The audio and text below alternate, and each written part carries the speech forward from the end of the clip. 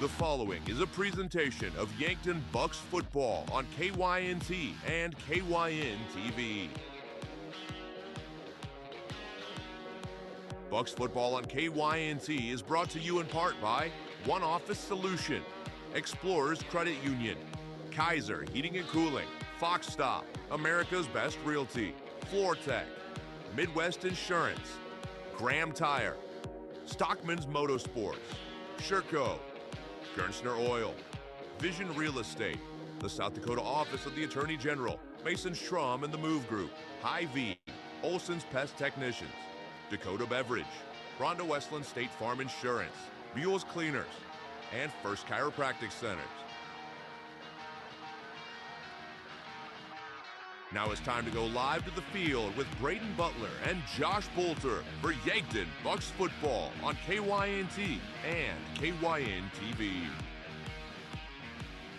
Ladies and gentlemen, we are live from Crane-Youngworth Field in Yankton, South Dakota. It is the semifinal round of the Class 11 AA high school football playoffs here on KYNT and KYN-TV.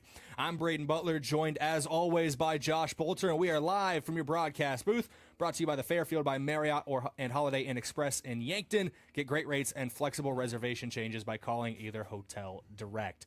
Josh, both these teams one win away from the state championship inside the Dakota Dome next Friday night, and it means very different things for both these teams. You got one team in Sturgis that hasn't been there in years, decades even. You have a team in Yankton that was just there a few years ago.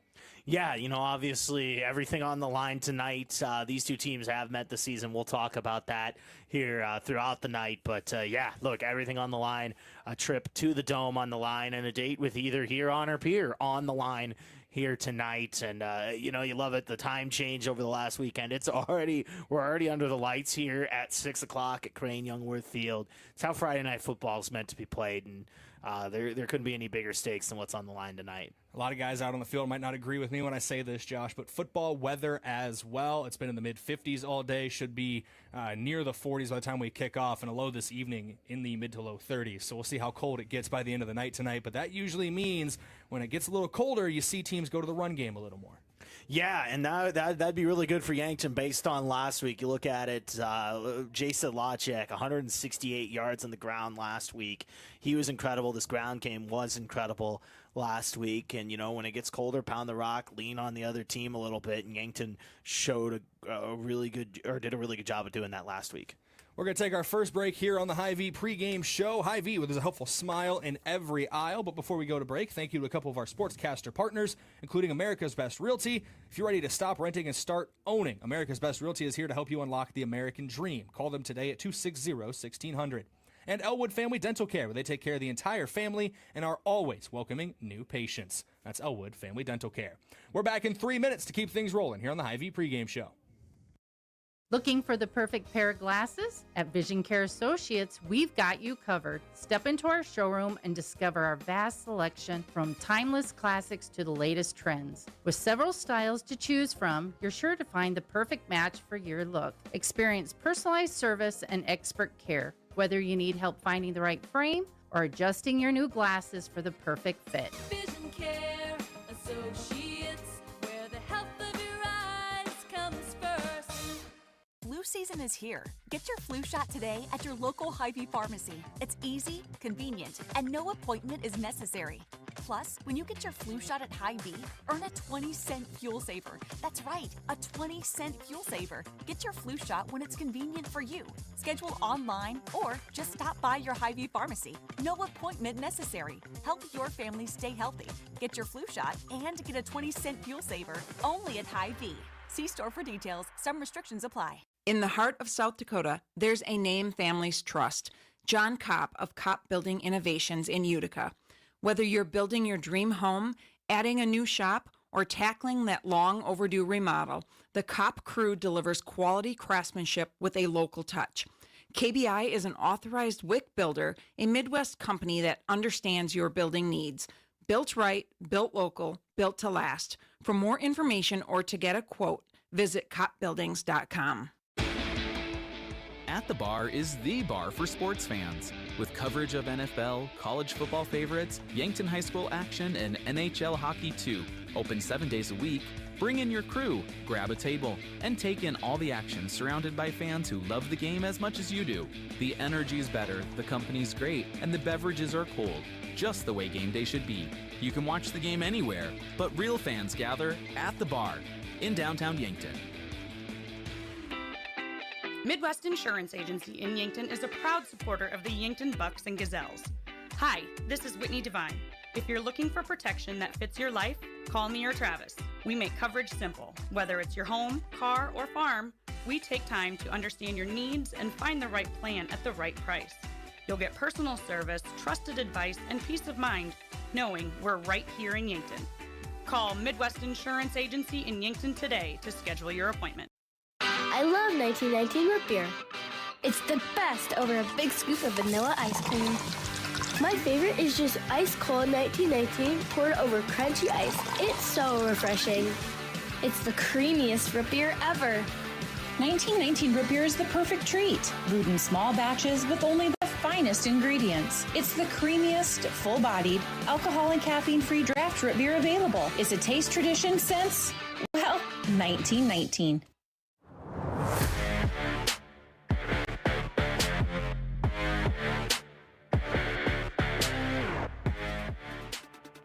Welcome back in here, ladies and gentlemen, on KYNT and KYN-TV. It's time to get into your matchup breakdown here today. Talking about that's your Friday Night Rewind coming up shortly. Your matchup breakdown looking at this week's game between Sturgis and Yankton. And I already see a typo on the matchup breakdown, so I will be fixing that as we're talking here. But if you look at the Yankton Bucks, number 1 seed in the playoffs this year, coming off of a win last week in the opening round over Spearfish, 8-2 overall, 6-0 at home, 2-2 on the road. And, of course, that number 1 seed, Sturgis, on the other hand, 6-4 on the year, 4-1 at home, 2-3 when playing on the road outside of Woodall Field. So, Josh, it's a couple teams that like home cooking, and one of them has had to make the trip across the state today. Yeah, absolutely, and that's something that Sturgis, it is a thing that you got to deal with when you are West River, East River matchup. Whoever is the road team just has to deal with that, and we saw it the last time out that these two teams played. Yankton had to deal with that, and I think it threw them off a little bit. It's not obviously the only reason they lost, but it is part of it where I think just getting off the bus, they were a little slow and things like that. But, yeah, travel can be a factor in this game, and we'll see if Sturgis can handle that in this game. And looking at you mentioned the last time they met, Yankton went across the state to take on Sturgis. Let's look at that last meeting now. Sturgis 27-21 win back on October 3rd. Tate Bestie went 20 for 46 through the air for Yankton, 228 yards, 2 touchdowns, 1 interception. Owen Eidsness had a fantastic day despite the loss, 10 catches for 177 yards and 2 touchdowns. Jay Sedlacek over 100 yards rushing. Kale Hazelhorse led the team in tackles with 7, and Easton Feeser, that was his first game of the season. 5 tackles, 1 TFL, 1 interception, but at the end of the day, Josh, it wasn't enough because Jackson Kano and that Sturgis Scoopers team came to play and ended up upsetting Yankton in that one.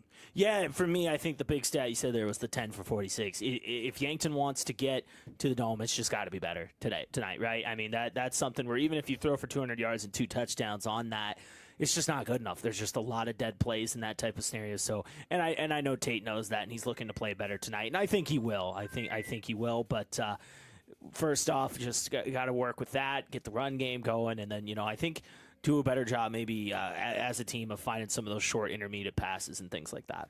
We're going to go to break. When we come back, we are going to have your Rival Report here on KYNT and KYN-TV. We'll also have your Buck in the Headlight interviews and your coach interview all coming up here on KYNT and KYN-TV. That's coming up starting in 3 minutes here on the broadcast. The Boathouse in Yankton is for everyone. Axe throwing, mini bowling, shuffleboard, beanbag, golf, pool, and darts, plus awesome food and drinks with lots of cold craft beers and other beverages. Happy hour all day on Mondays, trivia on Tuesdays, free axe throwing tournaments on Wednesdays, and live music on Fridays. Some say it's the most fun you can have on land. The Boathouse is also your go-to place to watch all sports. Head to the Boathouse, downtown Yankton's fun gathering place for all ages. Want to take the hassle out of servicing your heating or cooling system? Then sign up for the Kaiser Signature Membership Program. This is Chris Frick with Kaiser Heating and Cooling. Not only will you get peace of mind knowing your units are being serviced regularly, but But being a Kaiser Signature member gives you priority service, a discount on parts and labor, and no overtime rates. Take comfort and let our qualified professional technicians keep you running. Be the wiser and go with Kaiser. Kaiser Heating and Cooling of Yankton. Inheritance, romance, and investment scams continue to plague South Dakotans with high dollar amount losses. They prey on vulnerable adults and swindle consumers out of their funds. Scammers befriend the victim, making it difficult for them to see the reality of what's happening. If you have a loved one susceptible to this type of scam, sit down and talk with them about these issues before it happens to them. If you or a loved one have been scammed in this manner, please reach out to the South Dakota Office of Attorney General's Consumer Protection Division at 800-300-1986. Credit union people are my people. Dreaming big, keeping life simple. Saving smart, living free. At Explorers Credit Union, you're just like me. We chart new trails, we stand tall. Together we rise, together we call. Credit union people are my people, it's true. And I found my crew at Explorers CU. Federally insured by NCUA. Visit explorerscu.com to join the journey today. Looking for fuel or more? Stop by Triple Time Rudy's, your locally owned convenience store at 17th and Broadway. At Triple Time Rudy's, they're proud to support the community, offering fuel discounts to Yankton's largest employers and backing local activities and events. Inside, you'll discover regional favorites like Dimmick cheese and premium meats from the Kaler and Renner lockers. Whether it's a quick snack, a tank of top quality fuel, or a taste of local goodness, Triple Time Rudy's, fueling your day, fueling the community. A couple days ago, a teacher came into the UPS store to print some worksheets for her classroom. As we were printing, she asked if we could help her design and print a custom banner for her school's upcoming event. Yes, we can. At the UPS store in Yankton, where for over 8 years we've been serving educators, businesses, and community members with all kinds of printing solutions. Stop by today and let us assist with your next project, and be sure to ask about our shipping services or current print specials.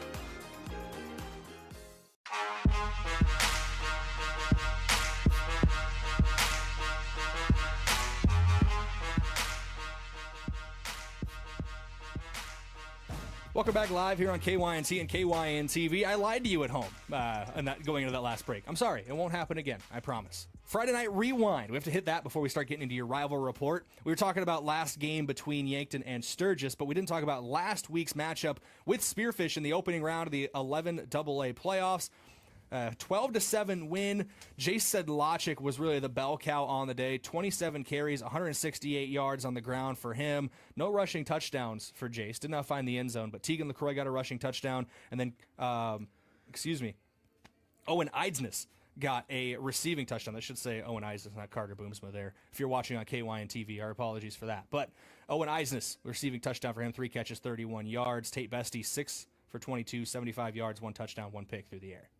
Yeah, it's one of those, we talked about it, the passing game wasn't clicking as well as this team would like, and they know that, and it's something, luckily the run game last week was working really, really well and was able to lead the way, and then, of course, some timely defensive stops inside the 10 a couple times throughout that game helped as well. And Yankton, look, it's as simple as this. I know it's a 1-8 matchup. We talked about it. Spearfish, it's not a regular 1-8 matchup in the sense of they're a 5-4 football team. They're a good football team. So it really is survive and advance at this point of the season.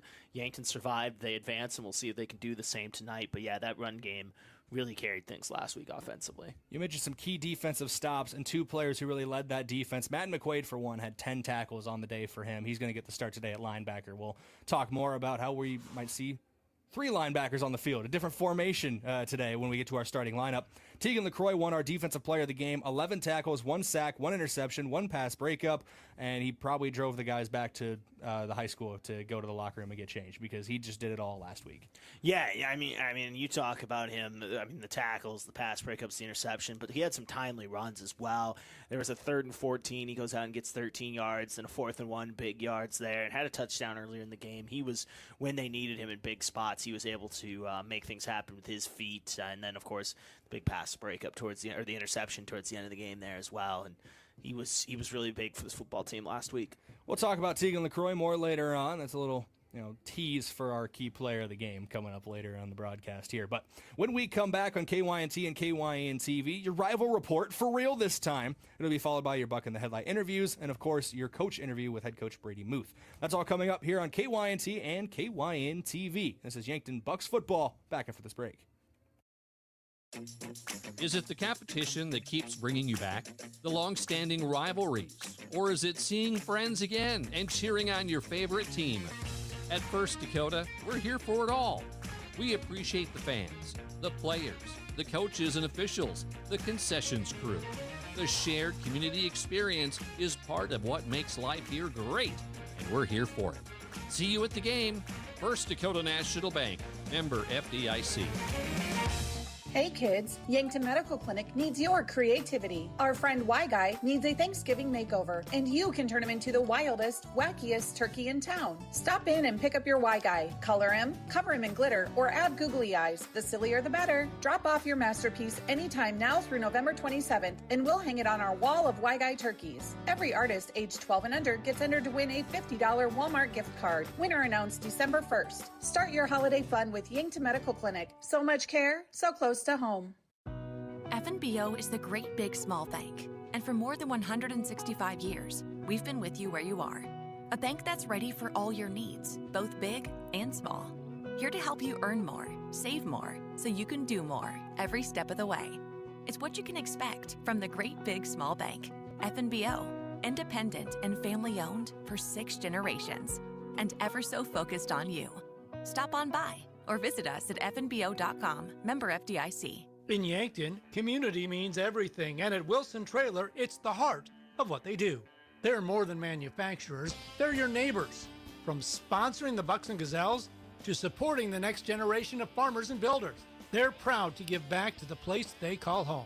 For over a century, Wilson Trailer has stood strong, steady, and rooted in community. Because when Yankton thrives, we all move forward. Wilson Trailer in Yankton. Learn more at wilsontrailer.com. Are you on track to retire? I'm Adam Boelter, a certified financial planner with Vantage Financial, born and raised in Yankton, South Dakota. My team and I pride ourselves on building trust through clear, honest advice tailored to your unique goals. From retirement planning to smart tax strategies, we'll create a personalized plan to help you feel confident and secure about your financial future. Visit vfplanning.com or search Adam Boelter, Vantage Financial, to schedule a 15-minute call today. Vantage Financial Partners is a registered investment advisor. SEC registration does not constitute an endorsement of Vantage by the SEC, nor does it indicate that Vantage has attained a particular level of skill or ability. When you can't know what's coming, know you're covered. With Avera Health Plans, you can count on local, trusted care and your choice of doctors and care close to home and across the nation. Health insurance coverage shouldn't feel out of reach. Contact your local agent or explore your options online. Visit averahealthplans.com.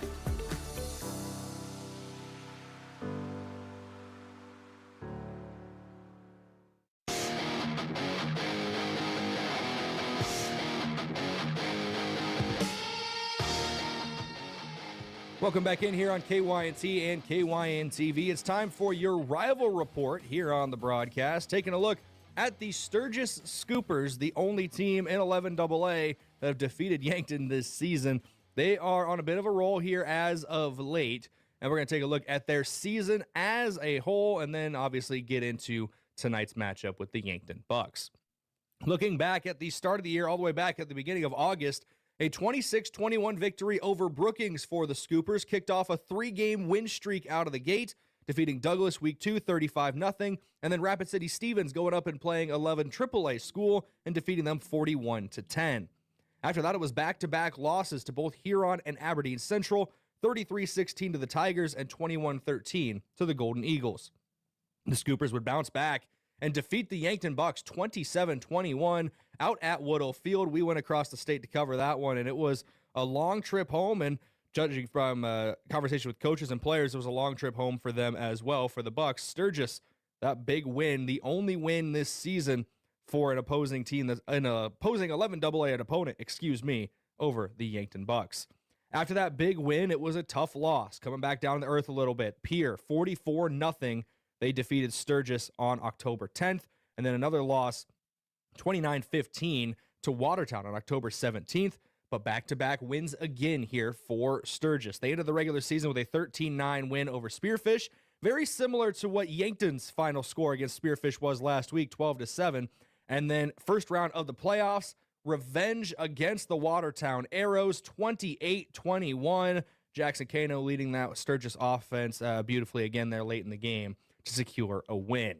Looking at some key players for this Sturgis squad, we always talk about the quarterback, Jackson Kano. Guy's the definition of a dual threat, can throw the ball well, can run the ball well, and his ability to work outside of structure really caused Yankton fits earlier this season. And even when they worked in structure, a power read, Kano was really able to read the defense very well on that, find those gaps, and he had some chunk runs against the Bucks that were key in their win earlier this year. A couple key guys to look at as well. Peter Paya at running back has been a great athlete all year long, stepping in place of Sully Jost, who got hurt earlier in the season. Paya's ran very well despite looking maybe a lack of size if you look at the roster sheet, but still doesn't describe how good these guys are as athletes.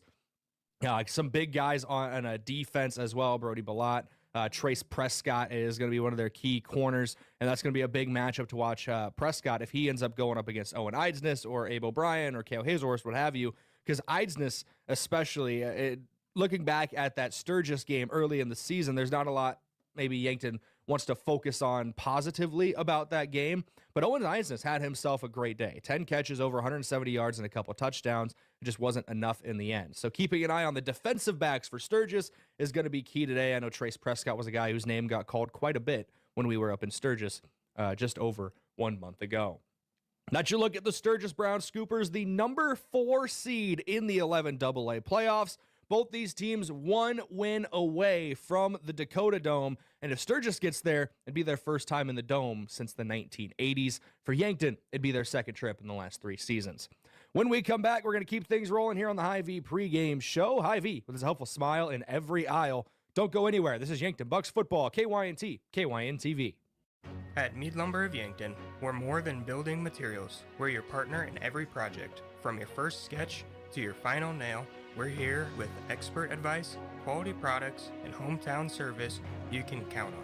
For over 100 years, we've been proud to build homes, businesses, and dreams with you right here in our community. Stop in and see what makes Mead Lumber the trusted name in building.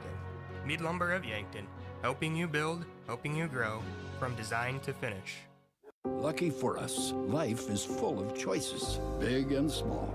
They define us, make us who we are. And when it comes time for you to choose a car, home, your next big adventure, or start a new business, Farmers Union Insurance has the variety of coverage options to protect each perfect moment. Farmers Union Insurance. For coverage you can count on, call Brendan Hansen or Brandon Tykrow in Yankton today. The perfect place to get together with friends and family and watch the game and enjoy some of the best wings in town is Checkers Sports Bar and Grill. Checkers is open every day, and on Monday nights, the action gets even better. Cheer on Monday Night Football with $6 cheeseburgers and fries, plus play bingo and your chance to win great prizes. From mouth-watering wings to juicy burgers and stacked sandwiches, Checkers Sports Bar and Grill is Yankton's favorite destination for food, friends, and game day fun. Your game days belong to Checkers. Have a large group or event that you'd like to offer clothing for? JJ Benji's can make you look good. Instead of you taking orders, collecting money, and then delivering the clothing, create an online store with the merchandise you want to offer. People order, pay, and then JJ Benji's will ship it. You just provide a link or QR code to the online store, and that's it. Contact JJ Benji's in Yankton for more information. I'm Colby Cookta, one of your Yankton Edward Jones financial advisors. We're all about financial investments, but we also value the investments of time, patience, and encouragement our young athletes receive from their coaches, teachers, and mentors. That's why I'm a proud sponsor of the Yankton Bucks and Gazelles on KYNT. Call 605-653-4860 or visit edwardjones.com for all your investment needs. I'm Colby Cookta, financial advisor Edward Jones Yankton, member SIPC. Mount Marty is committed to excellence in nursing. We really go the extra mile to care for our students as a whole person. My name is Crystal Diedrichson. I am an associate professor of nursing at Mount Marty. As a Catholic Benedictine university, we can incorporate God and prayer in our regular classwork and interactions with students. And in addition to that, we care about the students in other aspects of their lives. Start your journey at mountmarty.edu.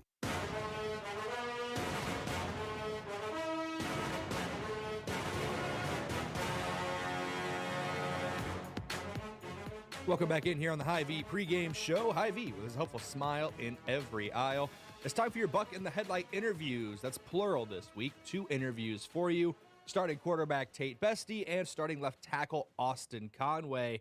I originally talked to Austin Conway a couple weeks ago before the Mitchell game, but some tech issues and also just wind that day. Even if we had a full pregame, we would not have been able to play the Buck in the Headlight interview for that. So get a chance to talk to him again, of course, talking to QB1 heading into the state semifinals against Sturgis. We'll talk with quarterback 1 to start things off. Here's Tate Bestie earlier this week at Bucks football practice talking about this matchup with Sturgis. Tate, it's been a long road. Now you're 1 win away from the Dome. How are you feeling heading into the final stretch of your senior season? I think I'm feeling good. I think the team's feeling good. I think we're ready to go this Friday and get a win and get to the Dome. I know it was a hard-fought game last week against Spearfish, 12-7. I know there seemed to be some mistiming on routes with you and your receivers. What kind of was going on out there on the field for you? I did not have my best game last week, and hopefully I can bounce back this week and have a much better game. I mean, you look at the numbers all season long. I feel like you have a pretty good track record of showing. So what are some things that you've been focusing on this week to get on the right track for Sturgis on Friday? Just getting more comfortable with my receivers timing-wise and knowing if I throw to them, they're going to win, and I have faith they will this week. And I know in conversation with Coach Muth, your coaching staff doesn't really put as many eggs into the revenge game basket, but what does it mean to you guys being on the field trying to go out and defeat the only team in 11AA that got a win over you this year? Yeah, we really want to beat these guys after all the stuff they posted after they beat us, and we just want to prove who's the better team. See, I didn't even take the social media aspect into it as well. So, we'll save what they might have posted for off air. But, with now as a senior quarterback, you're 1 win away from the Dome. What has been your favorite moment of this senior season as it's coming down to the end? So far, it's got to be the homecoming game. That was just great. So many people there and getting a big win over a big rival peer. Big thanks to Tate for taking time out of his day earlier this week to talk to us here on KYNT and KYN TV. Big matchup, big rematch with Sturgis, the only 11AA team to defeat Yankton this season. Now let's go to starting left tackle Austin Conway, who does play both ways on the defensive line as well. All-conference left tackle Austin Conway. That's got to feel good to hear that one said out loud, right? Yeah, it's a great accomplishment, but, just got to stay locked in and still trying to win a state championship, so that's the end goal. I always know it feels like every guy I talk to on this team, individual awards are nice, but you're all focused on the team goal in the end. Yeah. Individual goals are great, but team goals are really where it's at. And all of us just need to band together and just go win a state championship. You're part of an offensive line last week, Austin, that rushed for over 200 yards of total offense. I know Jay Sedlacek had right around 170, give or take a few yards there. What's that feel like on the offensive line, knowing you were able to open up those holes all day? It feels great just because, all lines looks over a little bit, but it feels great to just our running back like Jace, and Jace has been great for us and is really, even if we have bad games, Jace is still going to make us look good, but this was felt like our first game where we worked together and got Jace a good game, and Jace made us look good, so. I know a few weeks ago we spoke in a now lost interview due to the wind before the Mitchell game, but playing both sides of the ball, how do you try to stay fresh on both sides, playing in the trenches? I know that's one of the hardest jobs on the field as is. Yeah, just got to go one play at a time. Just can't be looking forward to the next drive. Just be in the moment, just play the down I'm playing. You got Sturgis on Friday, semifinals. There's obviously media storylines galore. It's the only 11AA team that got the better of you in the regular season, and you're 1 win away from the Dakota Dome. What do you guys need to execute to get that win back from the regular season this week? We just got to make sure that we're not going in there thinking we're going to destroy them, just because I feel like that might have been a little bit of some of the mindset for the guys. But we just got to go in there and play our football and just come out with the win like we know we can do. You know, you're getting down to the end of your junior season so far. I asked Tate Bestie, and yours this far. Oh, my favorite moment. Probably week 1 when Tegan rushed it in for a rushing touchdown from the one, just because, I mean, it was his first touchdown of our season. Me and him are pretty good friends, so that was a great moment. So even your favorite moment is still giving love to your teammates? Yeah, 100%. Big thanks to Austin Conway and, of course, Tate Bestie once again for talking to us here for the Buck in the Headlight interviews. Those interviews are brought to you by the Boathouse. The most fun you can find on land is down at the Boathouse in downtown Yankton. When we come back, we're going to keep things rolling here on the Hy-Vee pregame show, so don't go anywhere. This is Yankton Bucks football on KYNT, KYN-TV. Olson Pest Technicians is a family-owned business since 1966, and with over 50 years of pest management, they understand your issues, and their well-trained team will help you solve your pest problems. Issues with cockroaches, ants, bedbugs, bats, termites, spiders, rats, mice, or other creepy crawling pests, Olson Pest Technicians can treat and cure them. Right now, they can provide grain fumigation on the farm and do one-shots for homes to keep pests out for the winter. Call Olson Pest today, 800-KIL-BUGS. If you've been suffering from chronic pain or a recent injury, check us out, Lane, Reed, and Cole Sawatsky at SWAT Chiropractic and Rehab. We offer a wide variety of treatments and techniques, including dry needling, cupping, chiropractic adjustments, and sports rehabilitation. Our mission is to ensure an individualized and efficient treatment plan to get you back on your feet. From ankle sprains and sports injuries to neck pain and headaches, we've got your back. Give us a call or book an appointment on our website. SWAT Chiropractic, specialized wellness and therapy. Located on Summit Street across from the high school. Do you struggle with dry contacts? At Vision Care Associates, we have a great option. Infused contact lenses by Bosch & Lomb.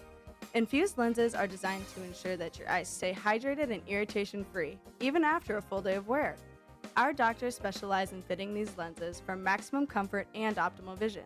Schedule your consultation and experience the all-day comfort and crisp, clear vision you deserve. Vision Care Associates, where the health of your eyes comes first. At H&H Roofing, we don't just fix roofs, we protect families. We're family-owned, locally operated, and dedicated to keeping our community safe and dry. Every nail, every shingle, every handshake, it all matters to us. From repairs to full roof replacements, we treat every home like it's our own. Because when your home is secure, we feel secure. For honest work and dependable results, trust the local team that cares. Call H&H Roofing in Yankton today. We've got you covered. Sherco, the industry leader in tarping, has done it again with the release of the all-new Sherlock E-Series electric tarp. The E-Series features fully assembled front and rear arms, a pre-wired sealed control box, and Sherco's exclusive SmartWire sealed harness for quick and easy installation. Operate the E-Series with the SureLink EZR remote or by your smartphone using the SureLink app. Add more time to your day with the Sherlock E-Series. To learn more, contact your authorized Sherco distributor or find us at Sherco.com. Demand the best. Demand Sherco. When you make the right decision, it feels good. Like picking the perfect accent rug or choosing a good night's sleep over an all-night crime show binge. It feels really good to make the right insurance decision too. That's why State Farm agent Rhonda Westland is right here in Yankton to help you select the right protection at the right price. Rhonda will make sure you understand your State Farm coverages so you'll know what to expect if the unexpected happens. With State Farm agent Rhonda Westland, it's easy to make the right choice. Just call her. When you want the real deal, like a good neighbor, State Farm is there.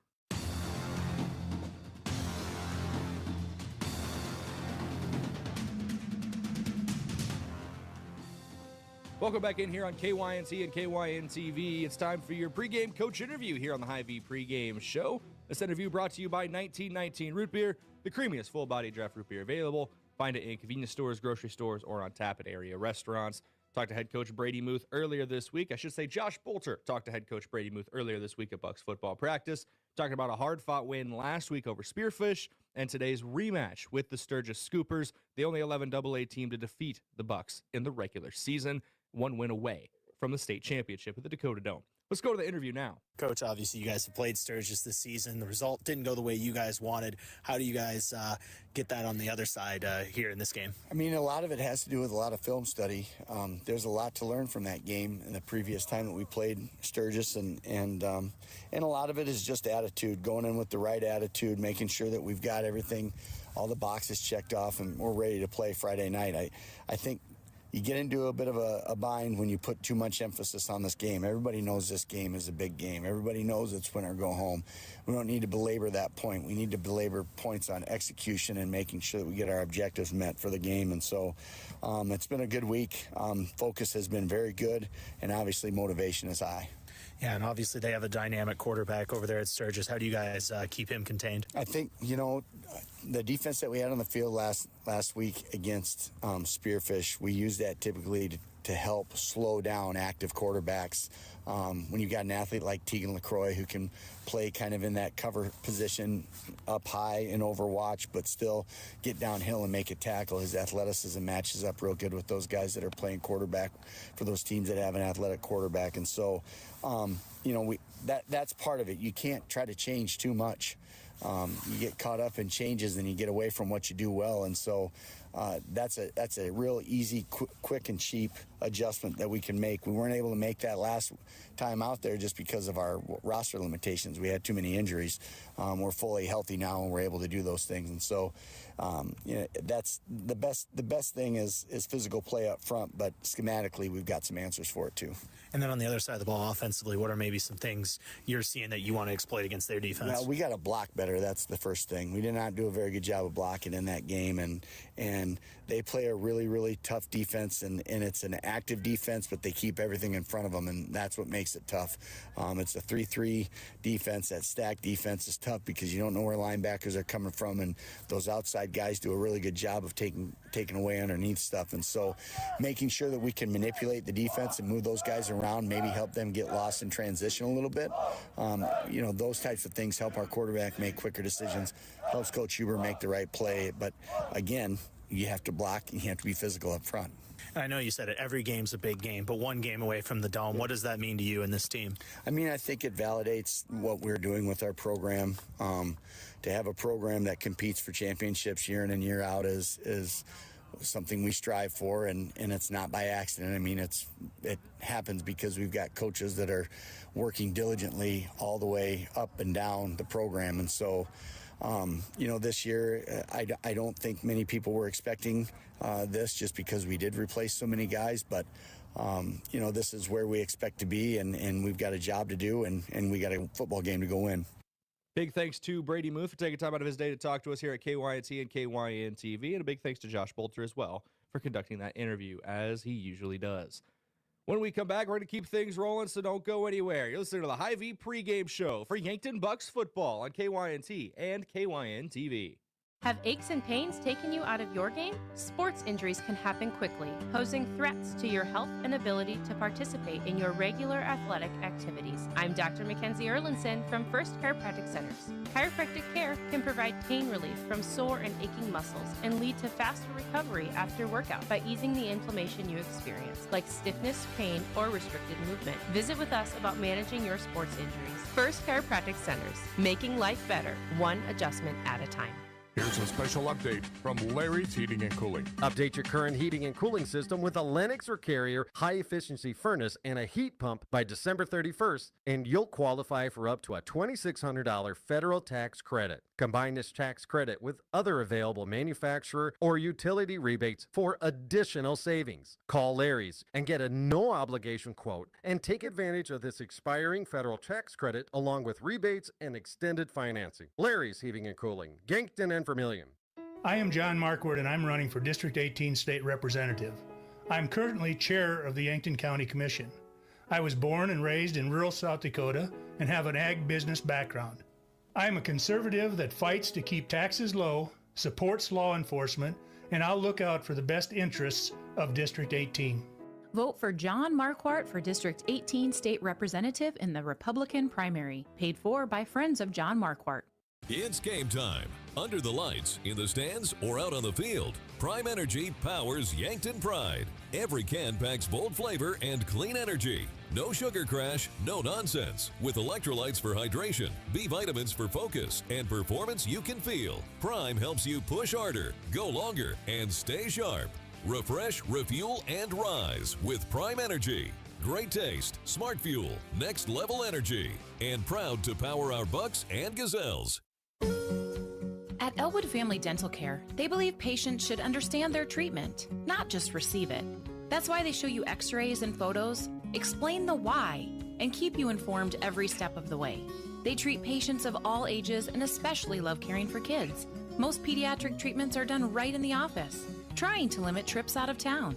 So come see Elwood Family Dental Care today, located at 19th and Broadway, where they take care of the entire family. Attention everyone. Health insurance open enrollment on the marketplace is happening now, November 1st to December 15th. This is your chance to review your plan, explore new options, and make sure you and your family have the coverage you need for the year ahead. Call me, Jen Great, with Missouri River Associates today. I can help you navigate the marketplace and find the plan that fits your needs. 665-6885. Don't wait. Open enrollment ends December 15th.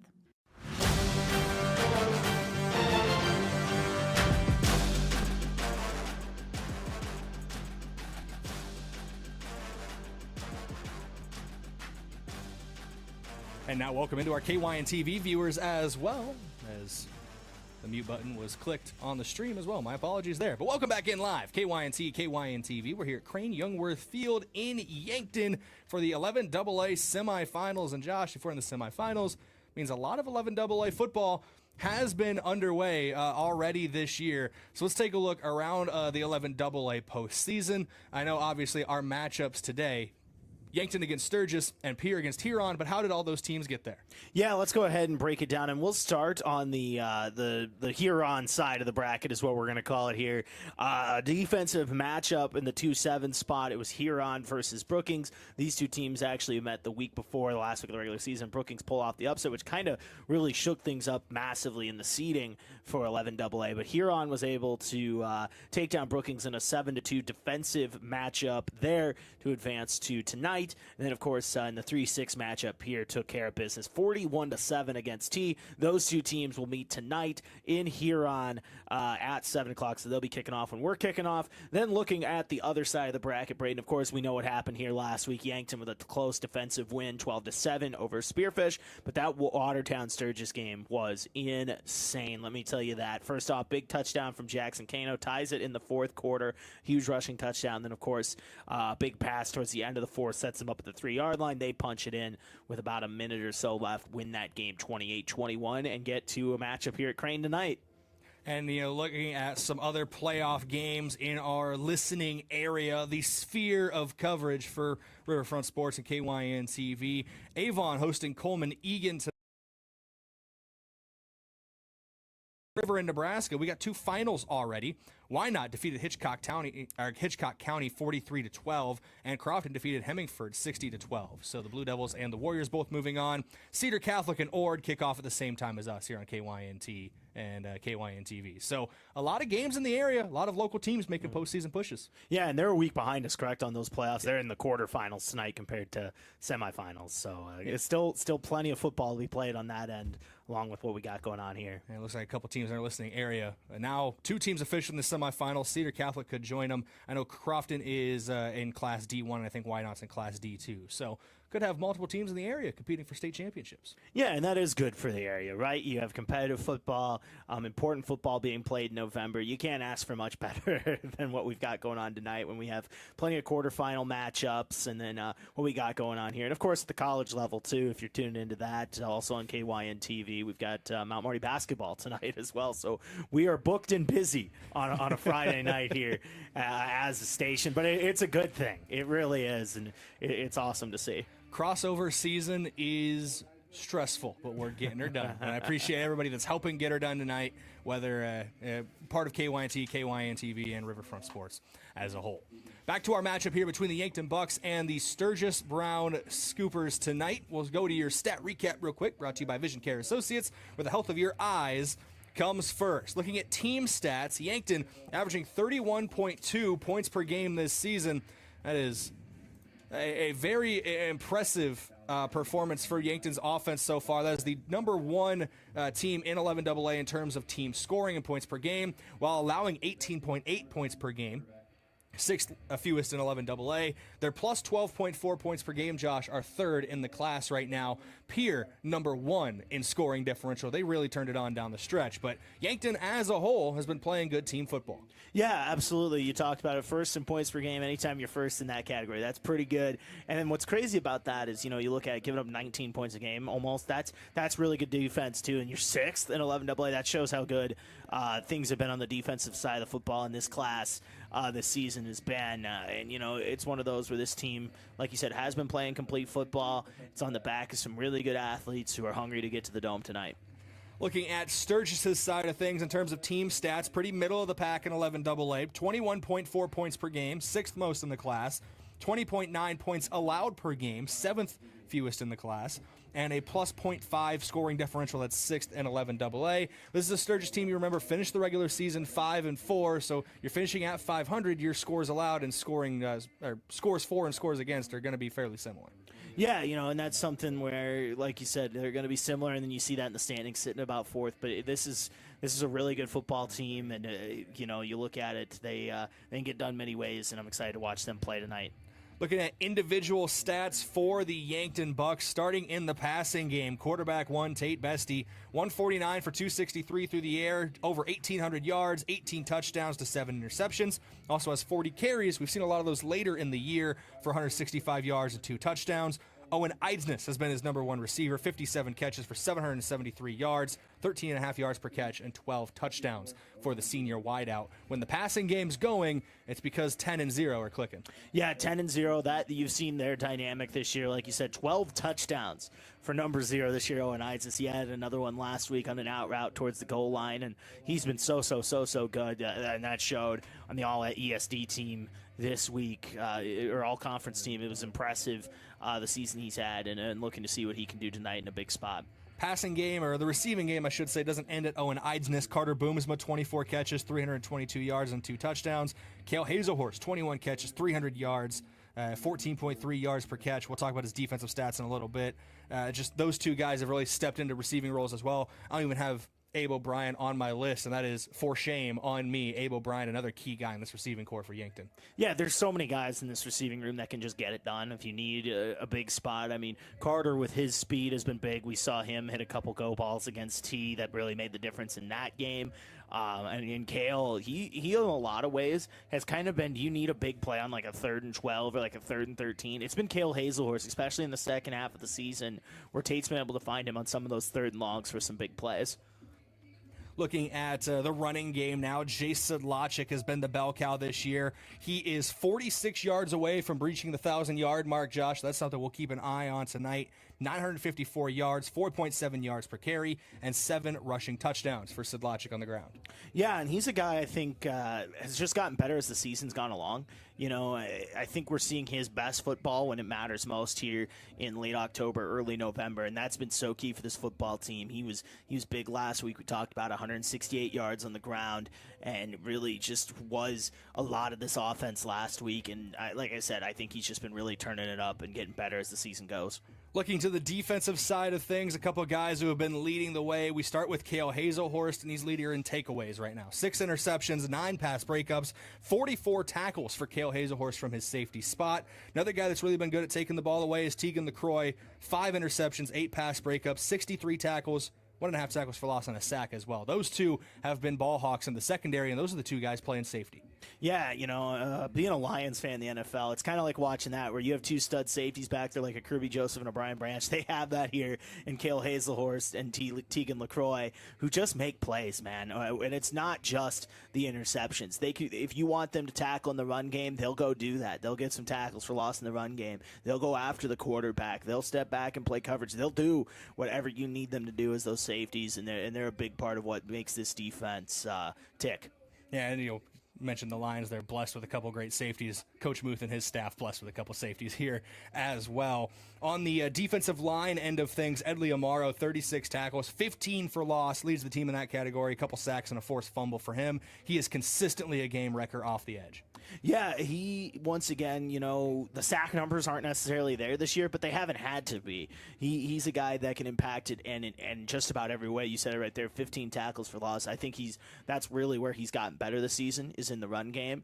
I think he's even been a little more disciplined this year. I mean, there's still a few penalties, but I feel like he's gotten better at that this year. So I've liked his improvement and his growth. And once again, that showed in that all-conference honor. He once again getting that honor and is having a really great senior season. If we could truly keep track of quarterback pressures, I think his numbers would look more impressive in that regard. And same goes for Talon Kenny on the opposite end of him. Jake Bivens as well has had a couple sacks and a lot of pressures when he rotates in. This is a good pass rushing group, even if the raw sack number isn't there yet for Yankton.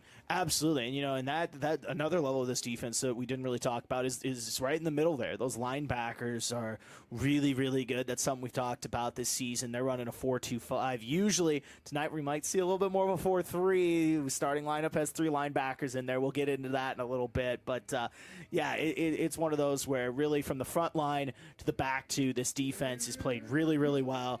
And they stepped up big last week, and I think they're going to do that again tonight with a trip to the Dome on the line. Anthem's coming up here shortly. One more guy I want to talk about is Madden McQuaid. Team high 64 tackles, 5 tackles for loss for the junior. He's been a guy we've been hearing about in the sub-varsity level for a while. He is showing out at the varsity level here. We're going to be calling his name tonight. But players on the field for the national anthem. We're going to go to break while they handle the anthem, come back in a couple minutes, and keep things rolling, getting ready for kickoff here on KYNT, KYN-TV. We're back after this break. Moving is hard work. This is Deb Speck from Vision Real Estate, and I'd like to show you how I can make moving a little easier. From advice on staging your home, providing moving boxes, and the use of our enclosed courtesy trailer, to the behind-the-scenes social media marketing and attention to detail, you can rest easy knowing that you have an experienced professional working for you. Call me, Deb Speck, at 605-664-5555. If it's time to review the look of the signage of your business, let Mayor Signs help. They offer all types of signs, including exterior and interior signage, fleet wraps, digital signs, and much more. They also do logo creation and vehicle wraps. Their technicians arrive on site fully equipped to get the installation done with quality workmanship. With the latest tools and technology, Mayor Signs provides high-quality installation service for any sign. Contact Mayor Signs today on 4th and Broadway in Yankton. Moody Motors in Niobrara took in some really nice trades last month.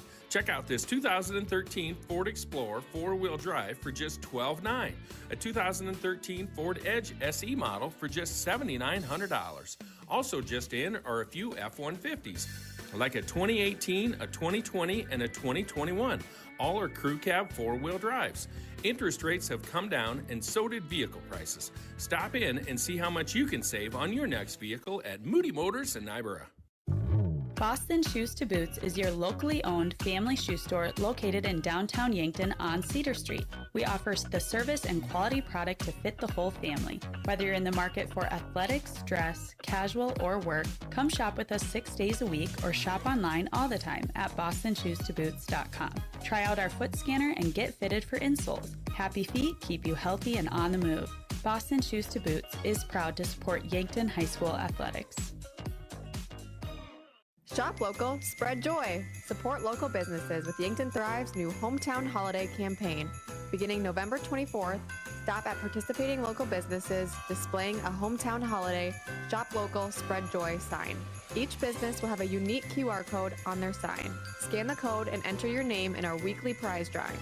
Increase your entries by uploading a photo of your receipts each time you shop at a participating store. For more details and a list of the Hometown Holiday stores, go to yanktonsd.com. Car troubles never happen at a convenient time. Whether you find yourself with a flat tire, dead battery, breakdown, or in an accident, call Gary's Towing. They've been helping drivers in the Yankton area for over 50 years with light, medium, and heavy towing. Family owned and operated Gary's Towing is the name you can count on, day or night. Call Gary, Mike, or Mason at 605-665-4351. Gary's Towing, where experience means reliability.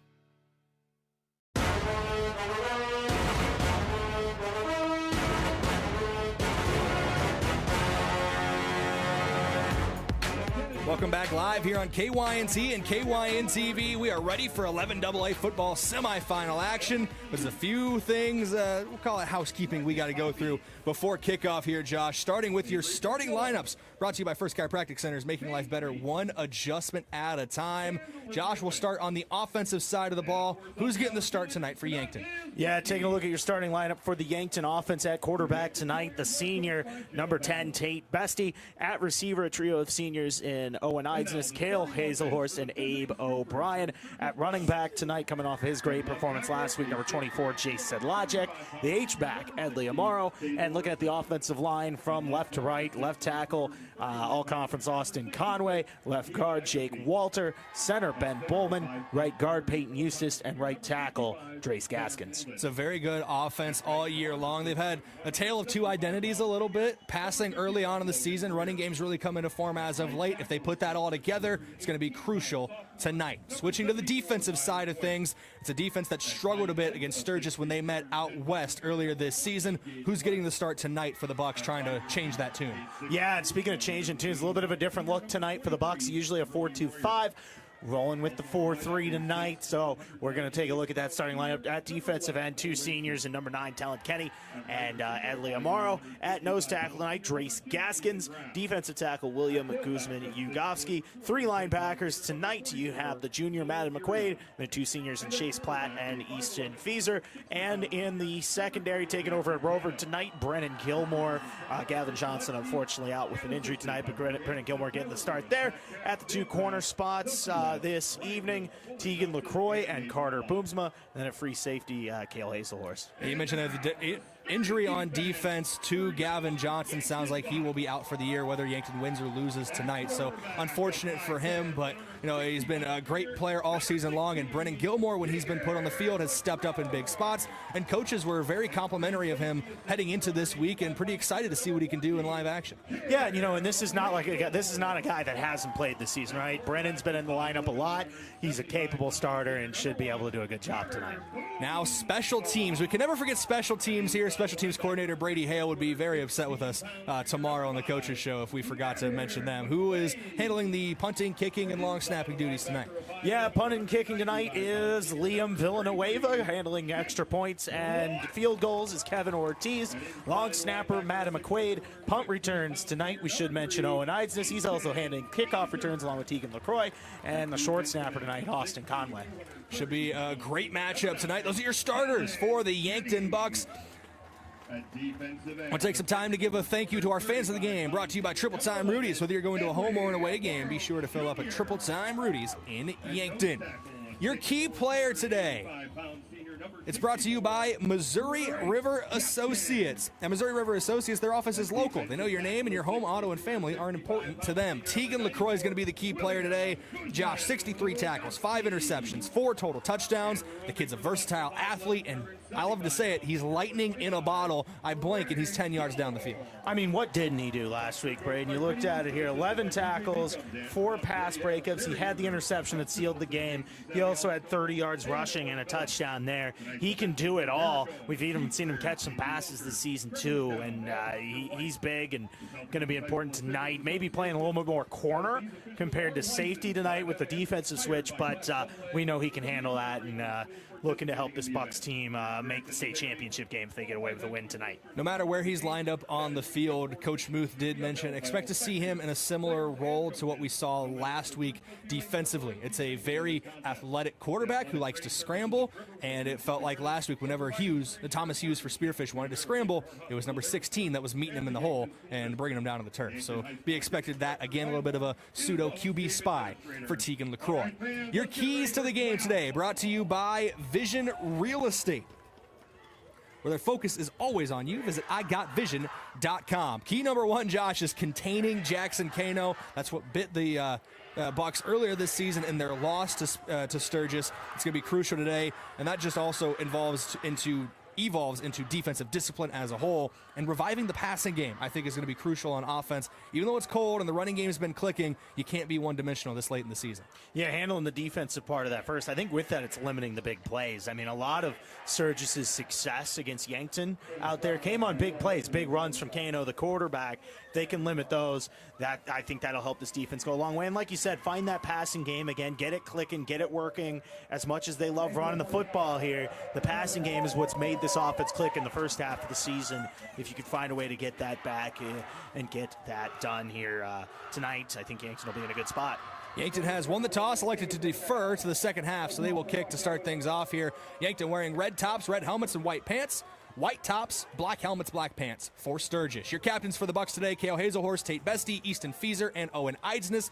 Running off the field for Sturgis, I see Jackson Kano, Cole Litzen, Gage West, and number 66, Dion Acoffey, all as their captains today. So it looks like Yankton will move right to left, Sturgis left to right. And of course, the coin toss was handled by your officials of the game. They're brought to you by the South Dakota Office of the Attorney General. They are the law on the field.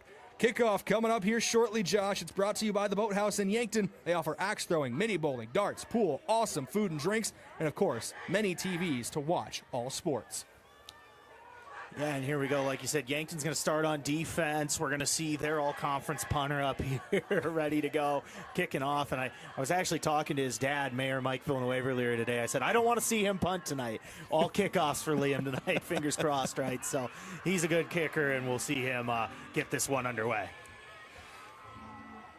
We are ready to go here for your first quarter of action. Your first quarter sponsors are the UPS Store and First Dakota National Bank. Liam Villanueva to kick off, two returners back deep here for Sturgis. And we are underway for the 11AA football semifinals. Kick is received about the 11-yard line for Sturgis. Bounces it out right side, gets past the 30. Stiff arms a man to the ground. He's out of bounds at about the 37-yard line. That is a big return to start things for Brody Royer. And Josh, that's something we haven't seen happen a lot to Yankton this year. A big kickoff return, setting up some solid starting field position for Jackson Kano and the Sturgis offense. Yeah, nice kick return. You heard a loud pop here on the other side of the field. A good crowd here for Sturgis. Of course, they made the trip. You know, in I believe 1985 was the last time they were in the Dome. An incredible crowd here for them, ready and supporting their scoopers here tonight. But, yeah, great return to start this game. Yeah, Kello had a pretty good preview. Not to turn you away from us, but I believe it was the 80s for Sturgis last time they were inside the Dakota Dome. Kano goes to a hard count there early on. Can't get the defense to bite. He's switching the play up here. Pistol formation, two receivers left to the wide side of the field, one receiver right. Kano takes the snap, fakes the handoff, looking over the middle of the field, has a man wide open. First play of the game, might end up at 6. Hazelhorst chasing him down at the 5, stretches forward, he's into the end zone. Sturgis with an opening play touchdown to really rattle the Yankton defense out of the gate. Long pitch and catch there to Gage West. Yeah, wow. Talk about making a statement early. My goodness. Jackson Kano throws it over the top for an easy touchdown. Caught Yankton maybe on a play action there and took it to the house. What a start. You want to make a statement on the road in the semifinals? That's the way to do it. We'll go to your replay here just shortly. On to kick here is Isaac Smith, the sophomore kicker. Kano to hold. We'll see if how Yankton's offense comes out and responds after that opening score. 6-0 your score. Scoreboard update from SWAT Chiropractic and Rehab. And Smith puts it through, make it 7-0. Yankton trails Sturgis fresh out of the gate. There's only 15 seconds off the clock. Taking a look at that replay again here, brought to you by Vision Care Associates. Ball's already out as it comes live. Wide open, Gage West up the seam, catches it about the 45. Hazelhorst has a good angle, giving chase, shoves him in the back at about the 4-yard line, but West able to fall forward, somersaults into the end zone for 6. That is a way to announce yourself after a long trip across the state for the Scoopers. Yeah, and I think a brilliant play call to start this game, Brayden. Sturgis, we know they want to run the football more often than not. Catch Yankton off guard there with a little play-action pass to start right over the top for a big touchdown, making a statement, like I said, on the first play of the game. We're going to keep it right here, no break, as we're coming back live here shortly. Yankton to kick off again, or to receive here shortly. But that scoreboard update 7-0 brought to you by SWAT Chiropractic and Rehab, the go-to place for specialized wellness and therapy.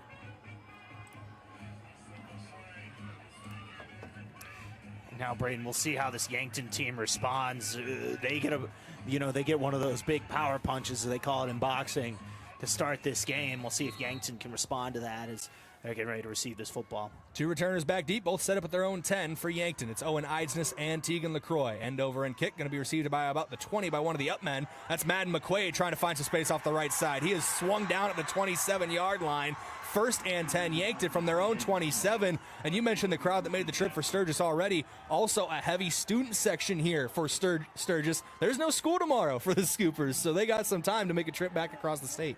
Yeah, they said there might be no such thing as tomorrow, and that's the case in this game. So they said, why not make the trip across, and showing out well here. Now we'll see if Yankton's offense can get this crowd back in it with a response here.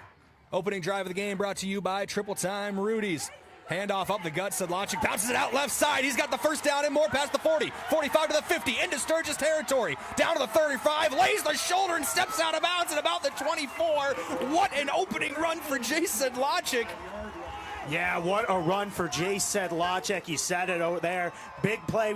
Yankton needed a response, and they get it there on that run. Jay Sedlacek is able to bounce it out, building off early off a great performance from last week. 48 yards on that carry, Josh. First carry of the game puts him over 1,000 yards on the season. Yeah, he said, I'll do that in one carry, like you said there on that big play. They go back to Sedlacek. No blocking to the right. Bounces it back left. Falls forward for a gain of about 4. Ball came out late. Sedlacek's arguing that he was down, and the referees agree with him. So a gain of, they're going to give him 5 to the 20. Cuts the sticks in half for 2nd and 5. Yeah, nice job there by Sedlacek. Bounce back. Might have been a bit of a counter play.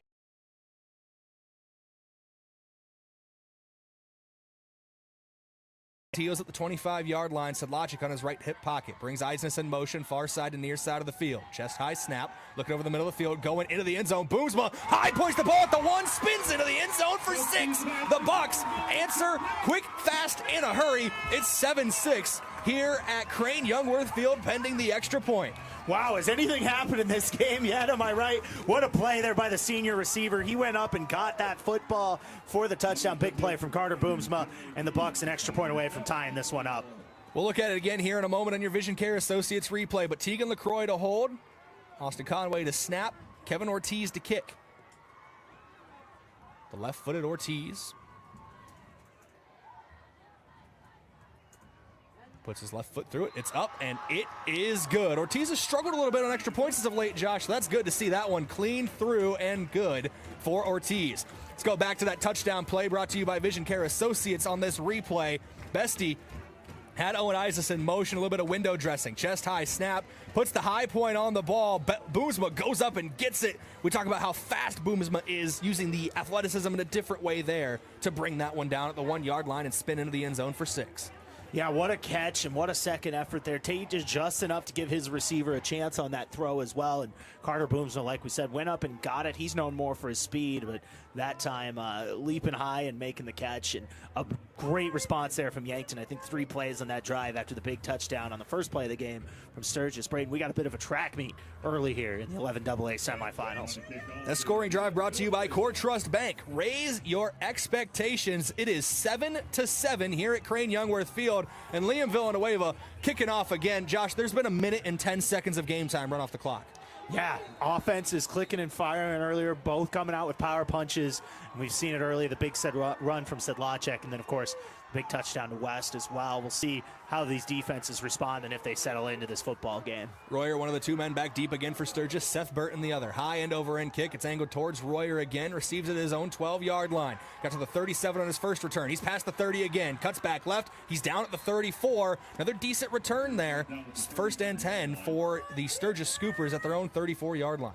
Yeah, that's the key, Brayden. Another good return here for Sturgis. They've been starting with some good field position in this one, and special teams early advantage right now to the Scoopers.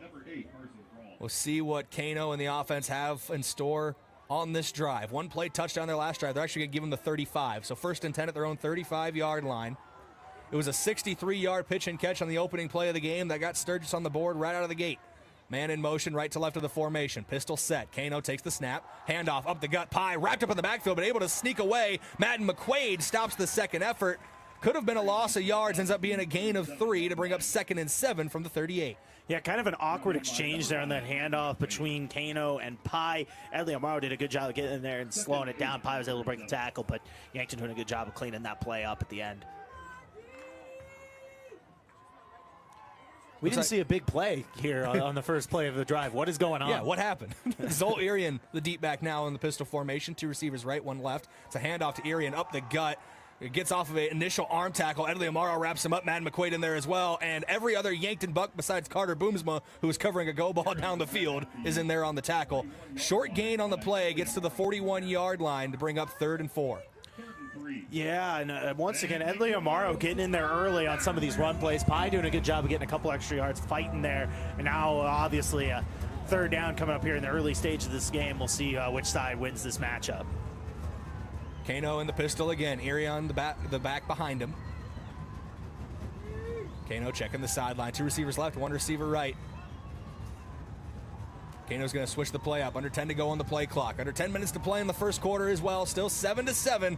Lightning already out of the gate. Quick pass out left. Intercepted by Yankton. It's Miles Drotzman. He doesn't need 2 hands to get 6.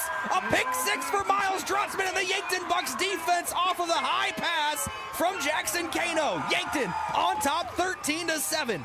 Talk about turning a game on its head. You respond with the touchdown from the first play, then a high pass there on a little out arrow route from Kano, falls right into the hands of Miles Drotzman, and the rest is history. He takes to the house. What a play, what a response from this Yankton defense. Not only get a stop, but put some points on the board. They've been doing really good at that all season, and get it done right there again. You saw it again on KYN TV and your Vision Care Associates replay. Hit Miles Drotzman in the chest at the 40-yard line. We've been talking, he has a hand injury, doesn't have use of both of his hands right now. So he caught that more with his chest. That's something receiving coaches hate. But he took it back for 6. Kevin Ortiz puts it up and good. Makes it 7. Yankton leads 14-7 with 9:14 to go here on KYNT and KYN TV. Josh, I need a breather. Yeah, I do too. What is going on? I can't. It's been a lot of fun early here, Brayden, in Yankton. I don't know what to do with my hands. Give me 30 seconds and we'll figure it out. We're going to take a quick break. That scoring drive brought to you by Core Trust Bank. We're back in 30 seconds here on KYNT, KYN TV. I'm Jason Orr, the new owner of FloorTech. If you're not familiar with FloorTech, we specialize in water, fire, and smoke damage mitigation and restoration. Also carpet and duct cleaning. If you do know FloorTech, you know we've proudly served the Southeast South Dakota and Northeast Nebraska regions for over 30 years, with locations in Yankton, Mitchell, and Pierce.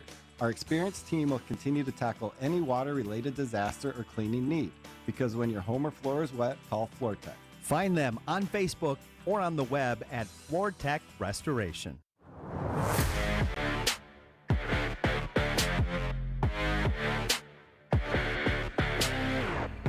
For the 3rd time tonight, Liam Villanueva gets set to kick off from his own 40-yard line. We are not even 3 minutes of game time off the clock. Like I said, I joked with his dad, I wanted to see a lot of kickoffs early for Liam. I didn't think there'd be 3 in the first 3 minutes of action, but here we are. Lots happened early. Pooch kick here, gets received at about the 26-yard line. Yankton almost had it covered well, but able to slip away, get down the sideline to about the 37-yard line there on the return. That's number 20, Jack Jolly, the junior wide receiver, getting down that left sideline before getting out of bounds.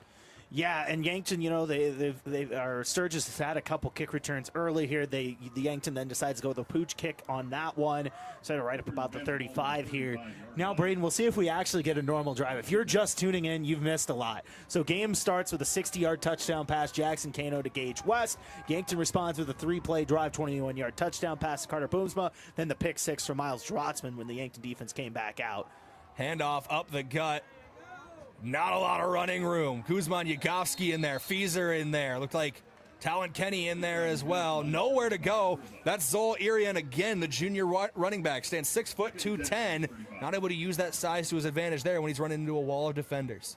Yeah, nice job there stuffing the run on that play, and I think we'll see with this defense getting the lead back now 14-7 here for the Bucs. Maybe if they can kind of settle things down and work the defense in after that big play defensively to get the interception in that last drive. Gain of nothing on that one, brings up 2nd and 10. Pistol formation again, trips right, 1 receiver left. And it's going to be a quick pass out to that right side low. Hit the turf. They're saying it's still a caught pass and bringing the lumber early over the top. That's Cale Hazelhorst. I don't like to give this out early too often, Josh, but he's bringing the lumber and setting the tone, and that's brought to you by Mead Lumber. Local roots, lasting impact. They build more than projects. They build community with Mead Lumber, but that's a tone setter on that hit on the sideline with Cale Hazelhorst. Yeah, bringing the hit there, able to make the catch. It looked to me like that might have been incomplete, but now either way, a third down here for Yankton. See if they can get off the field here once again. Milk's been spilt, no use crying over it. Pistol formation here. Erie on the deep back again. Play action. Bubble screen out left side, wrapped up at the line to gain. Still fighting for it. Second effort from Brennan Gilmore. And they're going to move the change. They're going to say he got just enough. Needed 3, got 3 and an inch. Yeah, just enough on that bubble screen. Went to the other side on that. And just had enough to fight on that play. Did you see who made that catch? I'm having a that was the slot receiver, Ethan Graff. Number 2, the senior, 5'9", 155 for him. Keeping stats here. I'm having a hard time reading some numbers on these white jerseys early. I have a hard time reading in general. Pistol formation, handoff up the gut. Here's Irian off the left side, running through tacklers, but brought down on a short gain. Gaskins and Conway were in there, end up giving him a gain of about 3. Should get them to the Sturgis 48-yard line. I give him an extra yard here. It's right between the 48 and the 49 here, Josh. So gain of about 3.5 on that opening carry. They're going to say 2nd and 7. Yeah, nice little 4-yard run on that play and trying to keep this drive going here. Getting a nice little run there. 7:22 to go in the first quarter of play. Already fireworks. 14-7 your score. Another handoff. This one breaks big for Irian. He's brought down at about the Yankton 42, so moves past the halfway line and moves the chains. 1st and 10 for Spearfish. Yeah, for Sturgis, excuse me. Yeah, nice run there, moving the chains on that one, just right up the middle, some old school football to get the first down. 2 receivers split out wide left, 2 receivers out wide to the right. Another pistol formation for Kano and the Scoopers offense. It's been the primary formation so far tonight. Belt high snap, Kano flicks it out of the backfield. Little screen pass out to Irian, gets about 6 yards on the play. It's less of a design screen and more of just a route out into the flat, but either way, it works for decent yardage. No, your initial read's right there, Brayden. They let the line through there for Yankton. That's essentially a screen, and that's really outside of one play, kind of where Sturgis is living in the passing game right now. They're taking advantage of an aggressive Yankton front and throwing some of those passes on some screens out into the flat just like that and letting the line through and going right over top into the flat. Pistol again here for Kano. Trips right.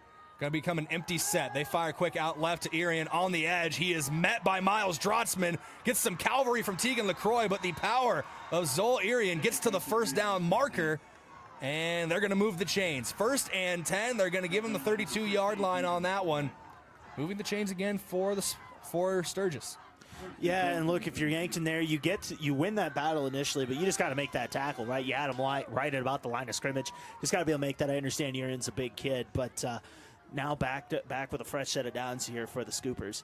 Nearing the 6-minute mark here in the first quarter of play. Yankton leads 14-7. Pistol formation again. Another handoff to Irian up the gut. This time he's going nowhere. And more Yankton Bucks pushing the pile. It looks like Gaskins, Conway, and Platt were there first to stand him up at the line of scrimmage. And Brayden, we're seeing a healthy dose here of Zoel Irian to start this game. Thought maybe it would be the Peter Pye show, but no, it's been Zoel Irian a lot here in this game to start in the first quarter. And we saw a lot more of Pye when we were out west in Sturgis, but Irian has been the go-to guy tonight, and he's been doing it well. Yeah, doing it well. Had a couple nice carries and making his presence known in the pass game as well. We talked about that, a couple passes that he's caught. He's gone for some nice gains, too. 2nd and 9 officially. They gave Irian a gain of 1 on that first play of this set of downs. Kano under pressure, and he is swallowed by Drace Gaskins and Headley Amaro. Talon Kenny in there as well. That is a team sack and a huge loss of yardage from 2nd and 9, Josh, to 3rd and about 15.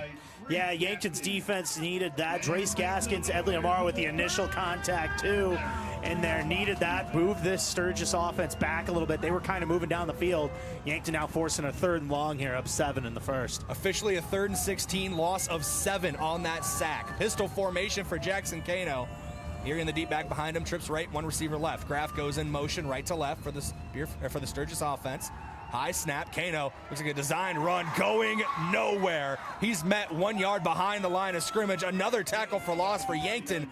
Was that Peyton Eustace and Edley Amaro in there? Yeah, Peyton Eustace with the sack. I think I saw Mad McQuaid in there as well. in the mix. Just a swarm of Yankton Bucks. And what a stop there, Brayden. You know, you look at it, the response from this football team early, you get down 7-0 off a 60-yard touchdown. You get a big touchdown, you get a pick, then you get a stop, and all of a sudden you're up 7 here with some momentum. But a big stop there, get back-to-back sacks and force a punt. First time we're going to see a punter tonight. Back deep to return for Yankton is Owen Isaac at his own 10. Yankton does lead 14-7. Short punt, bounces about the 20-yard line, toes the line down that left sideline. They're going to say it actually went out of bounds at about the 23-yard line. So first and 10, Yankton from their own 23. It's only the second time today we've seen the Yankton offense on the field. Yeah, and when they snap this ball, this will be their 4th play of the game, right? You know, they didn't really, haven't seen the field much, and when they did, they were efficient. A big run from Jay Sedlacek for about 48 yards, and then a big pass from Bestie to Boomsma to put the first touchdown on the board for the Bucks here. But yeah, I mean, with that pick 6, they've been off the field for a while here, and now looking to add to their lead. We talked about it coming in. Sedlacek needed 46 yards to break the 1,000-yard mark. He got 48, as you mentioned, on that opening carry. Here's a speed option out right side, flips it out to Sedlacek. And Josh, not a lot of room out there. It might be a case of going to the short side of the field there. They just kind of ended up being shut down early. Yeah, just ran out of room there and might have lost a few yards in that play based on where the official's standing here. Lost about 2 or 3 on that play. Just kind of a tough break there, but I think, like you said, the short side of the field kind of impacting that one. And that 2-yard loss goes against Sedlacek as well, as he received the pitch out from Bestie on that option. Isnes goes in motion right to left, so trips left here. Isnes fires quick back, far side of the field. Abe O'Brien gets it on the curl route. Gain of about 5 on that play to bring up 3rd and 7. Yeah, and that's all right there. You get some of those yards back, make it 3rd a little bit more manageable here. O'Brien with a nice little catch there. And they're actually going to give him a gain of 6 there, so 3rd and 6 here for O'Brien, or for the Yankton Bucks. Yeah, now let's see what Yankton dials up here on 3rd. You know, Abe O'Brien sometimes is a go-to 3rd down receiver. We talked about Cale Hazelhorst in some of these spots as well. O'Brien's one-on-one with the quarterback, Kano, and they're going to attack him. Deep ball. Abe O'Brien going up for it, but can't bring it in. A 3-and-out potentially here for the Bucks. Josh, I know you talked to the mayor earlier today and said you didn't want to see this happen, but Liam Villanueva on the punt. Yeah, all out. He's a really good punter, right? It helps that he's like the best punter in the state. Right. But, you know, Abe had a step on that there. Bestie had to take a little bit off it because it looked like the safety was crashing down over top. Didn't want to get his receiver hurt on that play, but O'Brien just not able to come up with that one, and now Yankton punt for the first time today. And Villanueva boots this one away. High kick, spiraling down, drops at the 40 and takes a Yankton bounce. Goes out of play at the Sturgis 34. So a decent punt there to flip field position. It's about where Sturgis has been starting all their drives tonight. Actually, it's their worst starting field position so far at their own 34. Yeah, they've been kind of in this weird between, like you said, about the 34 and about 40-yard line all throughout the night. And what's crazy about this, Brayden, this is Sturgis's 4th drive of the football game here, and we still have 3.5 minutes left in the first quarter. That's just kind of a crazy early spot in this one.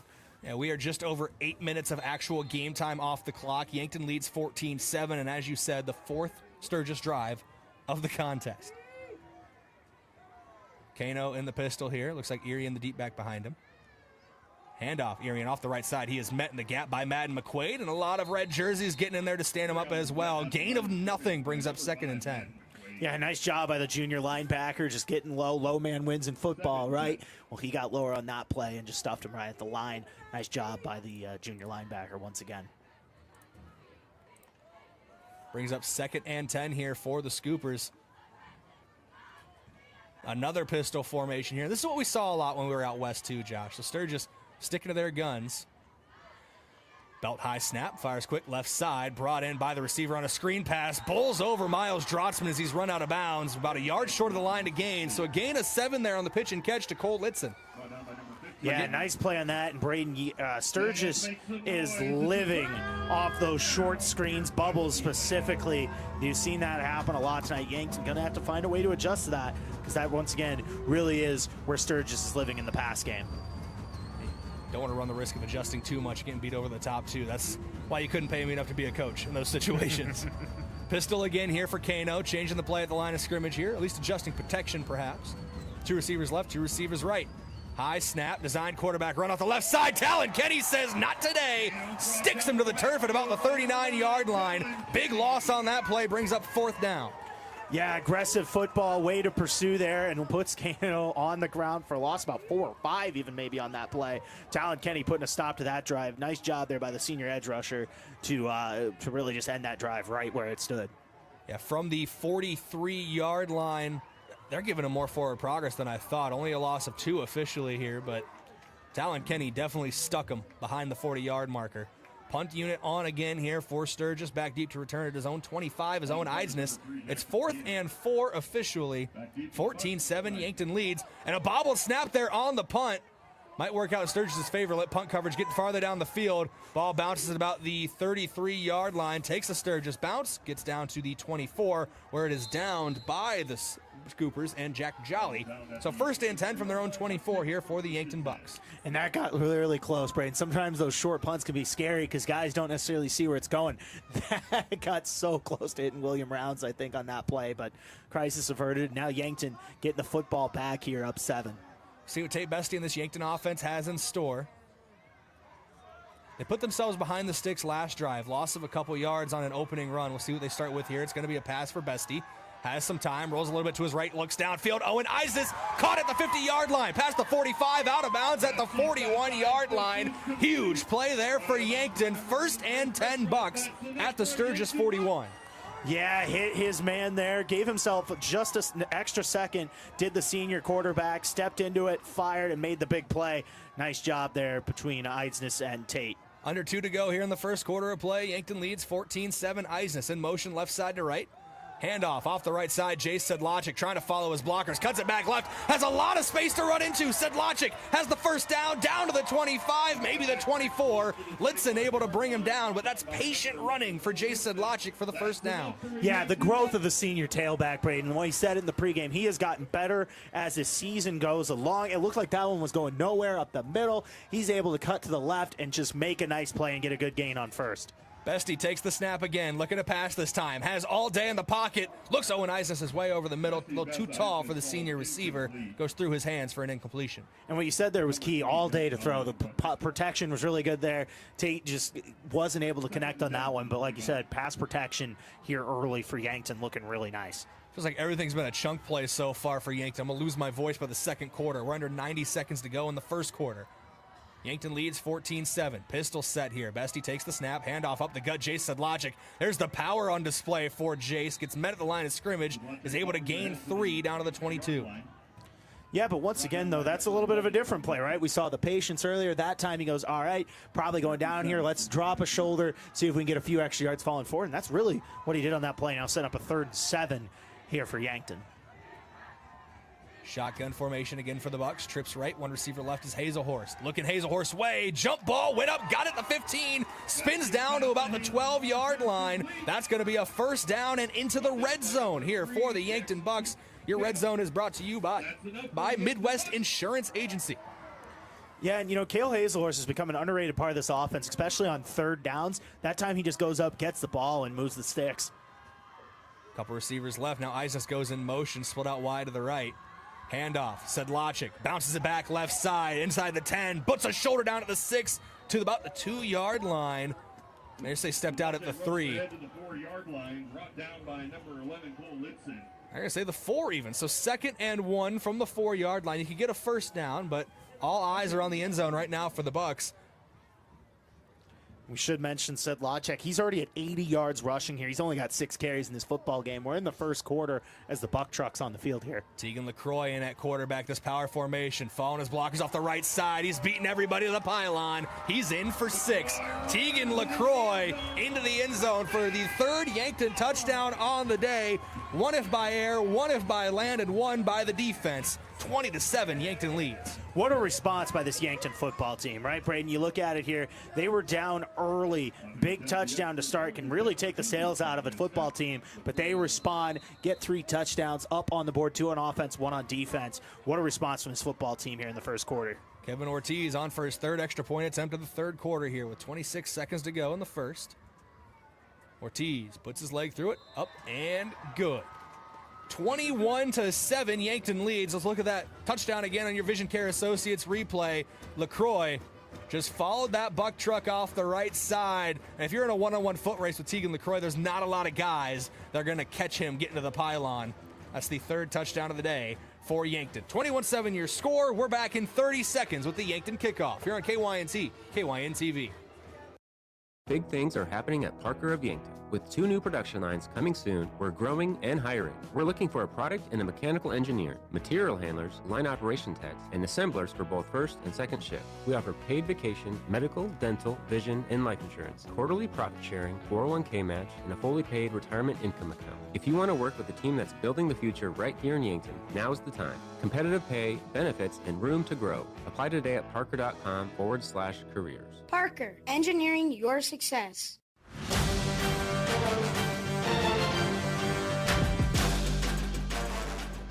Welcome back in here, KYNT, KYN-TV. Liam Villanueva to kick off. The Bucks lead 21-7 over Sturgis, but Josh, how are things looking in Huron right now between the Tigers and Governors? Yeah, it was 7-0 Pierre, but Huron just put a touchdown on the board to start the second quarter. 3 seconds into that quarter, tied at 7 in Huron in that football game.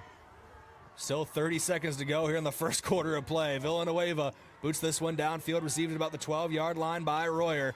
Tries to cut out right side, gets back inside, spun down at the 30, falls forward to the 33, 34-yard line almost. So once again, good starting field position for Sturgis, or at least better than Yankton's kicking team usually gives up. Yeah, but this Yankton defense really starting to settle in this game. Talon Kenny making the big play on that last drive to kill a 3rd and 3 there and get the football back to this offense. Yankton defense really, since that first play, has played well. 1st and 10 from the 33. 1st and 10 Scoopers from their own 33-yard line officially. They got 67 yards to go if they want to get into the end zone. Pistol formation again for Kano in the offense. Trips right, 1 receiver left. Running back splits out of the backfield here. Kano takes the snap, starts to roll left, under pressure, looking downfield. Finds his running back falling down, and almost a first down. Gain of 9 there on the pitch and catch to Wyatt Marler, who's also listed as a quarterback. So Marler in the backfield as a running back, also could be used under center. Yeah, and they like to throw to the backs. We've seen that here.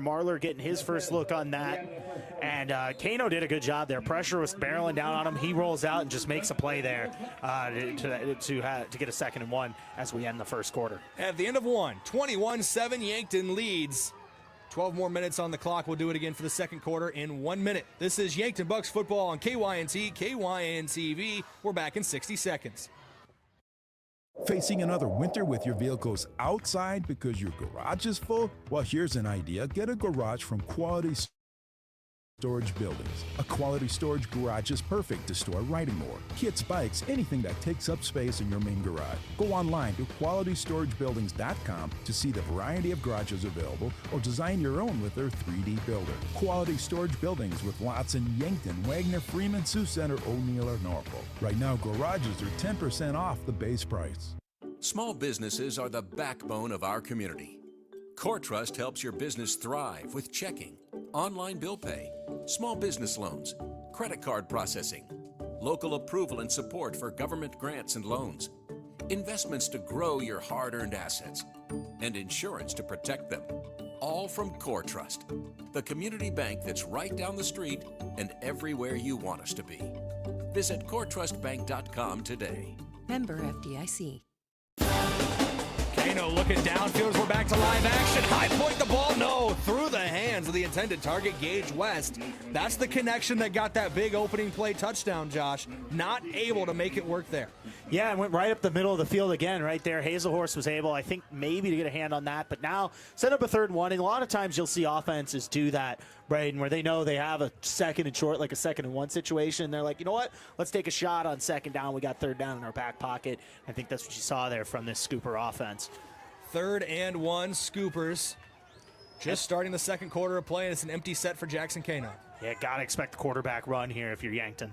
Kano takes the snap, and he'll try to run power off that right side. Gets past the line to gain to the 45 and down to the 47-yard line here for Kano. Fighting forward for 1st and 10 from their own 47 for the Scoopers. Yeah, and that's one thing I was kind of surprised about in the first quarter, Brayden. We didn't necessarily see him in the run game as much as we thought we would in that first quarter. Only 1 carry, and it went backwards. They're getting a much better carry on his 2nd attempt and getting a 1st down and keeping this drive moving. 21-7 your score here early in quarter number 2. Yankton on top. a rushing touchdown, a passing touchdown, and a defensive touchdown on a pick six have put Yankton up. Kano in the shotgun here. He's going to fake the handoff. Oh, no, he will give it to Marler off the right side. Brennan Gilmore, though, coming up and making the play. Short gain, only 2 as Marler fell forward. But Brennan Gilmore, that's the guy we talked about in the pregame, Josh, stepping in for the injured Gavin Johnson. And that's a good adjustment by this Yankton defense. We saw it last week against Spearfish, where a lot of those sweep plays outside really worked against this Yankton defense. They're not much for Sturgis. A good adjustment by Yankton from last week. And Kano rode his running back a long way on there. I thought he was going to pull it late for one of those power reads that worked really well in the regular season against this Yankton defense. And Kano, design quarterback run off the right side. Feeser gets a handout in the backfield and just rips him out of bounds with the left hand. That's going to bring up third down here for the Sturgis Scoopers, but great grip there from Easton Feeser, not letting Kano get away. Impressive effort there by the senior linebacker, Brayden, really just not letting anything happen on that play. Otherwise I think Kano might have had a pretty nice gain on that play, but now a 3rd and 8 here, down 2 scores. Your Surge is kind of starting to feel like maybe you need to get this one here to keep any momentum you got. Pistol formation here for the Scoopers. 3 receivers left to the wide side of the field. Ball is at the right hash. Kano takes the belt high snap. He's looking left side, has some time, going downfield, incomplete. Intended target on the play was Ethan Graff. A flag in the backfield, and judging from the reaction of Edley Amaro, Josh, this one's going to be roughing the passer. Yeah, I was kind of watching downfield, so it's tough to tell to be the judge, but either way, the officials thought they saw enough on that to call a penalty on that, and that's going to be an automatic first down here for the Scoopers. A 15-yard penalty brings up 1st and 10, Josh, as well. It's one of those plays more and more year by year. The rule book is protecting the quarterback from hits like that, and whether you like it or not, at the end of the day, refs are going to throw that flag. Yeah, it's one of those. I mean, you see it at all levels at this point in the NFL. There was one specifically, Jack Campbell got flagged for that last week. Unfortunate break there for Yanktons. They were looking like they were going to get off the field, but now Sturgis the second chance on this drive. Well, from a potential 4th and 8 now to a 1st and 10 from the 37, and Irian off the right side might have got another first down there. He did, just past the line to gain. Going to give him a gain of 11 to the 26. Yeah, nice run there from Irian, and sometimes penalties like that can spring an offense that was kind of starting to slow down a bit. You get a nice run on that, all of a sudden you're inside the 30, starting to cook with some fire on offense if you're this Sturgis football team. Sturgis breaks the huddle here for 1st and 10. Irian the deep back again in the pistol. 3 receivers right, 1 receiver left. We've seen traditional shotgun a couple times, but this pistol's been the predominant formation for Kano in the offense. Screen pass out right side. Carter Boomsma wraps him up. Gain of a couple there by Gage West, who's been the favorite target early on for Kano. And once again, Brayden, it's just a different variation of a bubble screen. They send a couple guys in trips, go down the field just a hair, and throw that bubble screen to West on that.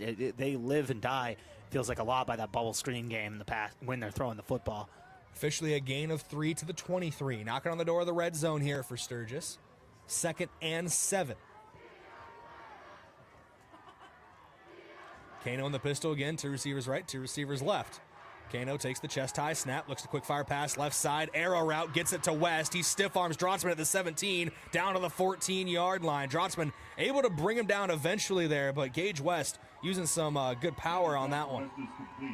Yeah, just hit it, the quick hitter out left for a first down there. West has been kind of the go-to guy in that pass game here tonight. We called his number on the big touchdown to start this game, and right there just finding his man open out wide for a first down. Into the red zone here for Sturgis. 1st and 10 from the Yankton 15-yard line. Kano in the shotgun. Irian in the backfield with him. He'll switch right to left side of his quarterback. And a lot of guys on the line of scrimmage right now. Tight end either side. It'll be a handoff. No. Read option off the left side. Yankton read it well. I think that's Chase Platt that got in there and brought the quarterback down. No, check that. That was Easton Feeser. No, it was Chase Platt. I'm seeing 1 3, 2 3s. There's a lot of 3s. One wears 3, one wears 33, but Chase Platt is the one who brought him down on that one. Yeah, and a little bit of a gain there for Kano, but Platt did a good job of getting that play down on that one. Like I said, a bit of a read option there from the Sturgis offense, and now sitting in a 2nd and 8. Marler in the backfield now with his quarterback.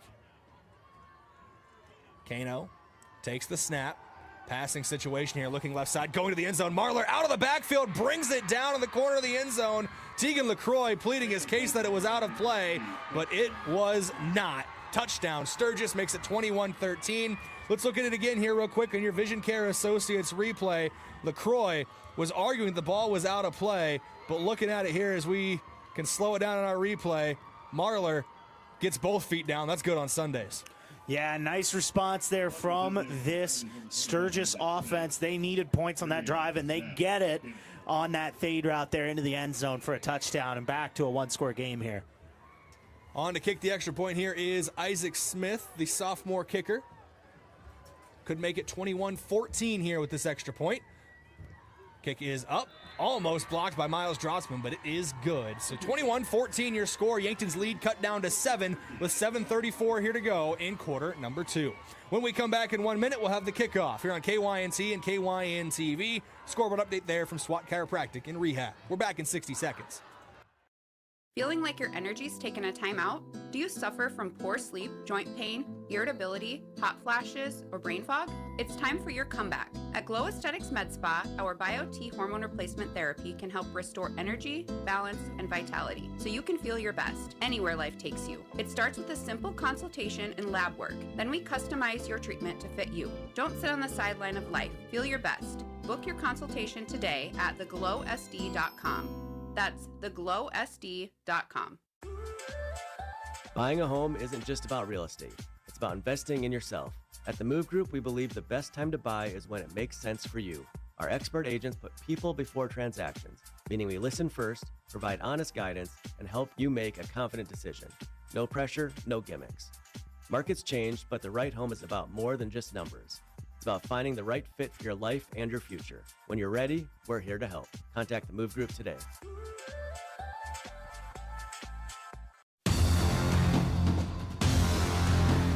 Short kick received by Eisnes at his own 18-yard line here to get things going. As we come out of the timeout, Eisnes stutter steps down the right sideline and goes out of play at about the 35. First and 10, Yankton from their own 35-yard line. And Josh, we mentioned that Sturgis has been starting around the 35 all day long. I think this is Yankton's best starting field position. Yeah, good field position here for the Bucks. A nice little kick return there on the short kick. Now Yankton, you looked at that last drive, at a big completion to Owen Eisnes for about 40 yards, and then a couple runs from Jay Sedlacek eventually really leading to that buck truck from Tegan LaCroix. But yeah, good drive from Yankton and looking to get back up 14 here as we do have a penalty on the field. It's a false start on the offense. Snap infraction. It goes against the starting center, Ben Bowman. Or excuse me, number 55. That's Triker Myers out there. They call 55? I think we might have had a wrong number on that one. It still looks like Bowman out there. It is 65, Ben Bowman, as a handoff off the right side, 1st and 15. Sedlacek gets those yards back and more. Falls forward for a gain of 9 to bring up 2nd and 6 from the Yankton 39. Yeah, good response there. And Jay Sedlacek, once again, he's been running well. He had 80 yards in the first quarter, add another 9 to that to start this drive. Handoff, Edley Amaro this time. Beats the initial tackler in the backfield. Still trying to go, but Edley gives up in the end there. A gain of nothing. Actually ends up being a loss of 1 on the play to bring up 3rd and 7. But Edley Amaro was powerful running, but just too many guys trying to bring him down. Yeah, try to get the big man going on that one. Nothing going there, though, on that play. And now a 3rd and about 6 or 7, like you said, coming up for the Bucks. Shotgun formation here for Bestie. Trips left to the short side of the field. And a timeout's going to be taken by head coach Chris Galetsky of the Sturgis Scoopers. Timeouts are brought to you by Kaiser Heating and Cooling. Be wiser and go with Kaiser. That's Kaiser Heating and Cooling of Yankton. We're going to take this break with them. Yankton leads 21-14 over Sturgis. We're back in 30 seconds here in the second quarter of play.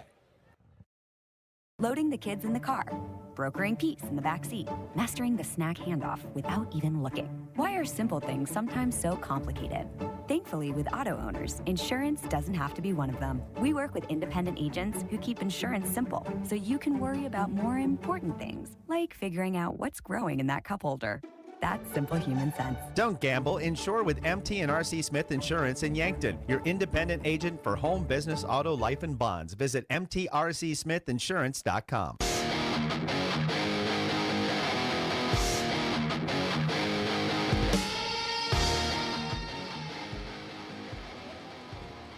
Third and long coming up here for the Bucks.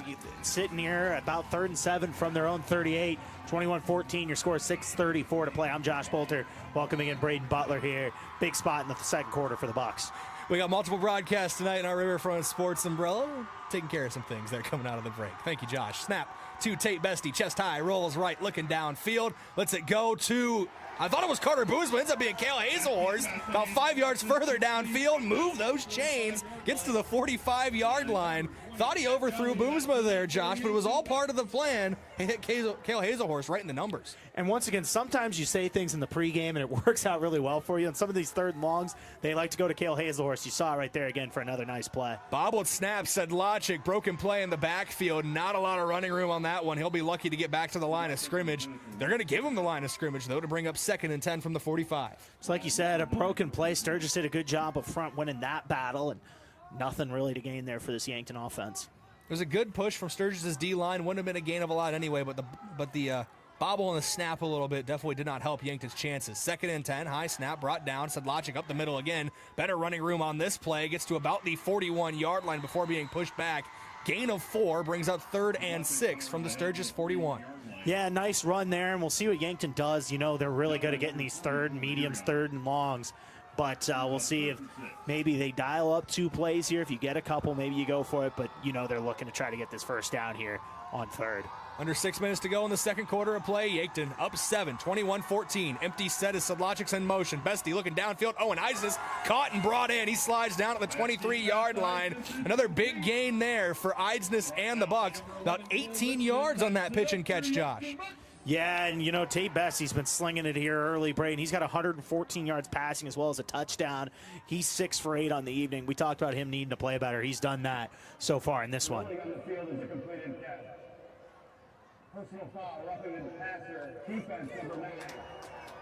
Roughing the passer call against the defense. Gets enforced at the end of the play, too.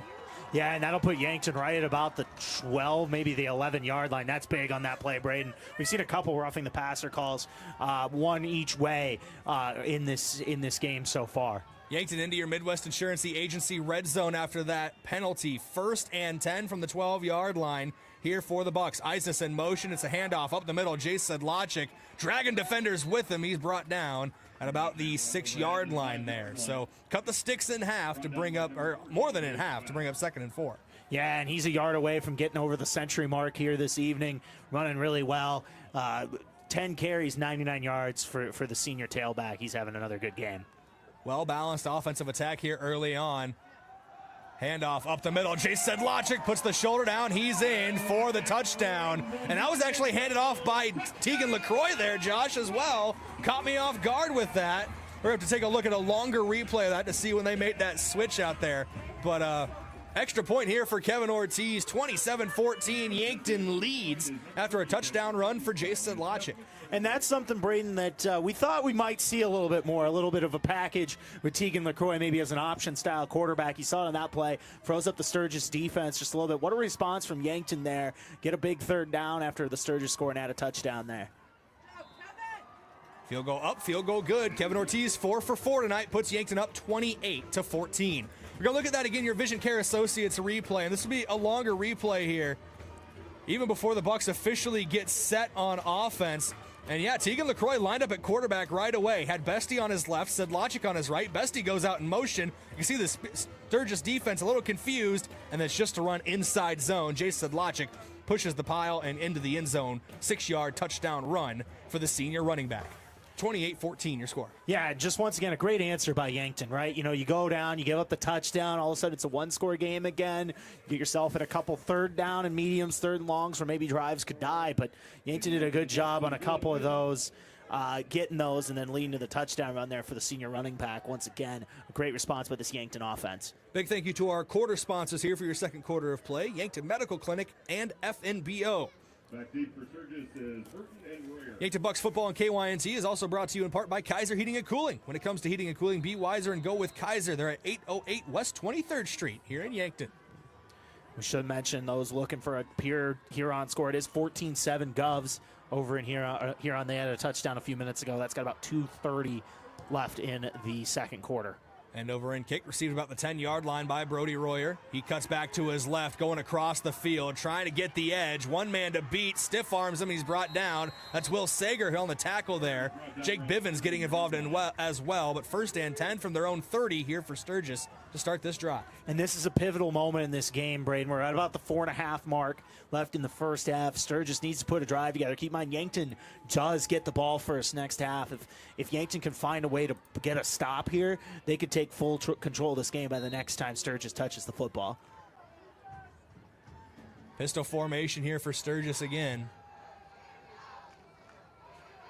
4:29 to go. Kano takes the chest high snap, designed quarterback run, delayed on the draw there up the middle. He is brought down by a host of Bucks. I think Guzman Yagowski got an arm on him first, and then Feezer and Talon Kenny helped bring him down. Yeah, and credit to this Yankton defense in this sense. They haven't been beaten by the big play with Kano's feet yet, right? We know how good he is running the football, and Yankton hasn't given up the big play to him yet in this first half.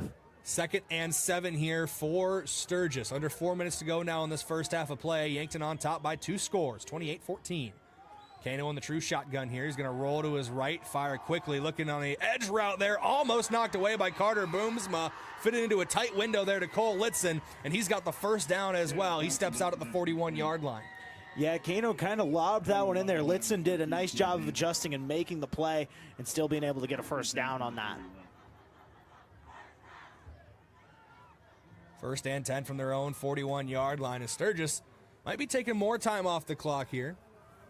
They're also aware that Yankton could go 2 for 1 into the half. Don't want to give the Bucks offense a chance, but as long as there's time on the clock, this Bucks offense feels like it's got a shot. See what the situation is. Handoff up the gut. Irian bounces it out right side, spinning away from tacklers and down to the 49-yard line. Gets a gain of about 8 on that play to bring up 2nd and 2, just short of the midfield logo.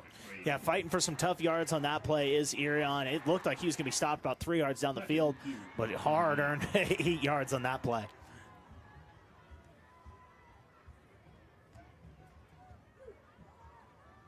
Shotgun formation here for the Scoopers again. Trips right, 1 receiver wide left. From the right hash, that 1 receiver has a lot of space to mess with. Kano, shoulder fake, pressure up the middle. Edley Amaro spins him down for the sack, and Amaro hyped up after that one. Big loss on the play, puts Sturgis back to their own 44. Yeah, and Yankton doing a good job of getting some pressure in this first half, Brayden. That's their 3rd sack of the half. And a big one there for Amaro, a little vindication after he was called for roughing the passer earlier on.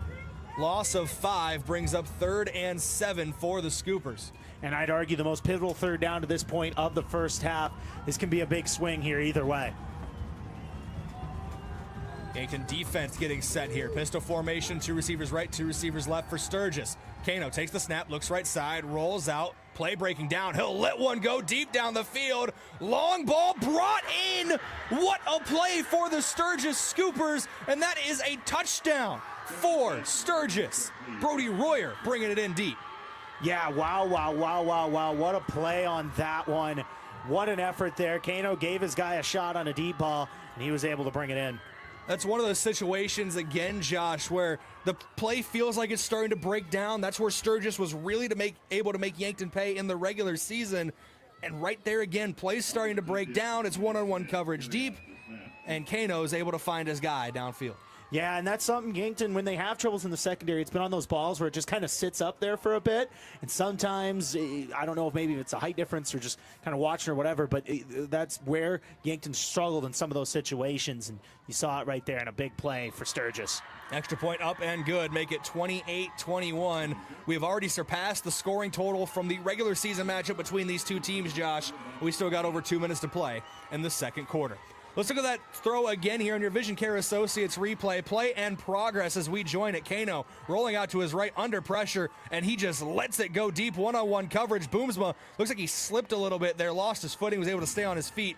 But Brody Royer into the end zone for 6. A big touchdown for Sturgis there. 28-21 your score. Scoreboard update from SWAT Chiropractic and Rehab. We're going to keep it right here with them as we're getting ready for the Sturgis kickoff, Josh. But before we get there, I want to thank a couple of our sportscaster partners for helping make this broadcast possible. including Explorers Credit Union. Wherever you want your financial journey to take you, Explorers Credit Union is here to help with a vision of financial empowerment. Discover the difference at explorerscu.com. And One Office Solution. They're located next to Pizza Ranch on Broadway in Yankton. They're your one source for all office products, including copiers, furniture, and office supplies. Yeah, now this Yankton offense going to have to answer the call once again here, Brayden. A big play on that one. Now, but they still get the chance to do that 2-for-1 flip if they can get a touchdown here before the half.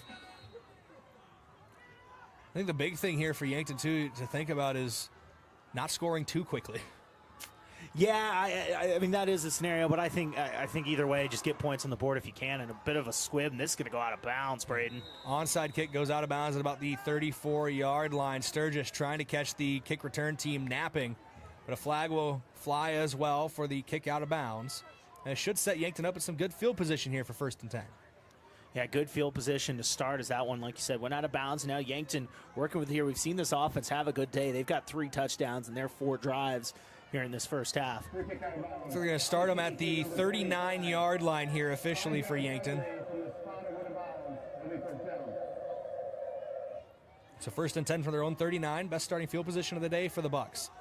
Bestie's going to come out in the pistol here with Sedlacek behind him. It looks like they're adjusting the game clock here. They want to kick it up to 2:20.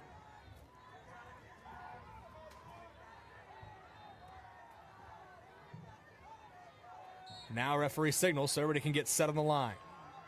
Bestie's still in the pistol here. Sedlacek behind him. 2 receivers out wide to the right. Chest high snap. It's a pitch out to Sedlacek.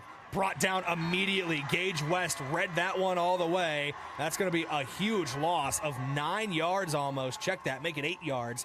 2nd and 18 from their own 31 for Yankton. Yeah, and that's the one thing you just can't do on that play other than a turnover. Lose 8 yards on that, and that's a tough spot. Now you got to assume Sturgis here, if they get a couple stops on these next 2 plays, they're going to be using those timeouts. Bestie in the shotgun here. Sedlacek on his right. 2 receivers right, 1 receiver left. What do you have for 2nd and 18? Bestie takes the snap. Looking for Sedlacek out of bounds. Actually goes out of bounds over his head.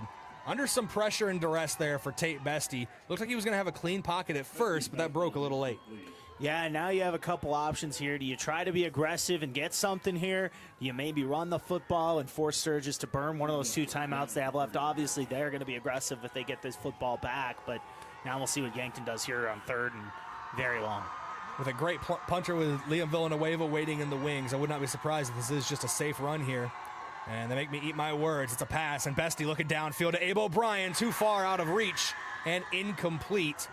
4th down and long for Yankton, and Villanueva will come on to punt with just over 90 seconds to play.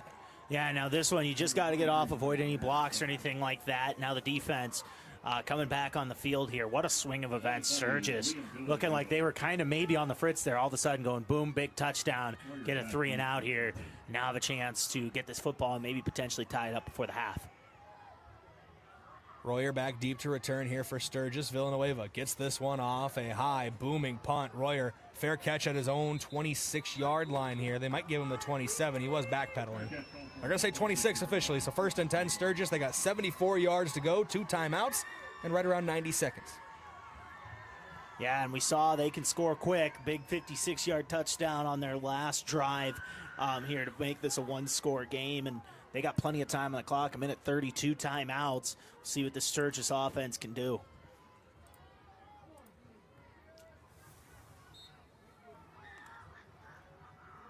Scooper's offense. Lining up in the pistol again here for Kano. 2 receivers right, 2 receivers left. Irian, the short back behind him, only about a yard off of his quarterback. It'll be a handoff to Irian up the gut. Plowing forward, got met at the line of scrimmage. He's still going. 5, 6 yards, 7 yards on the carry. Brings up 2nd and 3. Yeah, and he's a big back. That's happened a few times this Yankton defense. Going to have to find a way to adjust to it and wrap him up a little earlier here and stop those 7-yard gains and maybe make them 3 or 4 yard gains. Nearing the 60-second mark here in the 2nd quarter. Sturgis has to work quicker if they want to score to end the half. Bubble screen out left side to Graff. He gets through the tackle of Tegan LaCroix before being brought down. Good tackle for LaCroix, but a 1st down moves the chains to the 41-yard line. 59 yards away from the end zone now for Sturgis. Yeah, and once again, just another bubble screen for this Huron offense, or excuse me, Sturgis offense here as they get that for another first down. It's really what they go to. It's the long ball or it's a bubble screen. Really hasn't been a ton in between for this Sturgis offense. Timeout going to be taken by head coach Chris Gillespie, and he is upset on the far sideline there. Timeout brought to you by Kaiser Heating and Cooling. We'll keep it right here because you mentioned Huron a little bit there. We got a scoreboard update from Huron in that matchup with Pierre. Yeah, same thing. 14-7 still, 8 seconds left in the first half. Pierre leads. Looks like they got the ball. Once again, about 8 seconds left on the Huron 34 out there in that situation. But, yeah, once again, going back to this one, Brayden, it's just one. Yankton's got to find a way to get a stop here. Going to the half with the lead. You get the ball first. You could regain control, but that's got to start with a stop here on this drive. You know, we talk about our out-of-town scoreboard is coming up at your halftime break, and Josh, I guess this is an on-air production meeting. We'll go over your scores throughout South Dakota in high school football. There's only the semifinals left. We'll go through the playoffs, through the major classes, 9B all the way up to 11 AAA. First and 10 for Sturgis. They're going to stay officially at their own 40-yard line. And, you know, you talked about Coach Koletsky for Sturgis being frustrated on that last play. I think it's because they burned almost 15, 20 seconds left off that clock before they got the timeout in. I don't know if there's some kind of miscommunication or what. But either way, a first down for the Scoopers. Arian goes in motion. Quick fire pass left side. Brought in by Litzen. He's pushed out of bounds. Gain of about 7 on the play. Actually, they're going to give him 6. So 2nd and 4 here. Out of bounds as well. They knocked him out actually at the 5. So they keep taking yards away from Litzen there. Originally marked as a 7-yard gain. Only ends up as a 5-yard gain. Yeah, but once again, Brayden, another bubble screen. And I understand that if you creep up, you're more susceptible to the deep ball. But at the end of the day, if you're getting beat on these bubble screens, you got to find a way to adjust to that. And Yankton just hasn't been able to so far. 2nd and 5. Kano takes the belt high snap, looking downfield. Has a corner route open, but too far out of reach for his intended target, Gage West. Brennan Gilmore ended up getting there late in coverage. Yeah, Kano maybe just put a little bit too much of a high arc on that one, sailed just a little bit and wasn't able to connect with his man downfield. Now a big third down here for Yankton, needing to get off the field here, take this one to the second half. And with 33 seconds left, only one timeout, and it's 3rd down. How much of a risk do you take if you're Sturgis? I think you take the chance here. Like you said, you have that in your back pocket, the timeout. You're at about the 45. Yankton gets the ball first next half. It's do or die tonight. I think you take the shot. The stands are rattling as Sturgis takes the snap. West has the first down and more. Past the 50, out of bounds at the 45-yard line. Fresh set of downs for Sturgis. The Scoopers move the chains. 27 seconds to go in the second quarter. Yankton up 7. Yeah, and Brayden, that was just a zig route there. West starts inside, then cuts out wide open. Really no one on him. Both corners outside fell for that one, and just able to get a nice gain there on that play.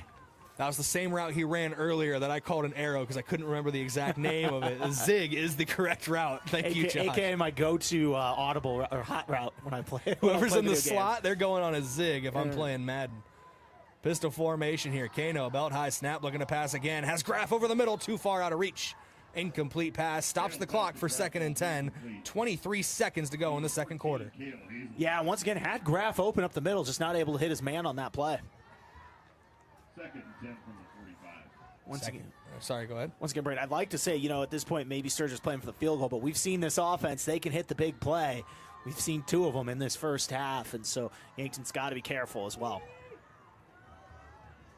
Scoopers would love to go into the halftime break tied up at 28. Yankton leads 28-21. And a design quarterback run off the left side. Kano has a lot of red jerseys around him, but he's able to gain about 8 yards on the play, and a timeout taken immediately on that one.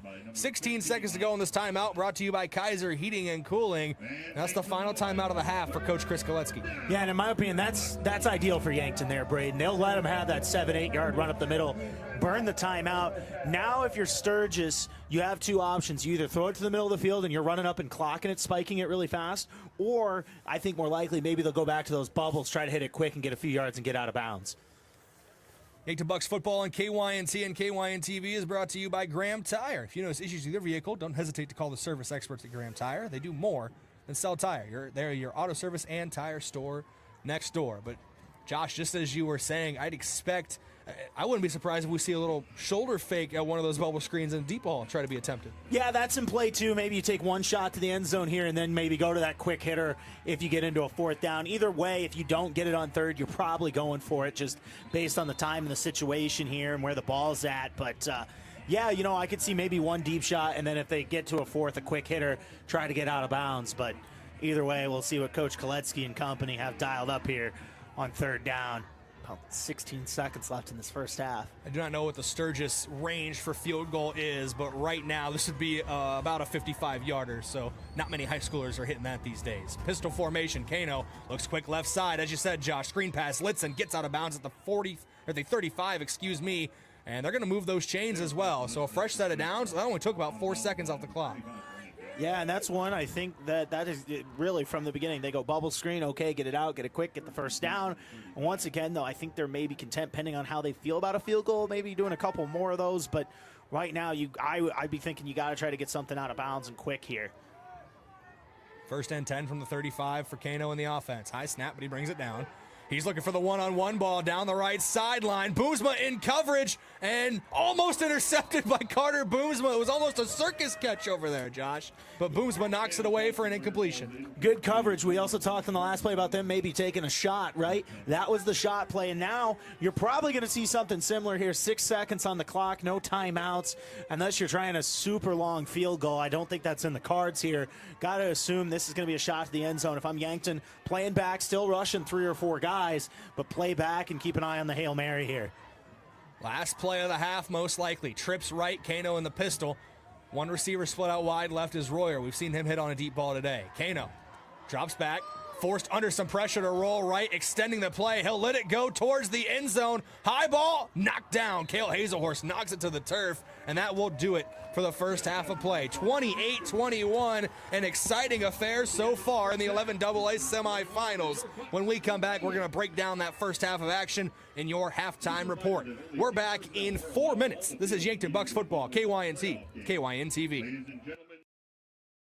KYNT, Yankton, FM 1021 and AM 1450. At Vision Care Associates, we're always improving our technology for the health of your eyes. With Optimap dilation-free exams, you get a comprehensive view of your retina without the need for dilation eye drops. It's quick, easy, and best of all, it keeps your day interruption-free. Optimap captures a detailed image of your eye, helping to detect any problems. No blurriness, no discomfort, just clear, precise results. Book your Optimap exam now. Vision Care Associates, where the health of your eyes comes first. Flu season is here. Get your flu shot today at your local Hy-Vee pharmacy. It's easy, convenient, and no appointment is necessary. Plus, when you get your flu shot at Hy-Vee, earn a 20-cent fuel saver. That's right, a 20-cent fuel saver. Get your flu shot when it's convenient for you. Schedule online or just stop by your Hy-Vee pharmacy. No appointment necessary. Help your family stay healthy. Get your flu shot and get a 20-cent fuel saver only at Hy-Vee.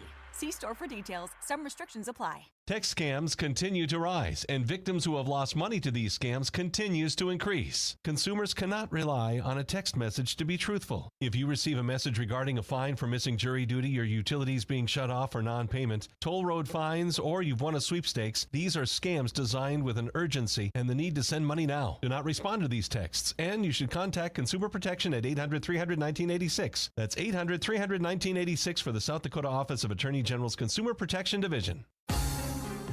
A couple days ago, a teacher came into the UPS store to print some worksheets for her classroom.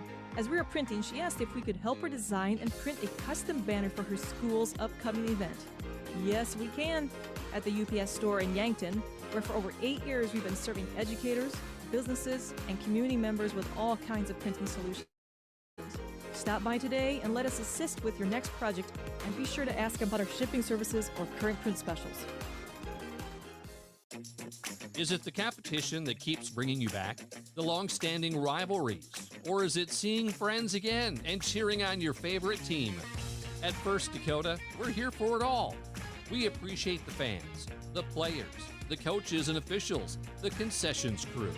The shared community experience is part of what makes life here great, and we're here for it. See you at the game. First Dakota National Bank, member FDIC.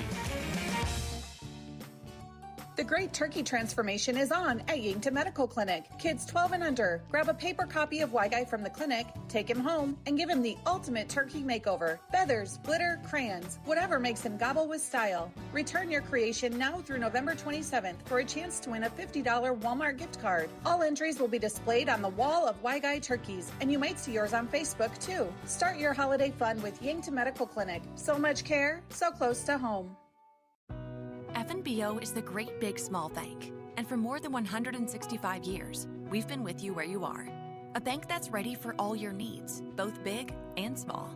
Here to help you earn more, save more, so you can do more every step of the way. It's what you can expect from the great big small bank. FNBO, independent and family owned for 6 generations, and ever so focused on you. Stop on by or visit us at fnbo.com, member FDIC.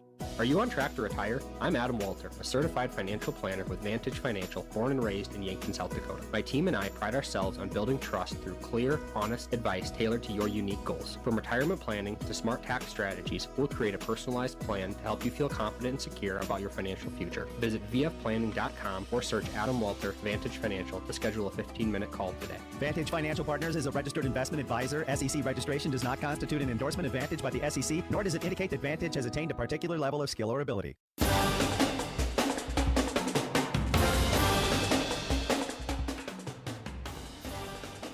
We are live from Crane-Youngworth Field. It's your halftime show here in Yankton. Your halftime report brought to you by Avera. Visit Avera.org today. And we're going to go ahead and start by looking at your stats from the first half, brought to you by Mayor Signs. Mayor Signs offers all types of signs, including exterior and interior signage, fleet wraps, digital signs, and much more. Mayor Signs, consider the possibilities on 4th and Broadway in Yankton. We're going to go ahead and start with the visitors here, the Sturgis Scoopers. At the half, once again, your score is 28-21 Yankton at the half. I'm Josh Boelter with Brayden Butler here this evening.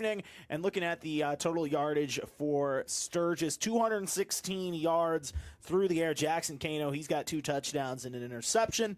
And then running the football for the Scoopers. Looking at it here today, it's been the Zoel Irion show. He's got 45 yards on 8 carries here this evening, a total of 72 yards rushing here for the Scoopers. Brayden, an offense that had a pretty successful first half. You know, a lot of short plays, but then a couple big chunk plays as well through the air. Yeah, those chunk plays were really the difference in that opening half of play, and you see it with the passing yardage totals for Sturgis at the end of things here, as we are now 28-21, an exciting opening 24 minutes of football here on KYNT and KYN TV. Yankton, their defense, it's been interesting because I'm not going to sit here and say the defense has played poorly. There's just been like those chunks of plays where everything has gone wrong, unfortunately, for Yankton. Yeah, and then, you know, there's also been a couple issues where some plays have turned from 2-yard gains into about 5 or 6. Yankton's also got a solo there. But, yeah, those chunk plays really made the difference and added 14 points on the board. We saw that big one towards the end of the first half in that one. We'll take a look now at the Yankton yardage and stats from the first half.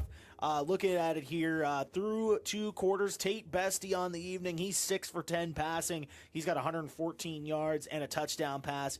That touchdown going to Carter Boomsma, a 21-yard score on their first drive for a total of 114 yards passing. As for the Yankton rushing attack, it's Jay Sedlacek leading the way, 97 rushing yards on 12 carries. He's got a touchdown. Tegan LaCroix has a touchdown as well on a 4-yard run. Total 100 yards rushing there in the first half for the Bucs, Brayden. It was an impressive performance, I think, all around for both teams in that first half of play.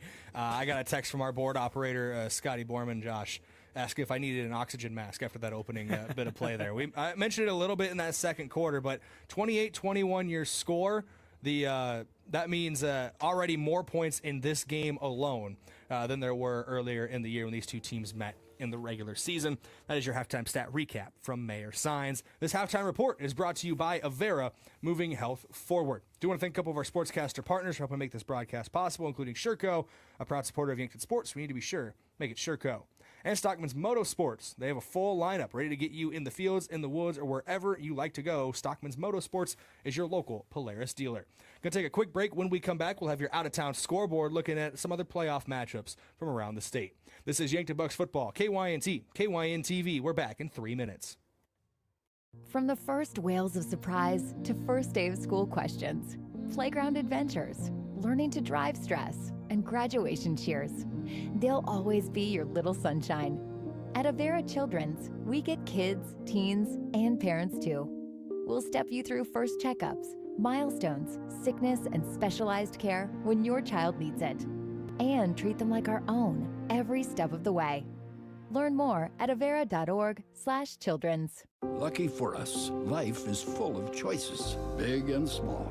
They define us, make us who we are. And when it comes time for you to choose a car, home, your next big adventure, or start a new business, Farmers Union Insurance has the variety of coverage options to protect each perfect moment. Farmers Union Insurance. For coverage you can count on, call Brendan Hansen or Brandon Tycro in Yankton today. If you've been suffering from chronic pain or a recent injury, check us out, Lane, Reed, and Cole Sawatsky at SWAT Chiropractic and Rehab. We offer a wide variety of treatments and techniques, including dry needling, cupping, chiropractic adjustments, and sports rehabilitation. Our mission is to ensure an individualized and efficient treatment plan to get you back on your feet. From ankle sprains and sports injuries to neck pain and headaches, we've got your back. Give us a call or book an appointment on our website. SWAT Chiropractic, specialized wellness and therapy. Located on Summit Street across from the high school. Switching is easy. We do it all the time. We switch on the lights. We switch TV channels. Some of us switch partners while square dancing. Well, that's a stretch. But what's not a stretch is how you can switch and save with State Farm. In fact, State Farm agent Rhonda Westland, right here in Yankton, can switch you over so you can start saving today. Rhonda and her team are ready to welcome you to the State Farm neighborhood. With Rhonda Westland, it's easy to switch and save. Just give her a call. When you want the real deal, like a good neighbor, State Farm is there. Sports injuries can be the result of competitive activities, but can also happen by just participating in leisure activities too. If you're experiencing pain as the result of your chosen activity, consider chiropractic care. I'm Dr. Mackenzie Erlinson with First Chiropractic Centers. We have experienced chiropractors that work with sports injuries every day. Our treatment options are aimed to minimize pain, reduce recovery time, and reduce risk of future injuries. Visit First Chiropractic Centers, making life better, one adjustment at a time. Big news, Nebraska. Avera Health Plans is now offering Medicare supplement plans in select counties in your state. If you're looking for dependable coverage, freedom to choose your own doctors, and peace of mind with fewer out-of-pocket costs, Avera Health Plans has you covered. Call Missouri River Associates today to learn more about Avera Medicare supplements now available in Nebraska. That's 665-6885. Get the coverage you deserve with a name you can trust.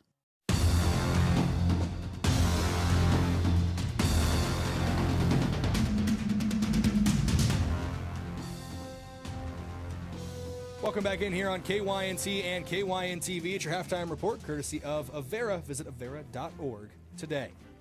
It's time to look at your out-of-town scoreboard, brought to you by Top Notch Window Cleaners. Window cleaning for commercial or residential. Let Top Notch Window Cleaning brighten your days. Josh, we're going to turn it over to you for the South Dakota high school football scores looking around the state. Yeah, and, it's semifinal action all around. We'll start in 11AA. Once again here, of course, Yankton up at the half, 28-21 over Sturgis. In the other matchup, it's Pierre versus Huron at Tiger Stadium, and that one is 14-7 Pierre at the half.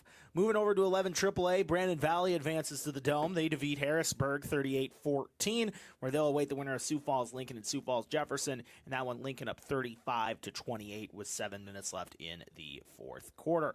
As for 11A, Sioux Falls Christian leads West Central at the half 14-0, and then the 4-seed Del Rapids leads over Lennox 12-7 at the half as well in that contest. Looking at 11B, St. Thomas More up at the half, 28-14 over Clark Willow Lake. And also at the half, the 1-seed Elk Point Jefferson up 19-16 over Dual at the half as well. Looking in 9AA, Parkston leads Elkton Lake Benton 8-6 at the start of the third quarter. And in the second half, 11 minutes left in the third quarter, Freeman Academy over Hanlon leads 29-12. In 9A, Walls head into the Dome as they defeated Phillip 56-6, where they await the winner of Alcester Hudson and Howard. That one tied at 12 at the half.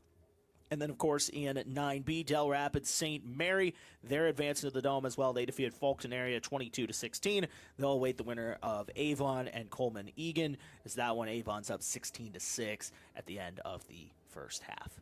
Looking at the Nebraska side of our scoreboard, we're going to focus on three classes, C2, D1, and D2. We got some Northeast Nebraska teams that are still active in those three classes. Starting in D2, we talked about it a little earlier on in the quarterfinals. Wynot was able to take a 43-12 victory over Hitchcock County, so the sixth-seeded Wynot Blue Devils are into the semifinals.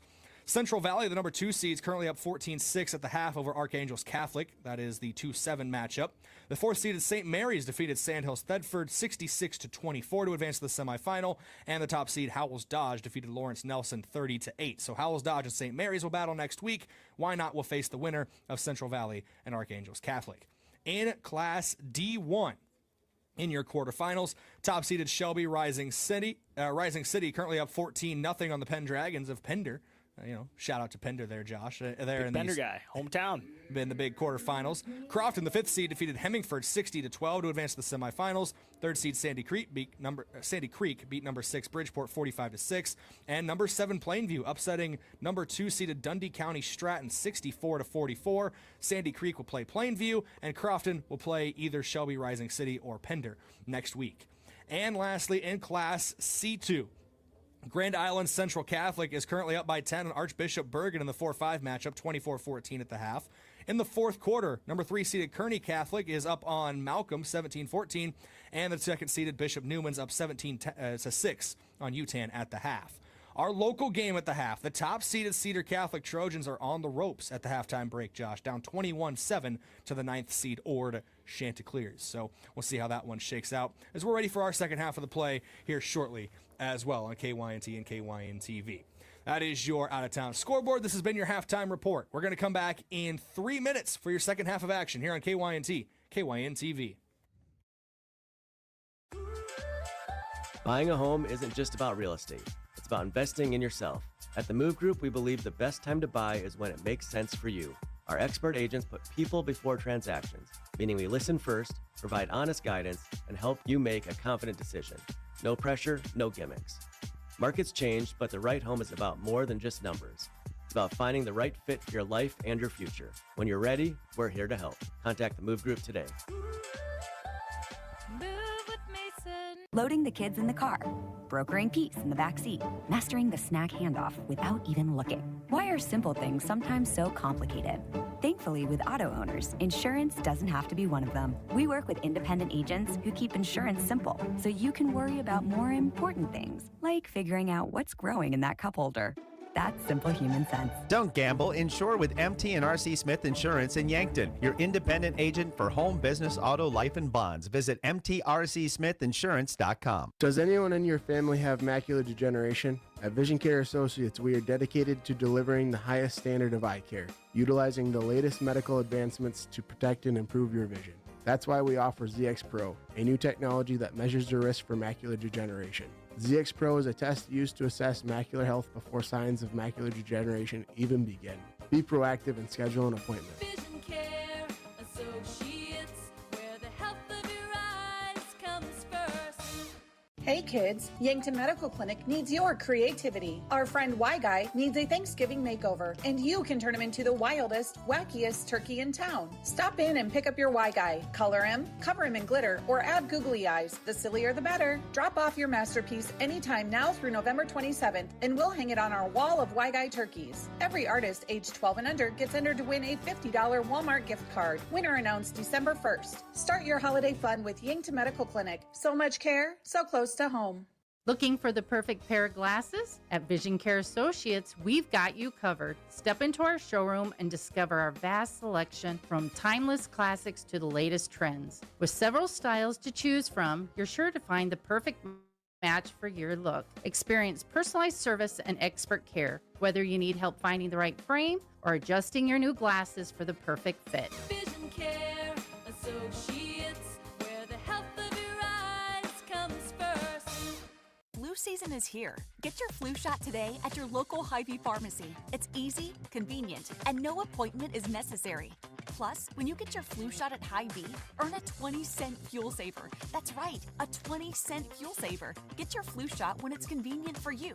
Schedule online or just stop by your Hy-Vee pharmacy. No appointment necessary. Help your family stay healthy. Get your flu shot and get a 20-cent fuel saver only at Hy-Vee. See store for details. Some restrictions apply.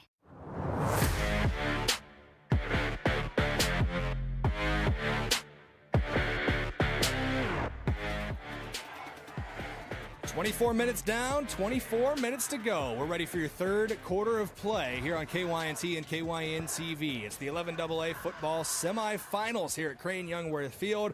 Winner goes to the Dakota Dome. Loser has their season come to an end. And Josh, it's two teams that are on different ends of the spectrum when it comes to their last trip to the Dome. Sturgis has not been to the Dome since the 1980s. Yankton had their last trip to the Dome 2 years ago, which was their first trip in, I want to say, about 7 years. Their last one before that was 2015.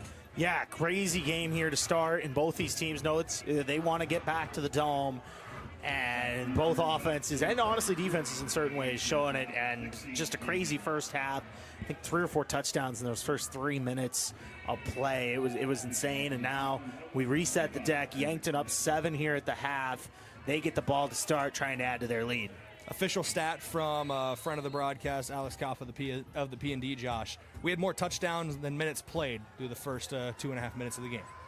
Yeah, crazy fireworks, everything you could ask for here in the semifinals. A low-driven kick dies out about the 28-yard line, and Yankton just jumps on top of this. Tegan LaCroix, who stops the play. 1st and 10 from their own 27 to start things off here for the Bucks. And that's all you can do, right, on those. You just got to get on it. You can't lose possession on that, and Yankton avoids disaster, and they'll see what this offense can do. I thought they had a really good half, moving the football, running it right at 100 yards in the first half, and I thought Tate Bestie was really efficient, played a much better first half than he played in last week's game. 6 for 10, 115 yards and a touchdown. See if he can build on that here again in the second half. 28-21, your score coming out of the break. Eidsness goes in motion, left to right, high snap, handoff. Jay Sedlacek between the tackles, bounces it back out to the left side. First down and more, 40, 45, down to the 47-yard line of Yankton. Big run there to start things off for Jay Sedlacek. And that running back that we talked about only needed 46 yards coming into today to get over get over 1,000 yards on the year. He had it on the first carry, and he's been trucking ever since. Yeah, and once again, just another nice run there. You see the motion with the eye candy just for a simple run, and he bounces out left for a big gain. Because now they're going to go 5 yards back. Conway jumping on that play. Looks like Sedlacek moved in the backfield as well. So a couple different players there were getting a jump. Conway's the official one they call for it. They march him back 5 yards. Yankton, we didn't see it as much last week or even really 2 weeks ago against Mitchell, but this is something that plagued the team through the heart of the season, is starting behind the sticks due to pre-snap infractions. Yeah, and a false start right there. Doesn't totally wipe out that big gain, right? But that doesn't help when you're behind the 8 ball here with the 1st and 15. 1st and 15 from the 43. Bestie pump fakes under some pressure, now steps up. Almost got a block there from Sedlacek. It's Irian who brings him down, spins him forward. Ends up being a gain of 3 on the scramble drill there for Tate Bestie. Yeah, just not much down the field, right? He was looking for something, wasn't able to find it, and did a nice job of adjusting, getting a couple yards there. Good job of the Sturgis defense and coverage down the field. 2nd and 12 now for the Bucks from their own 46-yard line. Cale Hazelhorse split out wide to the left, trips right. Looks like Eidsness, O'Brien, and Boomsma. Bestie takes the snap, rolls to that right side, has time, looking downfield, now under a little bit of pressure, checks it down to Owen Eidsness, almost dropped the ball, able to pick it up, gets the first down and a little bit more, gain of about 12 down to the 40-yard line. And Josh, that's the second time tonight we've seen a receiver kind of almost use the turf to help catch, but it's been one for both teams, so they've balanced out. Balanced out there. Yankton will take it as they move the sticks, overcoming that penalty to start that set of first down, or that set there. And Bestie doing a good job finding time and finding a man. Hand off to Sedlacek, trying to bounce it outside. Now goes back inside between the tackles. Falls down to about the 35. Gain of 5 on the opening play of this set of downs. Brings up 2nd and 5 from the Sturgis 35. marching their way down the field for the Bucks. And if you want to watch a beautiful textbook run blocking play, watch the Yankton line on that play, Brayden. They were about 4 or 5 yards down the field. Sprung a nice little carry there for Sedlacek because we're getting a special package with LaCroix in the backfield now as quarterback. And LaCroix is going to hand this one off to Jay Sedlacek. That's got a touchdown earlier on. Sedlacek with a stiff arm gets down past the line to gain to the 28-yard line. Powerful running again from Jay Sedlacek, 1st and 10. Yeah, powerful running there from the senior running back, going right back to that package, 2 backs, LaCroix at quarterback. And LaCroix takes the snap, pulls it this time, design quarterback run. LaCroix off the right side, gets a lead blocked by Boomsma down to the 17-yard line. Move the chains again, and that's how quickly Tegan LaCroix can strike when he has some open space. Yeah, nice run there. And we should mention the other guy in the backfield. That's quarterback Tate Bestie moving in motion there. Maybe something to keep an eye on. Maybe some trickery later in this game. I don't know. But a nice run there by LaCroix for a first down. So the first time you don't pay attention to Tate Bestie is the time they're going to do something with it. Handoff up the gut. Sedlacek gets about 2 yards, still pushing the pile forward. They're going to give him 3 on the play down to the 14-yard line. Even more on there, maybe. Yeah, maybe about 4 or 5, I think, on that play. A nice run. At least where they're marking it, it's about... They're going to give him 4, it looks like. Yeah, okay. The way they were walking down the field, I was thinking for a second there was like 5 or 6, but no, they stopped that there. Handoff now to Sedlacek. Sedlacek under duress in the backfield off the handoff. No gain on that one. Might have even lost half a yard to bring up 3rd down.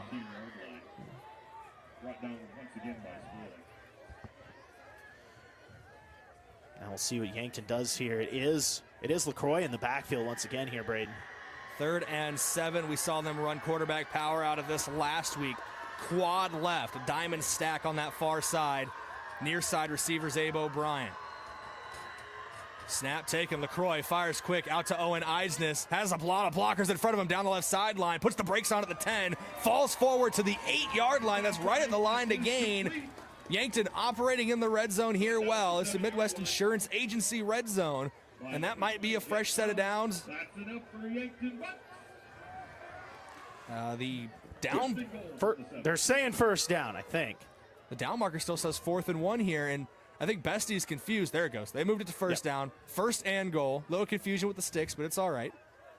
1st and goal from the 7. Eisnes goes in motion. Far side to near side. Wraps around. Handoff up the gut. It's Sedlacek. He's met at the 5 and driven down.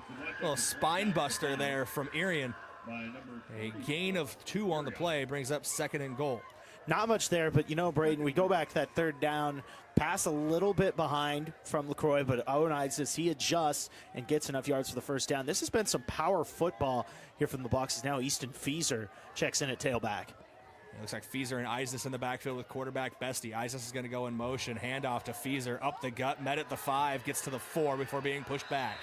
Short gain on that one. 3rd and goal, Yankton.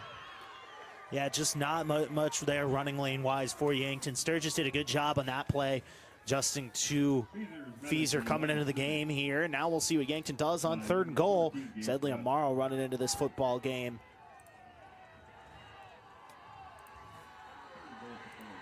3rd and goal from the 4-yard line. Yankton leads 28-21 here early in the second half of play. Bestie takes the chest-high snap, looking to pass, and that one's knocked back down at the line of scrimmage. I think that was number 10 that got in there. Robert Sperling, the senior defensive end, knocked that one down, and we're going to see Kevin Ortiz on for a field goal for the first time tonight. He's 4 for 4 in extra points. I got to do it. Sperling, right? Anybody? Scott Sterling? No, I don't know.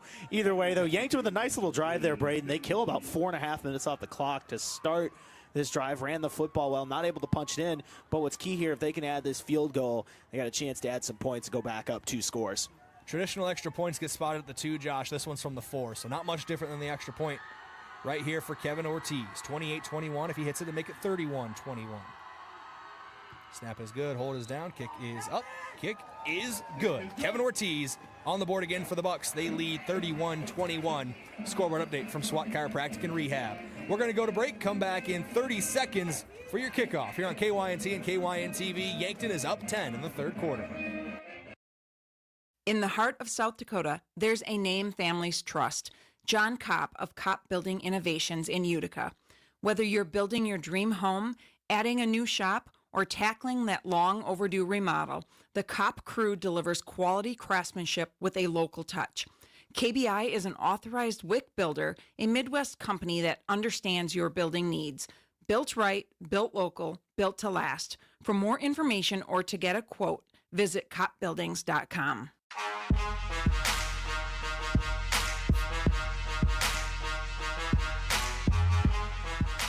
Welcome back here on KYNT and KYN-TV. Liam Villanueva tees it up to kick off. 31-21 your score. Yankton up 10 here to start the second half of play. A little over a 4-minute drive, almost a 5-minute drive there, Josh, to start the third quarter, ending in 3 points. Yeah, and the key there, you get some points. If you're Sturgis, you do a good job stopping it inside the 10. But Yankton, you get some points to start the half. You go up 2 scores, and now you're kicking the football back to a dynamic Sturgis offense who was able to make some big plays. Villanueva sends this one away, high end over end. Received at the 10-yard line by Brody Royer, trying to find space down that right sideline. And he is brought down by a pair of Yankton Bucks there on kick coverage. It looks like Carson Crawl in there, and it looks like Chase Platt was with him. Yeah, now we'll see how Sturgis starts the second half, Brayden. Their passing game, it's predominantly 2 things. It's bubble screen and it's shot plays. We saw that work in the first half. A couple deep balls connecting, and then a couple bubbles as well. We'll see what they do here. First play of the game, we should mention a 60-yard touchdown pass for Sturgis. See maybe if they have something in the cards here for their first play of the second half. Your third quarter of play, once again brought to you by First Chiropractic Centers and Farmers Union Insurance. Shotgun formation here. Kano took a designed run off the right side. Nowhere to go. Talon Kenny rips him down in the backfield. Tegan LaCroix near the play as well, but that was all Kenny on that one. Yeah, and he just won his battle outside there. Nice job by the senior edge, sending Kano backwards on that. He's done that a couple times here tonight in that quarterback run game. Tackle for loss there to start things off. Brings up 2nd and 12 from their own 27 for Sturgis here. Now under 7 minutes to go in the third quarter. Yankton up 31-21. And now we'll see here what Kano can do. He's a couple yards behind the line of scrimmage here and looking to make a play. Pistol formation, low snap. Kano gets it, almost knocked down on the pass by Talon Kenny. Royer gets it on the screen and gets out of bounds at about the 34-yard line. So getting those yards back and a little bit more. Actually going to mark him out at the 32. He stepped out shorter than I thought. Oh, now they're marking him at 34 again. They keep moving the ball around on me, Josh. They're just trying to mess with you. Ends up being a gain of 7 there. Pistol formation again for Sturgis on a big 3rd and 5 here early in the second half of play. Pistol set, 2 receivers right, 2 receivers left. Kano takes the snap, looking left, lets it go, floats it away. Litzen almost brings it in one-handed, but just out of reach. Miles Drotzman in coverage, and that'll bring up 4th down and 5 for the Scoopers. And we'll see what they do here. If memory serves me right, Kano's their punter as well. It looks like he's going to be dropping back. How about that call on 3rd down, Brayden? They bring McQuaid, the linebacker, in on a blitz. Forces Kano just a little bit out to his left and have to throw that one off schedule. Big stop there for Yankton to get this second half started. They can go down and score here after this punt. Yankton can put themselves deep in the driver's seat. It's a fake punt. Kano pass too high, though, incomplete.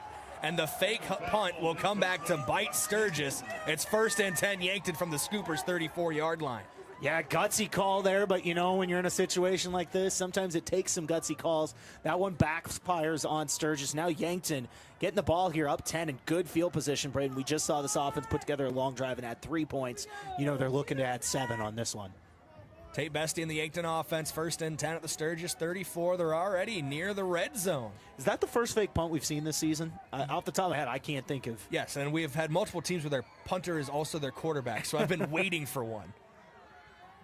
Wait, no, I think Spearfish even ran one last week, actually, now that I remember. Jason Logic handoff off the left side, gets to the 1st down marker, puts the shoulder down out to the 22, 21-yard line. They're going to stay right at the edge of the red zone. 1st and 10 Yankton from the Sturgis 21. But yeah, we've seen back-to-back weeks of fake punch, Josh, after nobody had done one all year long. Yeah, nice run there from Sedlacek to start the drive. He's at 147 yards on 19 carries today. He's been running the ball really well once again.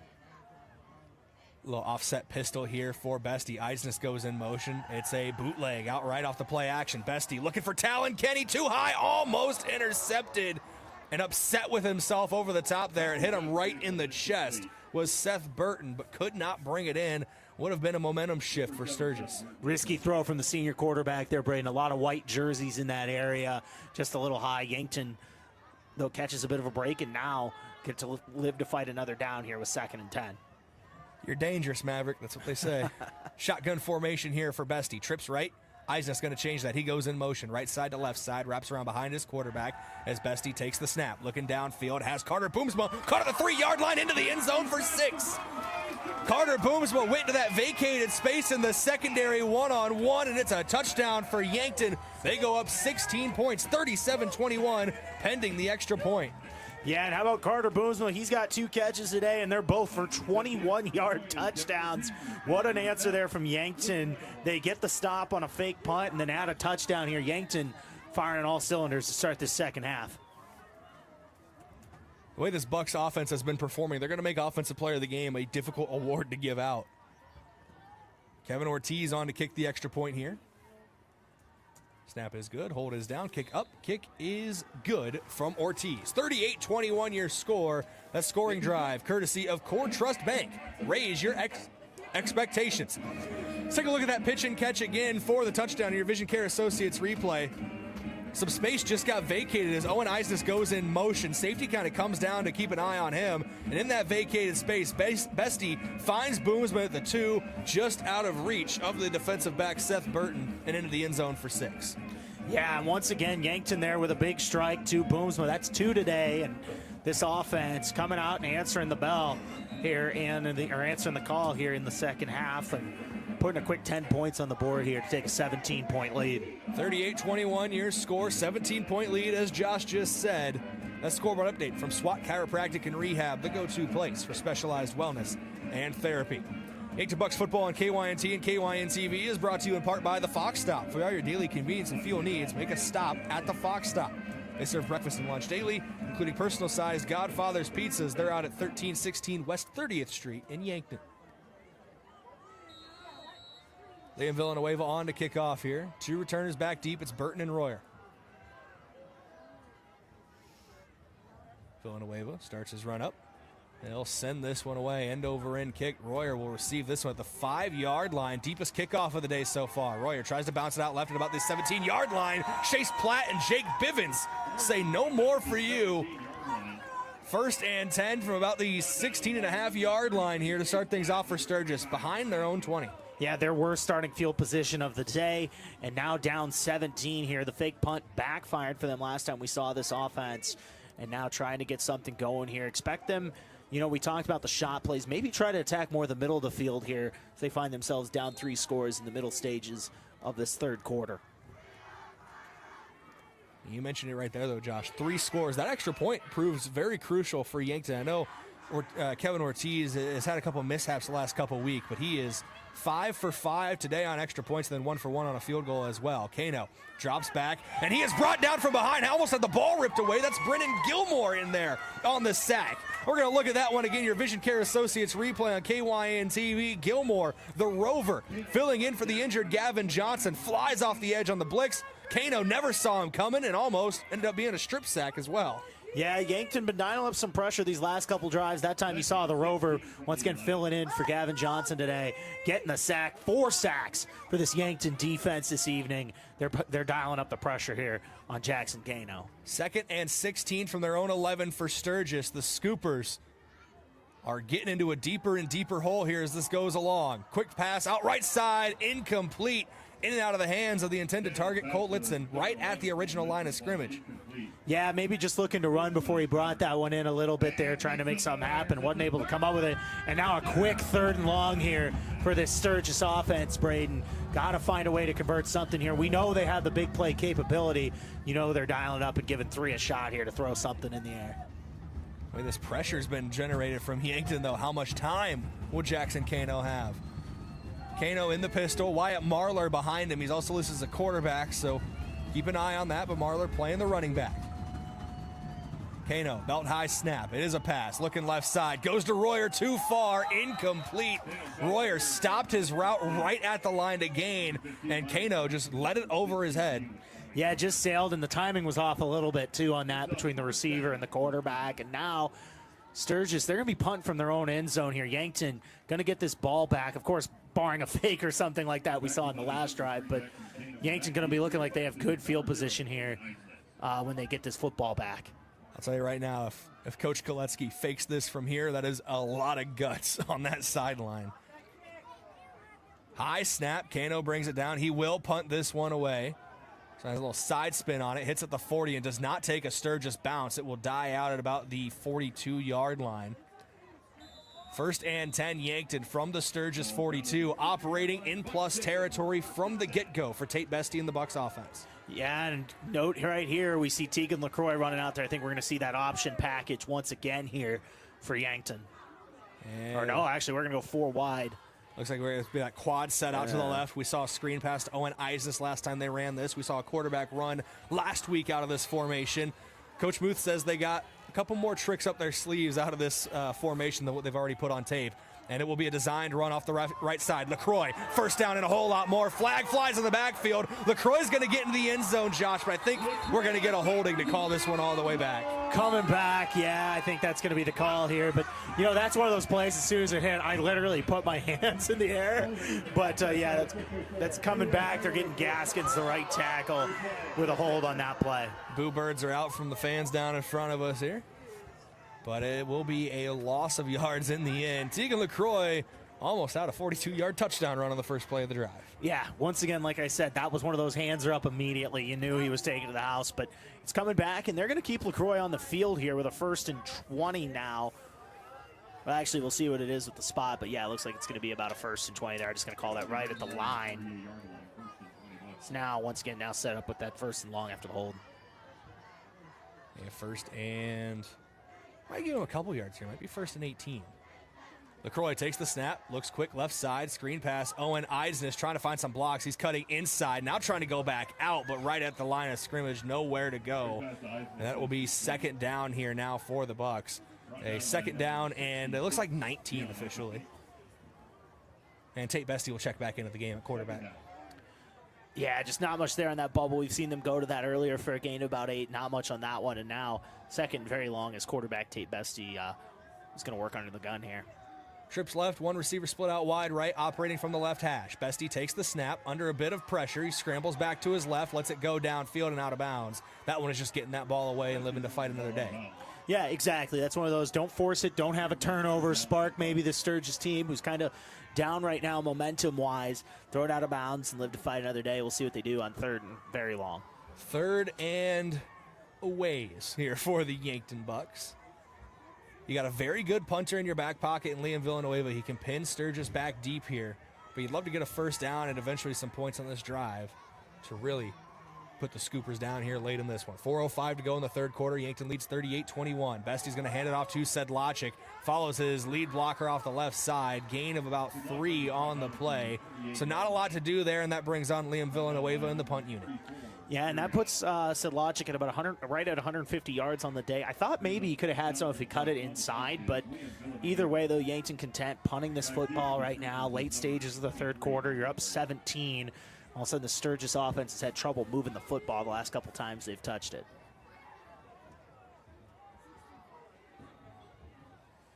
Villanueva, chest-high snap, boots this one away. Tumbling punt, bounces at the 21, kicks to about the 20 where it goes out of bounds. It'll be 1st and 10 from the 20, according to the officials, for Sturgis.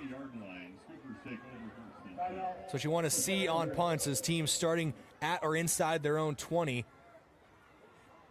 And Sturgis player was down there late. He's getting up and walking off the field in his own power. That's Dion Coffey, the junior lineman, plays offensive and defensive line, 6'1", 239 for him. He was one of the captains today out for the coin toss for Sturgis. 1st and 10 Scoopers from their own 20-yard line here. Jackson Kano in the pistol, 2 receivers left, 1 receiver right. Yeah, and now if you're Sturgis, got to get something going here. You're down 3 scores. The pass rush for Yankton started to win a lot of those battles. 4 sacks today. We'll see what they dial up here with Coach Olson and company. Handoff, no. Play's going to be blown dead. Most likely a offensive infraction here when they blow the play dead, but it is a snap infraction on the offense. That goes against Tanner Gold in the center. The junior, 5'10", 204 pounds for him. That's the 2nd time we've seen that call today. Yankton had one in the 1st half. But once again, this is what we talked about. Sturgis really struggling to find any momentum offensively here in the 2nd half. First and 15 now for the Scoopers from their own 15. 3:22 to go in the third quarter of play. Yankton up by 17. 38-21 your score here at Crane-Youngworth Field. Kano fires quick right side, has Litzen. Gets past the, gets to the original line of scrimmage, and goes out of bounds 1 yard past it. Sticks threw me off guard there for a second. I was about to call first down Litzen. Just past the original line of scrimmage to 2nd and 9. Yeah, Bubble's been their go-to here today. Set that up, get back, like I said, to about the line of scrimmage, original line of scrimmage here. Good, nice little games. We have another whistle. I think maybe a clock issue or something, potentially.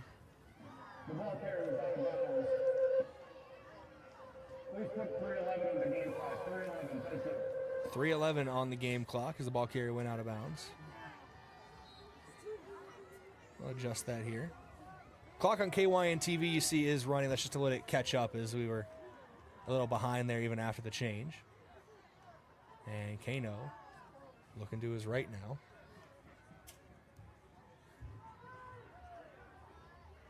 Trying to get the defense to jump on a hard count. Now goes to the snap. It looks like a speed option off the right side. Kano pitches it out to Irion. And Irion, goes out of bounds at about the 26-yard line. So a short gain on that play. They're going to say the 25-yard line here. So 3rd down and 5 from the 25. Yeah, now we'll see what Sturgis can do. First down here is crucial, obviously, in this spot. Once again, don't be surprised here. Kano's getting the football, whether he throws or whether he runs it, we'll see. I haven't really seen him try to run it all that much. Only about 6 carries here in this game. 3rd and 5. Kano in the pistol. He'll take the belt high snap. He's looking to pass. Going over the middle of the field. Gets it to Gage West and brought in for the first down at the 39-yard line. West has been that safety blanket today for this Sturgis offense. Yeah, nice throw up the middle there. Able to get a nice gain for the first down of about 14. Needed it, got it. And now they'll see if they can get something cooking here and keep this drive going. 1st and 10 from their own 39 here for Sturgis. They're in the 2.5-minute mark here in the third quarter of play. Scoopers need a score here, and they're going to go deep ball down the right sideline. Has a man open, brought in Gage West. Cale Hazelhorst on his heels. He's not going to get him for the second time tonight.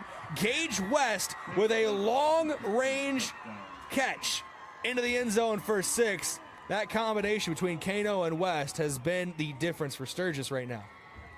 Yeah, and what a play there from Sturgis. They need to get back in it with a big play, and they do right there. 60-yard touchdown. Their second 60-yard touchdown of this game between Kano and West. We're going to take a look at that one here momentarily after this extra point. Sturgis makes it 38-27 with that score.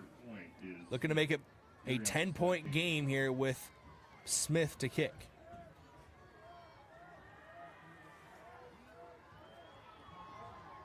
Snap is good, hold is down, Smith's kick is up, and kick is good. 38-28 your score.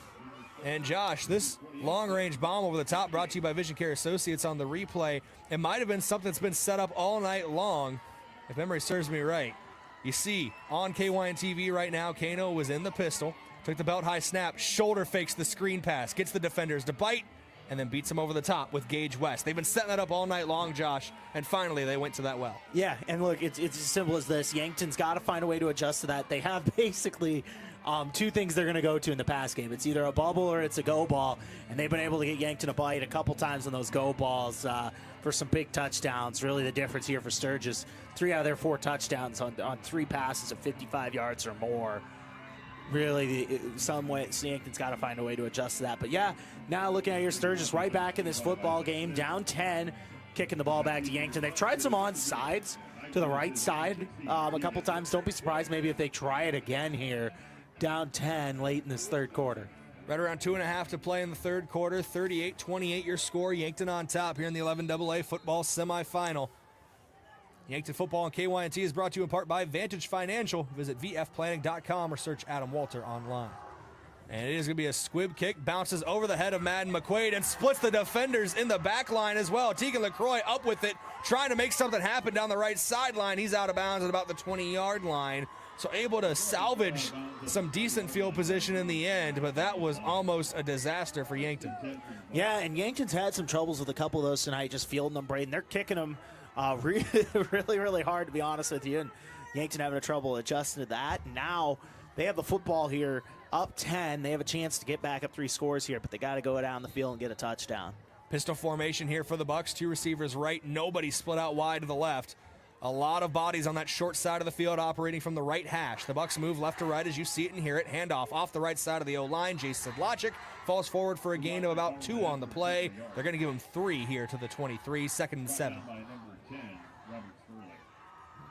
And once again, though, if you're Yankton, this is a drive you feel like you got to get some points, or all of a sudden you can start fully feeling the momentum switch over to the other side. So Yankton trying to get something going there, going with that dive play with Sedlacek to start. 3 receivers split out wide to the left, none to the right.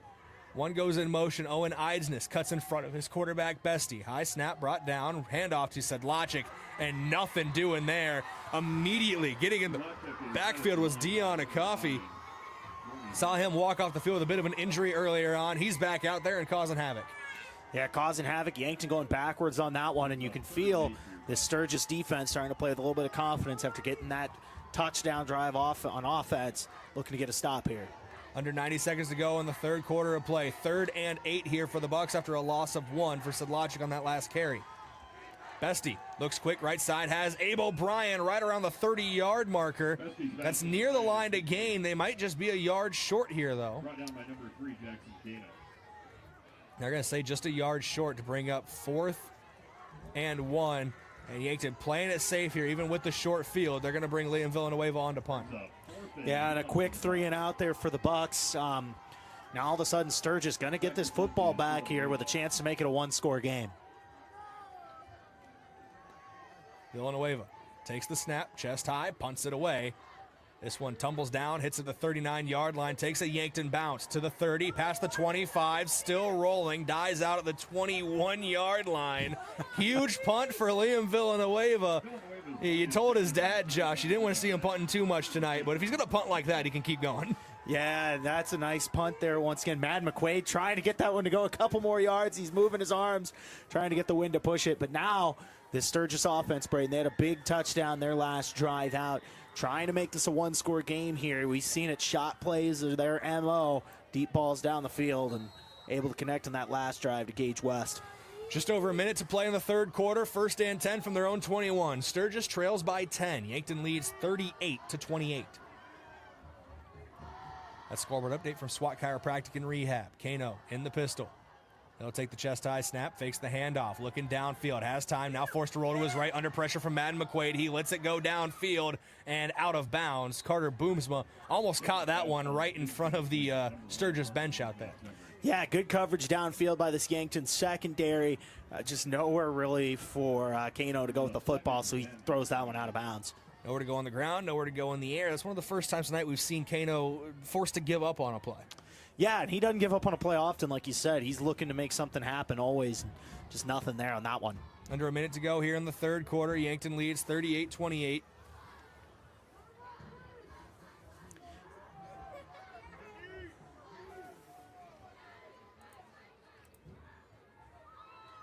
Snap taken, and Kano rides that handoff a long way. Eventually does give it to Irion. Gets 5-6 yards down that right sideline before he is out of bounds. I'm going to say 27-yard line here. So 3rd down and 4. Actually from the 28. 3rd and 4 from the 28 here. Yeah, nice run there by Irion. Make it a 3rd and manageable here. Now we'll see if this Yankton defense can get a stop.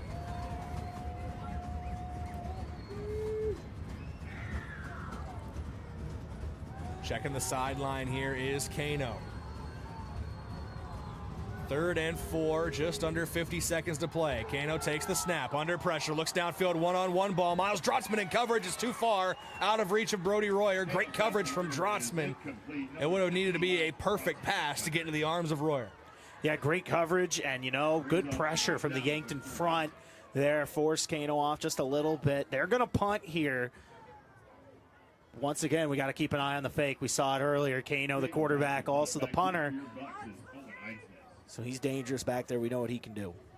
4th and 4, under 40 or right around 40 seconds to go here in the third quarter. Yankton up 10. Kano, low snap to him. He will boot this one away. And Owen Eisnes calling out to clear out. They're going to let that one bounce about the 40, rolls down to the 34-yard line. where it is down for Yankton. That's Seth Burton who downs it for the Scoopers. 1st and 10 Bucks at about the 34-yard line here. Yeah, credit where credit's due. That defense came up with a nice stop there. Sturgis starting to get some momentum. They get a quick 3 and out. This offense gets the football back here. If I'm Yankton, I'm just running the football on this play, taking it to the 4th. Yeah, right around that 30-second mark. He only needs one play to get to the 4th quarter. Time is on the side of the Bucks here. 38-28 they lead. Boomsma goes in motion left to right. Makes it trips right of the formation. Bestie takes the chest high snap. They're going to throw to start the drive here. Bestie looking downfield. Has Boomsma, but too far. Owen Eidsness was coming across the field as well. And Boomsma might have slowed up a bit there. He saw him check over the top and saw Eidsness coming across. That might have caused both receivers to slow up a bit. And Bestie has it land right in between them. Yeah, just right in between the two receivers there. Now a 2nd and 10. Once again, kind of surprised Yankton didn't run the football there, but either way, now 2nd down for the Bucks. We'll see what they dial up here. Eidsness goes to the left side of the field. 2 receivers right, 2 receivers left of the formation here for Yankton. Bestie in the shotgun with Sedlacek in the backfield. There'll be a handoff. Sedlacek this time between the tackles. Not a lot of running room there. About 2 yards, maybe 3. They're going to say 2. Brings up 3rd and 8. Yeah, simple dive up the middle there. Got to imagine, once again, Yankton walk on field there. They're going to take this to the 4th, see what they can do on 3rd and 8 as we go on the other side of the break. Yeah, 4 fingers up from the coaching staff. They're taking it to the final quarter of play. This quarter break is brought to you by Conkling Distributing. We're back in 1 minute. Yankton leads 38-28 here in the 11AA football semifinals. We're back in 60 seconds. At the Bar is the bar for sports fans. With coverage of NFL, college football favorites, Yankton High School action, and NHL hockey too. Open 7 days a week. Bring in your crew, grab a table, and take in all the action surrounded by fans who love the game as much as you do. The energy's better, the company's great, and the beverages are cold. Just the way game day should be. You can watch the game anywhere, but real fans gather at the Bar in downtown Yankton. Midwest Insurance Agency in Yankton is a proud supporter of the Yankton Bucks and Gazelles. Hi, this is Whitney Devine. If you're looking for protection that fits your life, call me or Travis. We make coverage simple. Whether it's your home, car, or farm, we take time to understand your needs and find the right plan at the right price. You'll get personal service, trusted advice, and peace of mind knowing we're right here in Yankton. Call Midwest Insurance Agency in Yankton today to schedule your appointment. Welcome back here live on KYNC and KYN-TV. 3rd and 8. It's going to be an empty set as the running back goes in motion. They fire it out to him on the swing pass. Gets to the 45-yard line. That's right at the line to gain. Dives forward to the 47. 1st and 10 on the swing pattern to Jason Sedlacek out of the backfield. Sedlacek, though, a little slow to get up on the near sideline. Not something you want to see if you're Yankton. He's going to get a breather. We're going to see Easton Fieser out on the field. Yeah, and he's had a workload of carries tonight, 23 carries, and then of course that catch right there. So he's been busy, been active tonight, and hopefully he's okay. Need him for the rest of the game, and hopefully for next week if Yankton can hold on here. But 1st down for Yankton, that's big in that spot to get that. Just a little calf tightness here for Sedlacek. He's getting stretched out on the sideline. Easton Fieser into the backfield. 2 H-backs in front of the quarterback, Bestie, and they're going to use that QB power off the right side. Bestie turns upfield, past the line of scrimmage to the 50, 45, down to the 43.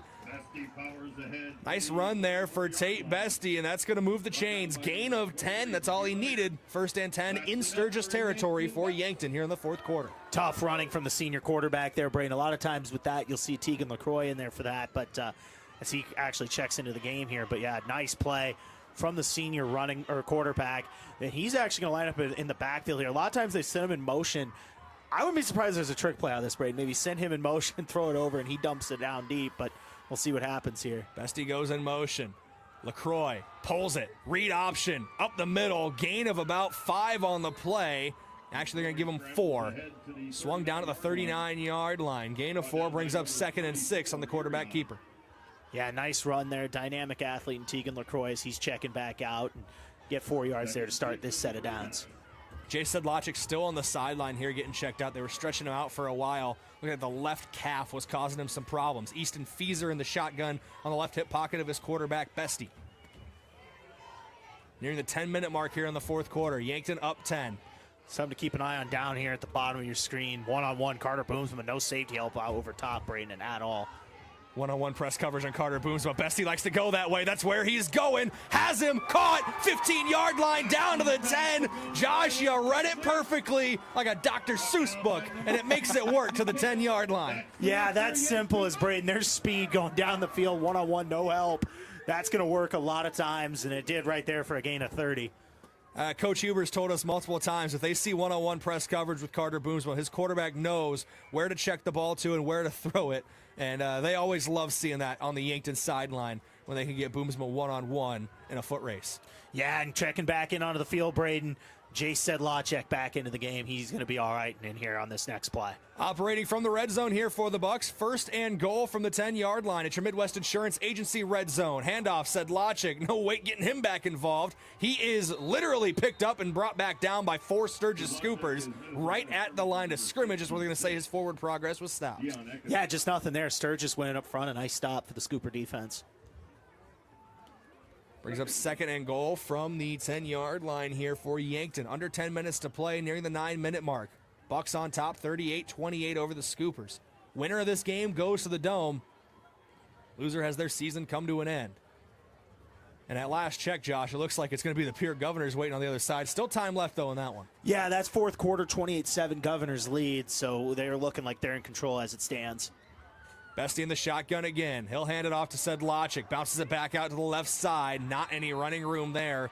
Loss of yardage on the play. Back to the 11-yard line. So third and goal from the 11 now. Yeah, third and goal from 11 here. You got to assume they're dialing 10's number to throw this ball. Tate Bestie, he's been really good on this drive. The big play to Boomsma. See what they dial up here. Abe O'Brien down at the bottom of the screen and trips right as well here. We'll see what Yankton dials up. I don't think we've called Cale Hazelhorst's name in the second half yet, Josh. Keep an eye on him here in this goal-to-go situation. He's lined up as more of a power slot out on the right side, the trip side. Eisness goes in motion right to left, makes it doubles to the right. Bestie under some pressure, rolls back out to his left, looks over the middle of the field. Carter Boomsma sliding effort. No, can't get the reception. Either a defender all over him from behind. I believe that was Seth Burton in coverage. And now fourth and goal, Yankton. Looks like they're going to bring on Kevin Ortiz to kick this one and potentially put Yankton up 13. Yeah, that's big. You can go up. It's still 2 scores, but at least then they got to get 2 touchdowns. Good effort there from Bestie. He's able to roll out of pressure left and puts a good ball on there. Boomsma just not able to come up with a tight coverage on that as well. Now Yankton a chance here to add some points so they can convert this field goal. Some movement on the field goal block in front. They're all set now. Under 5 on the play clock. Snap is good. Hold is down. Kick is up. And kick is good for Kevin Ortiz. He snuck it in there with bated breath. Yankton faithful had to wait. But Ortiz on the board again. 2 for 2 on field goals tonight. Yankton leads 41-28. That scoring drive courtesy of Core Trust Bank. Raise your expectations. We are back in 30 seconds with your kickoff. Yankton leads by 13 on KYNT and KYN TV. I love 1919 root beer. It's the best over a big scoop of vanilla ice cream. My favorite is just ice cold 1919 poured over crunchy ice. It's so refreshing. It's the creamiest root beer ever. 1919 root beer is the perfect treat. Brewed in small batches with only the finest ingredients. It's the creamiest, full-bodied, alcohol and caffeine-free draft root beer available. It's a taste tradition since, well, 1919.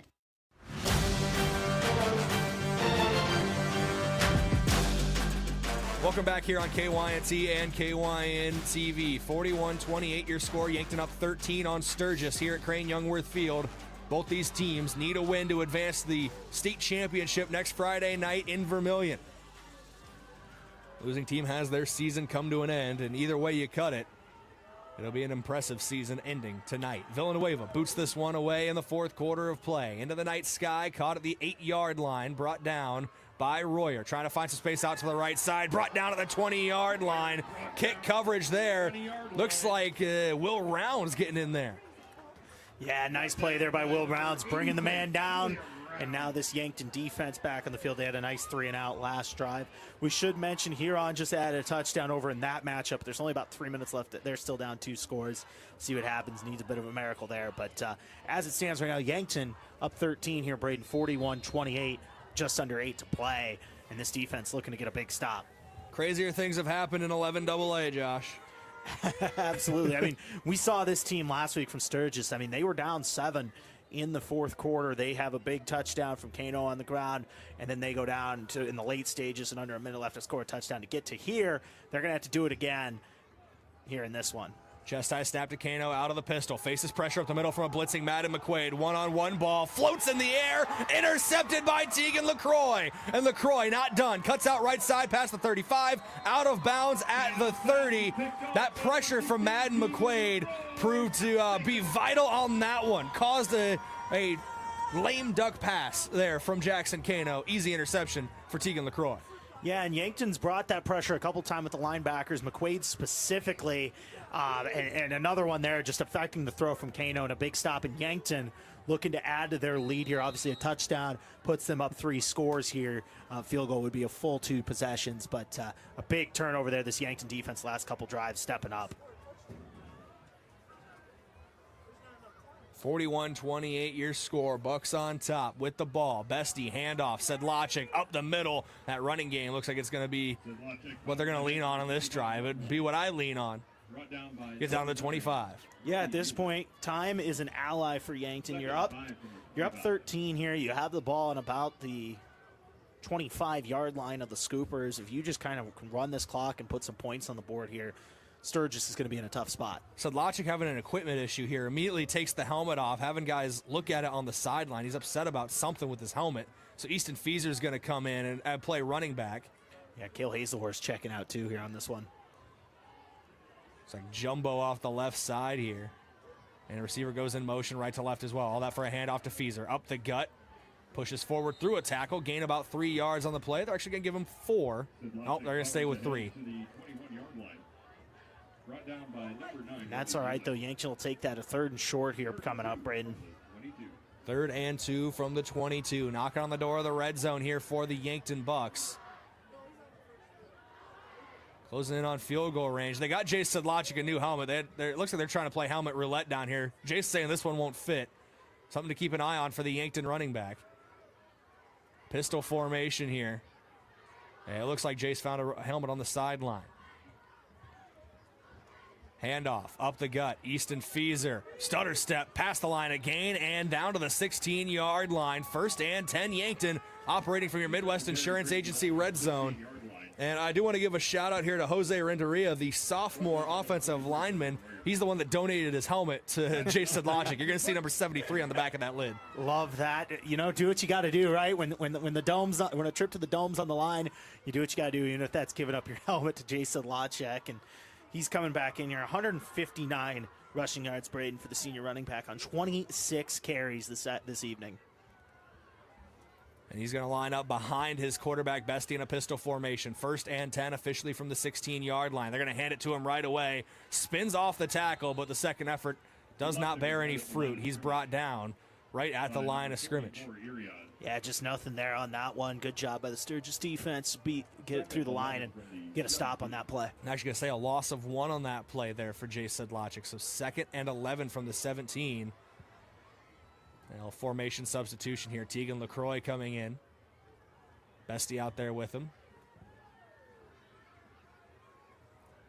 LaCroix's going to line up at quarterback. Bestie on his left, Sedlacek on his right. Carter Boomsma coming in late as well. Still 10 seconds on the play clock, so time to get set and get things rolling. Might lead to some confusion for the Sturgis defense. Bestie goes in motion. And LaCroix keeps it himself up the middle on the quarterback keeper. Gain of a couple yards there. Gets down to the 13-yard line. So they're going to say a gain of 4 to bring up 3rd and 7. And that's all right, though. Make it 3rd and a little bit more manageable here. And what's so key, Brayden, is about 3 minutes or so have come off this clock on this drive alone. Yankton bleeding it here, even with short field. Yeah, we could be under 4:30 to play. Once this ball is snapped, it's LaCroix at quarterback again. Bestie on his left, Sedlacek on his right. 2 receivers split out wide right, 1 left. Play clock down to 10 seconds here. Yankton taking their time. Now they come set under 10 seconds. LaCroix sends Bestie in motion. Takes the snap. This time he'll keep it again, trying to go off the right side, and he is brought down right at the line of scrimmage. That'll bring up 4th and 7 here for the Bucks. And it looks like the field goal unit's coming on for Yankton. This could put them up 16. That's 2 touchdowns and 2 two-point conversions that Sturgis would need. Right, and under 4 to play. Sturgis still has 3 timeouts, so there's a lot of time, but even still, it's a tough spot to be in if Yankton's able to convert this field goal. With where Ortiz is setting up for this one at about the 21-yard line, it's going to be a 31-yard field goal for Ortiz. His log on the season is near 40 yards. We've 38 or 39 yards is his season long. And if he makes his 3 field goals on the evening, if he's able to convert. Snap is good. Hold is down. Kick is up, and it is just wide right. No good. Announcer's jinx. Kevin Ortiz has been great tonight, but no longer perfect, unfortunately. 41-28. Your scoreline remains a 13-point advantage for Yankton. That's a tough kick, though, for a left-footed kicker from the right hash. You don't want to push it too far one way or the other. Just misses it wide right. Yeah, just misses it there, and now we'll see the Sturgis offense. They get another chance here, try to make this a 1-score game. Tough spot, but we've seen a lot of their offense, Brayden, has come on 3 plays, 3 deep bombs down or deep shots down the field. If they can hit another one, they're right back in this, so Yankton's got to be aware of that. I'm almost willing, I don't know if you want to go full prevent, but maybe play off a little bit here, and you give them some of those bubbles they've been taking just to avoid some of those shots and have a 1-score play or something like that. Last thing you want is anything that ends up in a quick score right now. So you can give them 3 to 5 yards of play. It's going to take time off the clock. Pistol formation here for Kano. Irion behind him. Kano looking left side, goes on the out route to West. First down and gets out of bounds, so that's the smart play there. Getting a first down, out of bounds, clock stops. Yeah, and that's what you're going to need here if you're Sturgis to keep this game going here. Quick passes are going to get you 10 or so yards downfield. We should mention, by the way, West has 170 yards receiving today. How incredible has he been? He has been that big play threat. 2 of those 3 bombs we've talked about have gone to him, including the opening play of the game. Kano, design quarterback run, spun down. Turf Monster helped a little bit, but Austin Conway is going to be the one that got the touch on him as he went down, so I think Conway is going to be credited with the TFL. Yeah, and Brayden, I understand Kano's a great athlete, but you're at the point of the game where I think this has got to be throughout the air the whole way, and that's plays like that where things can happen is why now that clock ticking just because you lost 2 yards on it. Under 3 to play now here in the 4th quarter. Yankton leads 41-28 over Sturgis. Kano takes the chest-high snap, looking to pass. Trying to avoid the sack. Edley Amaro bearing down on him. Talon Kenny there as well. Kano still on his feet somehow. Now rolling to his left. Easton Feeser can't bring him down. Past the original line of scrimmage, down to the 40-yard line. The Bucks defense did keep Kano in bounds. Short of the line to gain, but what a play there for Jackson Kano. Could have been disaster. Ends up getting yards. Yeah, and I thought he was down about 3 different times on that one, right? Good play there by the senior quarterback to make something happen, and now looking to convert here on 3rd down. Obviously, 4-down territory if they don't get it here. Nearing the 2-minute mark here. 3rd down. Kano fires quick on the bubble screen out to the left side. First down and more, getting out of bounds for Cole Litzen.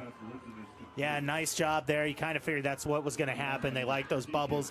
Litzen gets it and is able to get a first down. Now, you did get out of bounds, so you don't have to be in too much of a hurry to get there, but still got to assume they have something dialed up and ready to go here from about midfield. 1st and 10 Sturgis from their own 49-yard line, trying to get in plus territory here. 4th quarter of play, just over 2 minutes to go. Yankton leads by 13. Play action here. Kano rolls out to his right, buying time. Lets it go downfield. Boomsma intercepted, and that could be the game sealer. Carter Boomsma with a big pick there. Gets Yankton the ball back on a huge defensive play. Yeah, he just read that one. Kano was forced out. There's a lot of pressure coming up the middle. It looked like Austin Conway to me from here got the initial pressure, and Kano rolling out, just underthrew it. Boomsma sat on it and picked it off. That's 3 interceptions for this Yankton defense tonight, and the secondary, but despite giving up some big plays, making some big plays of their own as well. Both teams still have 3 timeouts, so it's no guarantee that Yankton can run the clock out on this possession. Coach Koletsky for the Sturgis Scoopers is going to use those timeouts to try to give his team as much time as possible.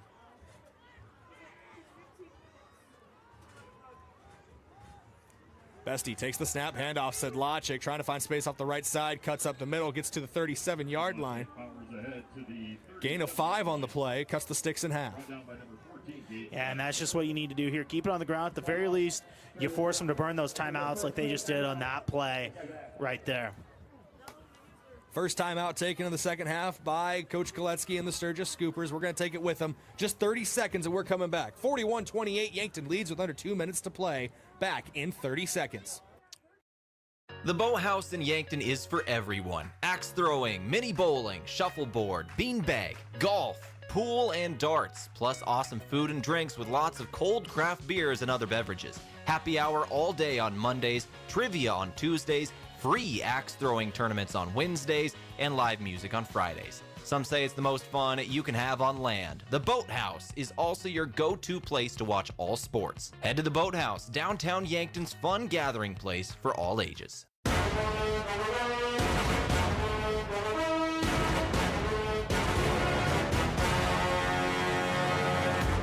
Second and 5 for Yankton as we come back live. First time out off the board for Sturgis. They have 2 remaining with under 2 minutes to play here in the fourth quarter. Bestie takes the snap. Handoff. Sedlacek plunges forward at the line to gain. They are going to give it to him. 1st and 10. Yankton, that is a huge first down for the Bucks. Yeah, that's big right there. You get the first down. Sturgis down to 1 timeout here, and that essentially, effectively, they still would have a chance to get the ball back, I think, but it'd be with, honestly, about 20 seconds left as it stands. Second timeout of the second half. It's brought to you once again by Kaiser Heating and Cooling. Be wiser, go with Kaiser. That's Kaiser Heating and Cooling of Yankton. We're going to keep it right here. We just got back from a break, Josh. Under a minute 50 to play now in the fourth quarter. Yankton has committed, it seems, on this drive to the ground game. And that's what you got to do, right? You're up 2 scores here, a minute 50 away from the Dome. Right now, it's just about burning those Sturgis timeouts and getting out here with a victory. And it looks like Yankton well on their way to doing that here. But once again, just burning those timeouts. And then after that, it's really just kind of formality from that point on. I don't want to bury the lead on the post-game out-of-town scoreboard, but do you have anything, any updates from the Pierre Huron game or when you can get them? See who could be waiting on the other side of things. And as of right now, Yankton is a couple key plays away from punching their ticket back to the Dakota Dome. Yeah, and we do have a final over there. Pierre 28, Huron 13. So Yankton looking like they're looking for a matchup with the Governors. And it does look like Yankton going into victory formation here, Brayden. Hey, Yankton just going to kneel this one out. Bestie takes a knee. And Coach Koletsky will take his final timeout to stop the clock. Yankton runs a play that'd get it down to about 106. They'd run another play, get it about down to 26 seconds, and then they'd have to punt it away. Yeah, and then theory here, or Sturgis here would get maybe 10, 15 seconds, give or take on how long that play takes. But yeah. give or take how long Liam Villanueva can hang that one in the air too. He's got some good hang time on these punts. Hang time, bouncing if it hits the ground, things like that. But yeah, this one for all intents and purposes, Yankton more or less going to knee this one out and making their second trip to the Dome in 3 years. And the Pierre Governors await a rematch of last year's semifinal, a rematch of the year before state championship. And if memory serves me right, I'm pretty sure it was Pierre Yankton in their final game of the season the year before, too. Semifinal the year before that, too. So these two know how to... Oh, now Yankton lining up in the shotgun here, Brayden. They're going to run a play. They might try to truly seal this game, not need to bring the punt unit on. Bestie going to hand off to Sedlacek up the gut. He plunges forward. Gain of about 4 on the play. Far referee's only giving him 3. Near referee gives him 4, and they do agree. 4-yard gain. 3rd and 6 now for the Bucks. Yeah, and once again, you're just running this down to about 3 or 4 seconds on the clock, snapping the football and handing it off to 24. By the way, we should mention, Brayden, 30 carries, 174 yards for Jay Sedlacek tonight. 2 helmets, too. 2 helmets. Can't forget 2 helmets. And a touchdown. Crazy night for the senior. Crazy night for this Yankton offense, Brayden. 424 yards of offense as it stands right now. It's been a well-executed performance for Yankton. This is the Bucks offense we saw throughout the regular season. Even though it stumbled late, handoff up the middle, not much running room for Jay Sedlacek. He'll get 2 to bring up 4th down for the Bucks. And as it stands, Yankton will have to snap this football with about 15 seconds left. I wonder if this is one of those situations you just snap it to Bestie, have him roll back, and then fire it away and see what happens, or Honestly, at that point, you just punt it with where we're at. I think at this point, it's just a matter of what Yankton wants to do. I wouldn't be surprised if Yankton almost takes a timeout here. Runs the clock down, talk about what they want to do. Once again, there's still about 6 seconds left. Clock will expire about 13. I wouldn't even be surprised if they take a delay game here. That's a possibility, too. Coach Muth down there took the timeout right as the clock hit 0 on the play clock. So 4th and 4 for Yankton. This game, for all intents and purposes, it's not impossible for Sturgis to score 2 touchdowns in 14 seconds. We can't put this game to bed until this game is ready for bed. But, Josh, for all intents and purposes, Yankton has this one wrapped up. This is just formalities. Yeah, and it's not even going to be 14 seconds, depending on what happens here on this play. It's going to take a few seconds off the clock as well. I don't know. Yankton, they might be even content with trying to get a first down here. And if they don't get it, they don't get it. I mean, it's 4th and 4. It's not like it's 4th and 15 or something. We'll wonder, Josh, if those early season punt blocks that caused chaos might just lean into that of Yankton. Not even if they don't even run a play. Just let's take a knee and get out of here or something. Yeah, that's possible too. I think you're going to see them. They're either going to Tate's either going to run backwards and throw the football out of bounds, or you're going to see him try to convert this and just ice the game on that. But either way, I think this is going to be off the arm of 10 here on this play. Empty set for Tate Bestie, and we might see how fast he can run away from the Sturgis defense. Do have that quad set out left, too. And he realistically could go all the way back to his own end zone. A safety would only make it 11-point differential. Still 2 scores.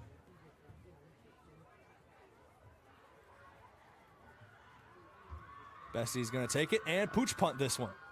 Bounces at about the 25. Brought in by Royer. He is not brought down initially there. I wonder if a couple Yankton players had him dead to rights, but let him keep going for a second. Wonder if they want to keep that play going. 5 seconds on the clock, and I don't think you're getting 2 touchdowns in 5 seconds, Josh. This is the last play of the game. Yeah, 14, maybe you got a small chance, but no, 5. No, and credit to Yankton, Brayden. What a season. They're heading back to the Dome here. What a run after, it looked like against this Sturgis team, things were in question. They lose, and you're like, okay, where do we go from here? They've done nothing but win since, and now they're going back to the Dome and for another date with Pierre and Vermillion next week. You see guys win the Super Bowl, they say they're going to their favorite place in the world, the greatest place in the world, and that's Disney World, Josh.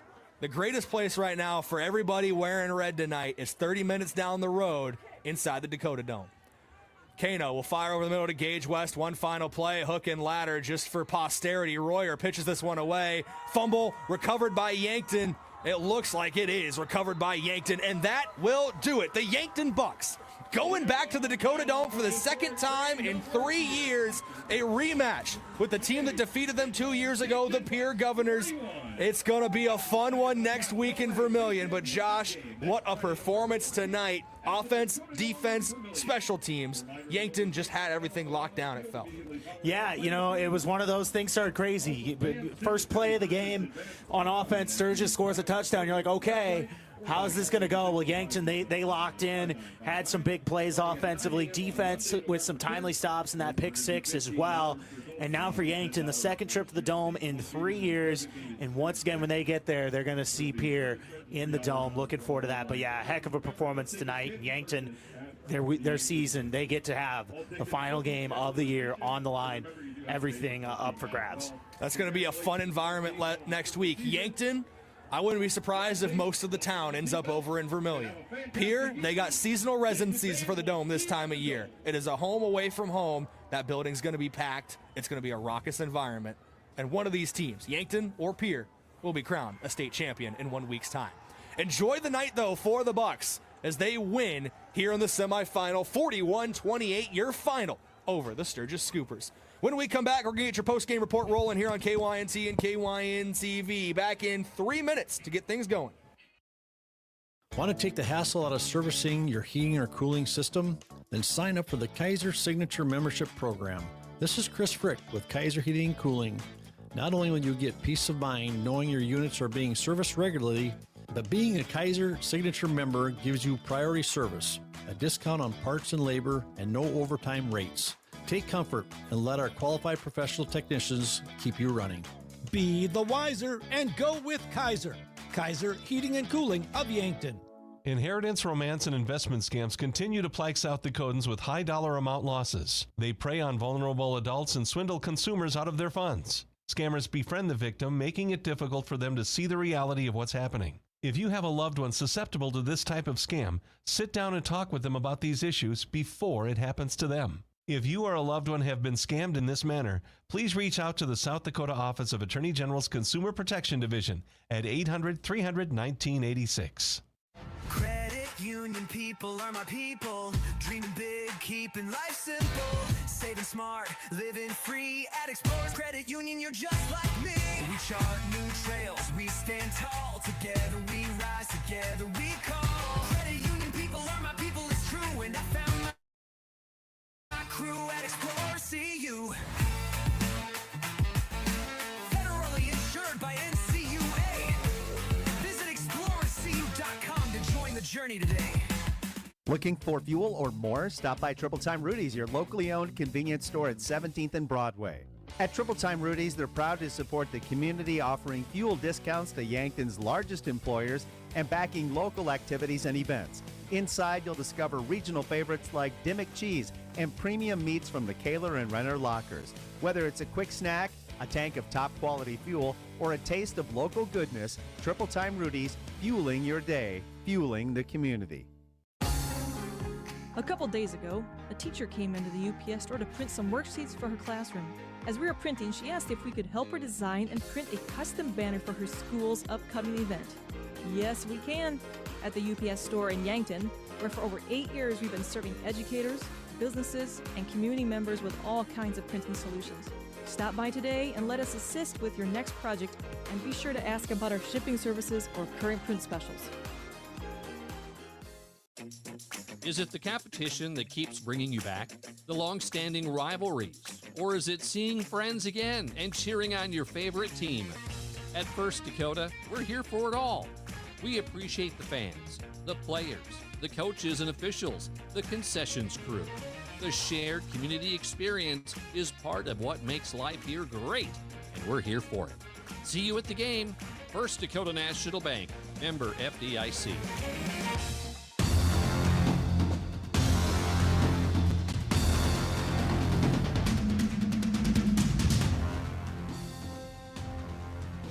Welcome back in here on KYNC and KYN TV. It's your post-game report from the Move Group. You buying or selling, move with Mason and the Move Group. We're going to get things going with your post-game stat recap from Mayor Signs. 41-28, your final score, Josh. 426 yards of total offense for Yankton, 409 for Sturgis, so over 800 yards of offense tonight. It was an explosive performance for both teams. Absolutely. Fireworks show on the field and on the scoreboard, 41-28, your final score here. But Yankton getting it done and getting to the Dome. And, you know, we talked about 426 yards of offense. That's crazy. And as we say that, 426 yards of offense, I see the man standing outside as offense coordinator Terry Huber comes in. We're just talking about you, Coach. 426 yards of offense tonight, an incredible performance. Very balanced as well, 201 passing, 225 rushing. Let's get right into your post-game coach interview here, brought to you by Rhonda West on State Farm Insurance. Coach, we have to operate a little differently today because of this, so but we're going to have to get a little close here. But huge performance for your guys tonight, very balanced. I didn't know we were that close. All right. But anyway, 201 yards passing, 225 yards rushing, that balanced attack. It felt like anything you guys wanted to do on offense tonight, it worked. Yeah, you know, this is a really fun game. The guys that came to play, that's a great stat line to have that balance of an offense going into the state championship game. That's exactly where we want to be. You know, I think these guys are peaking at the right moment. We got a lot of guys who are healthy, which is what we've been kind of struggling with midseason. So I'm excited to have these guys do what they do, and it was a fun night of football. Your quarterback, Tate Bestie, it's been a struggle the last couple weeks in terms of just efficiency in the passing game, and he had no harsher critic than himself when I talked to him earlier this week.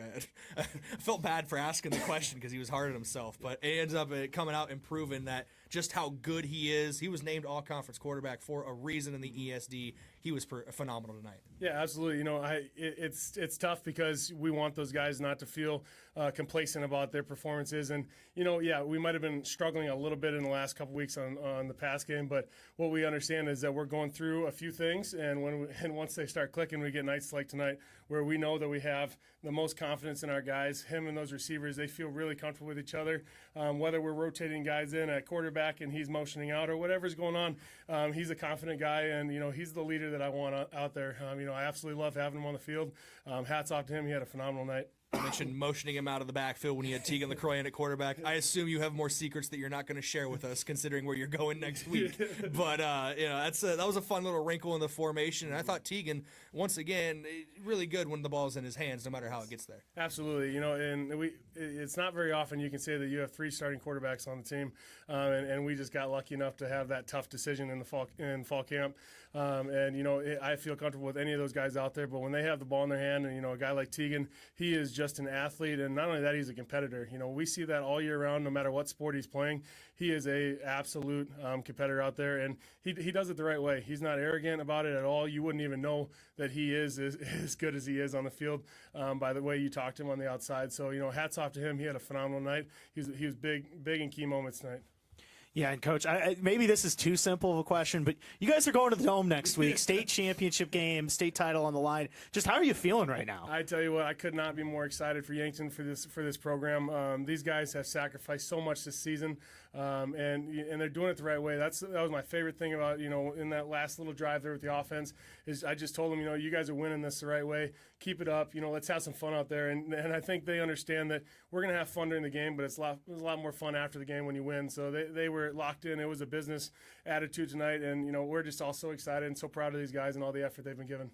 And you talked about the last drive. I want to take you to the first drive of the game here, Coach.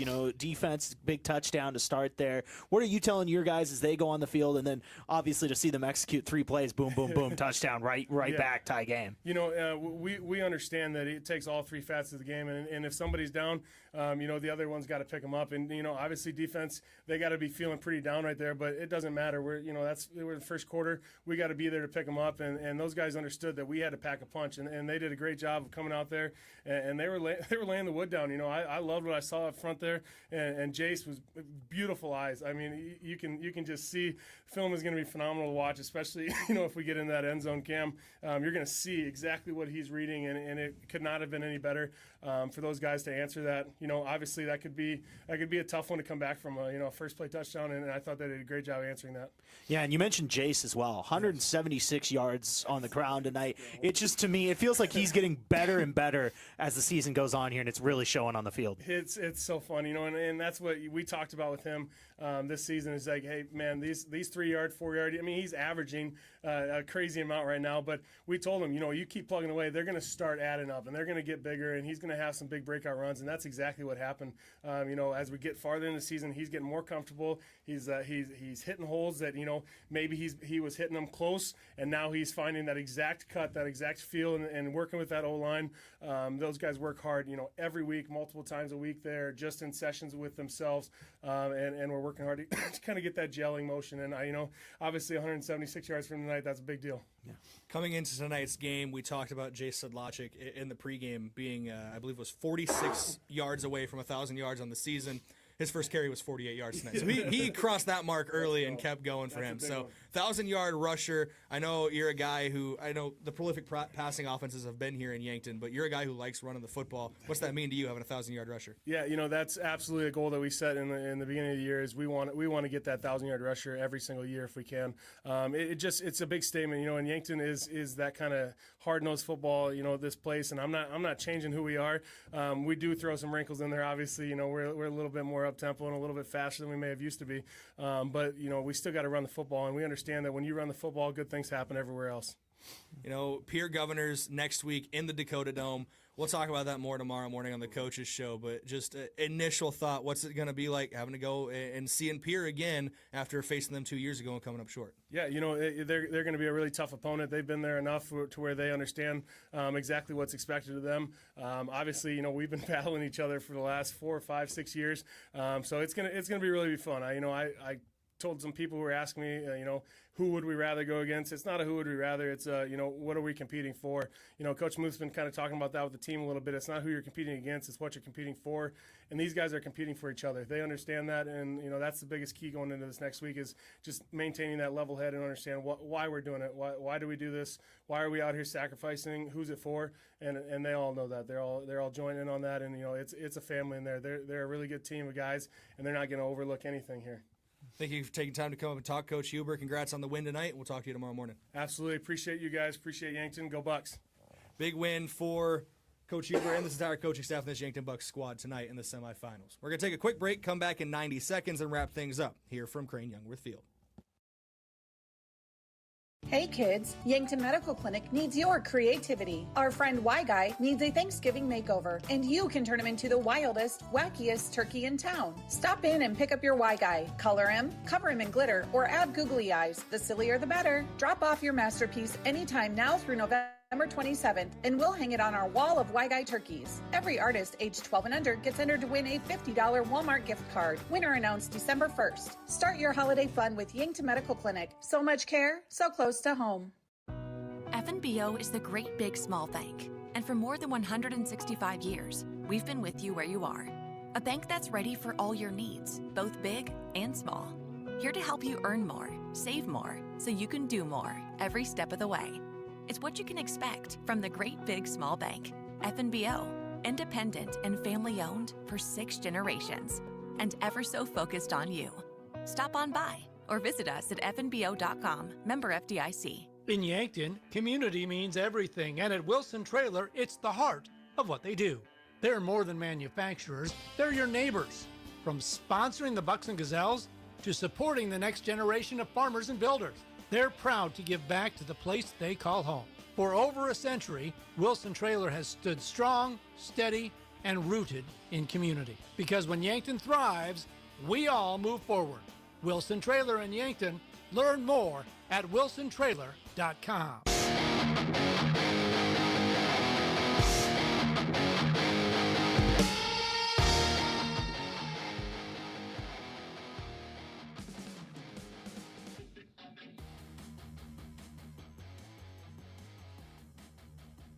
Welcome back in here on KYNC and KYNCV. It's your post-game report courtesy of the Move Group. You buying or selling, move with Mason. And the Move Group. Yankton Bucks football is also brought to you in part by Rogers Family Pharmacy. They're located at 4th and Cedar in Yankton under the big blue sign. Rogers Family Pharmacy, a tradition of trust. It's time for your players of the game, starting on the offensive side of the ball, brought to you by Hy-Vee, where there's a helpful smile in every aisle. Jace Sedlacek, he's done it again, Josh. I think that's both playoff games now. He's been our offensive player of the game. The running game has been working so well the last couple weeks. I think over 340 yards total in carries the last 2 weeks. Yeah, there are so many guys that could have gotten it this week. First off, Jason Lachek, he's your winner of that award this week. He had 176 yards rushing. Anytime you do that as a running back, you can't not get that award. And he had a touchdown as well. Other guys who you got to shout out here today, Carter Booms had 72 yards and 2 touchdowns. I think the quarterback, Tate Bestie, played a nice game. He had 193 yards passing and 2 touchdowns. Owen Eidsness had 80 yards receiving as well. So those 4 guys really as a whole all really could have been named offensive player of the game. But like I said, anytime you have 176 yards on the ground, come on, that's just an incredible performance once again from Jason Lachek. Defensive player of the game was even harder to decide, Josh, Yes. surprisingly. It's brought to you by Olson's Pest Technicians, your residential commercial pest control solution. Call 1-800-KIL-BUGS. If you're watching on KYN TV, you see one of the guys that I feel like deserves a good shout tonight, and that's Miles Drotzman. So he's on your screen. I can't fit 2 names in the defensive player spot. That's why there's only 1 name right now. But Miles Drotzman, one of your defensive players of this game today, had that interception, returned it for 6, and was playing solid coverage throughout. The other guy that I really want to give credit to is a guy who stepped up into that rover role. Brendan Gilmore was making big plays, flying after the ball. Had a sack. Whether it was coverage or run fitting, he was all over the place tonight. Yeah, there were plenty of guys. I mean, 3 guys had interceptions tonight. Miles Drotzman with the pick 6. Carter Booms had an interception. Tegan LaCroix with an interception. 4 guys with sacks tonight. Elia Morrow, Trace Gaskins, Brendan Gilmore, and as well as Peyton Eustace all had sacks as well. So defense overall, I mean, outside of a couple big plays, I thought played really well tonight. As your offensive player of the game, Jay Sedlacek. Defensive players of the game, Miles Drotzman and Brendan Gilmore this evening. Your schedule preview now brought to you by Parker Hannafin of Yankton. Parker, or visit parker.com today. Parker is engineering your success.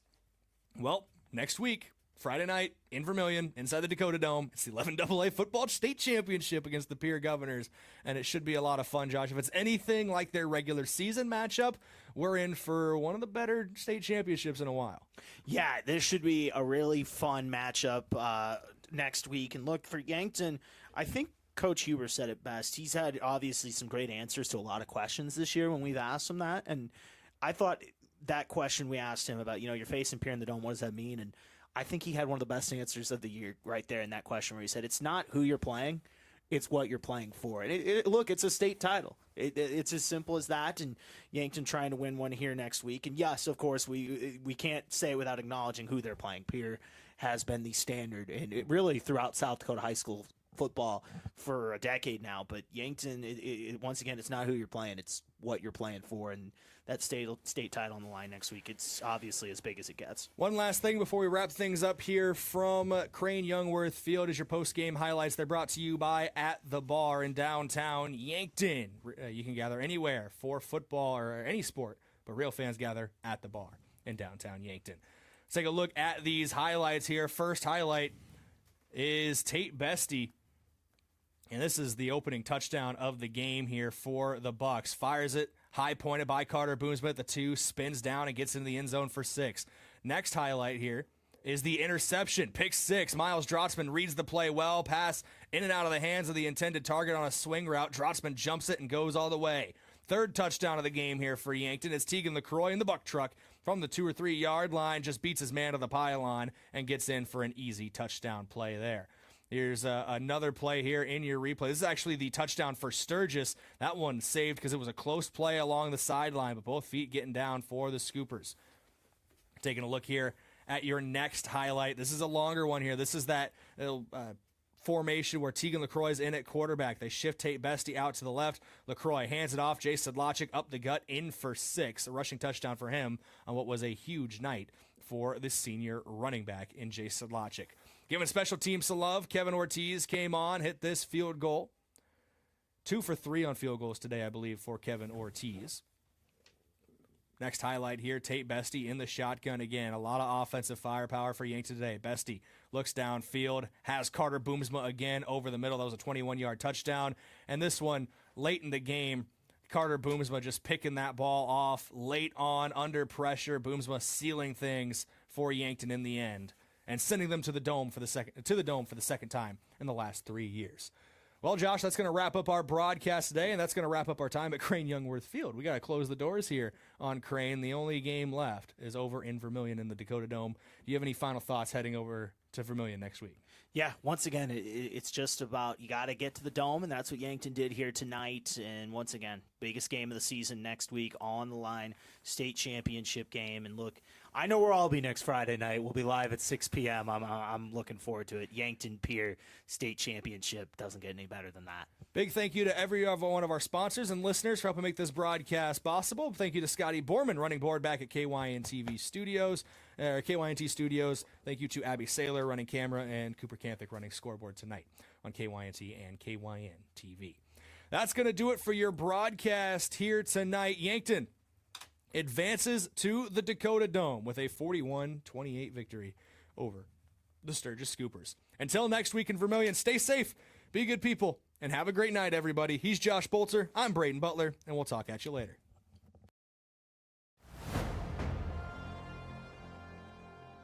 Thank you for listening to Yankton Athletics on KYNT, a Riverfront sports property and Yankton's home team. Be sure to subscribe to the KYN-TV YouTube page and hit the notification bell so you never miss the action. You can also find KYNT on Facebook, X, Instagram, and online. Remember, KYNT is your home for Yankton Athletics. FM 101.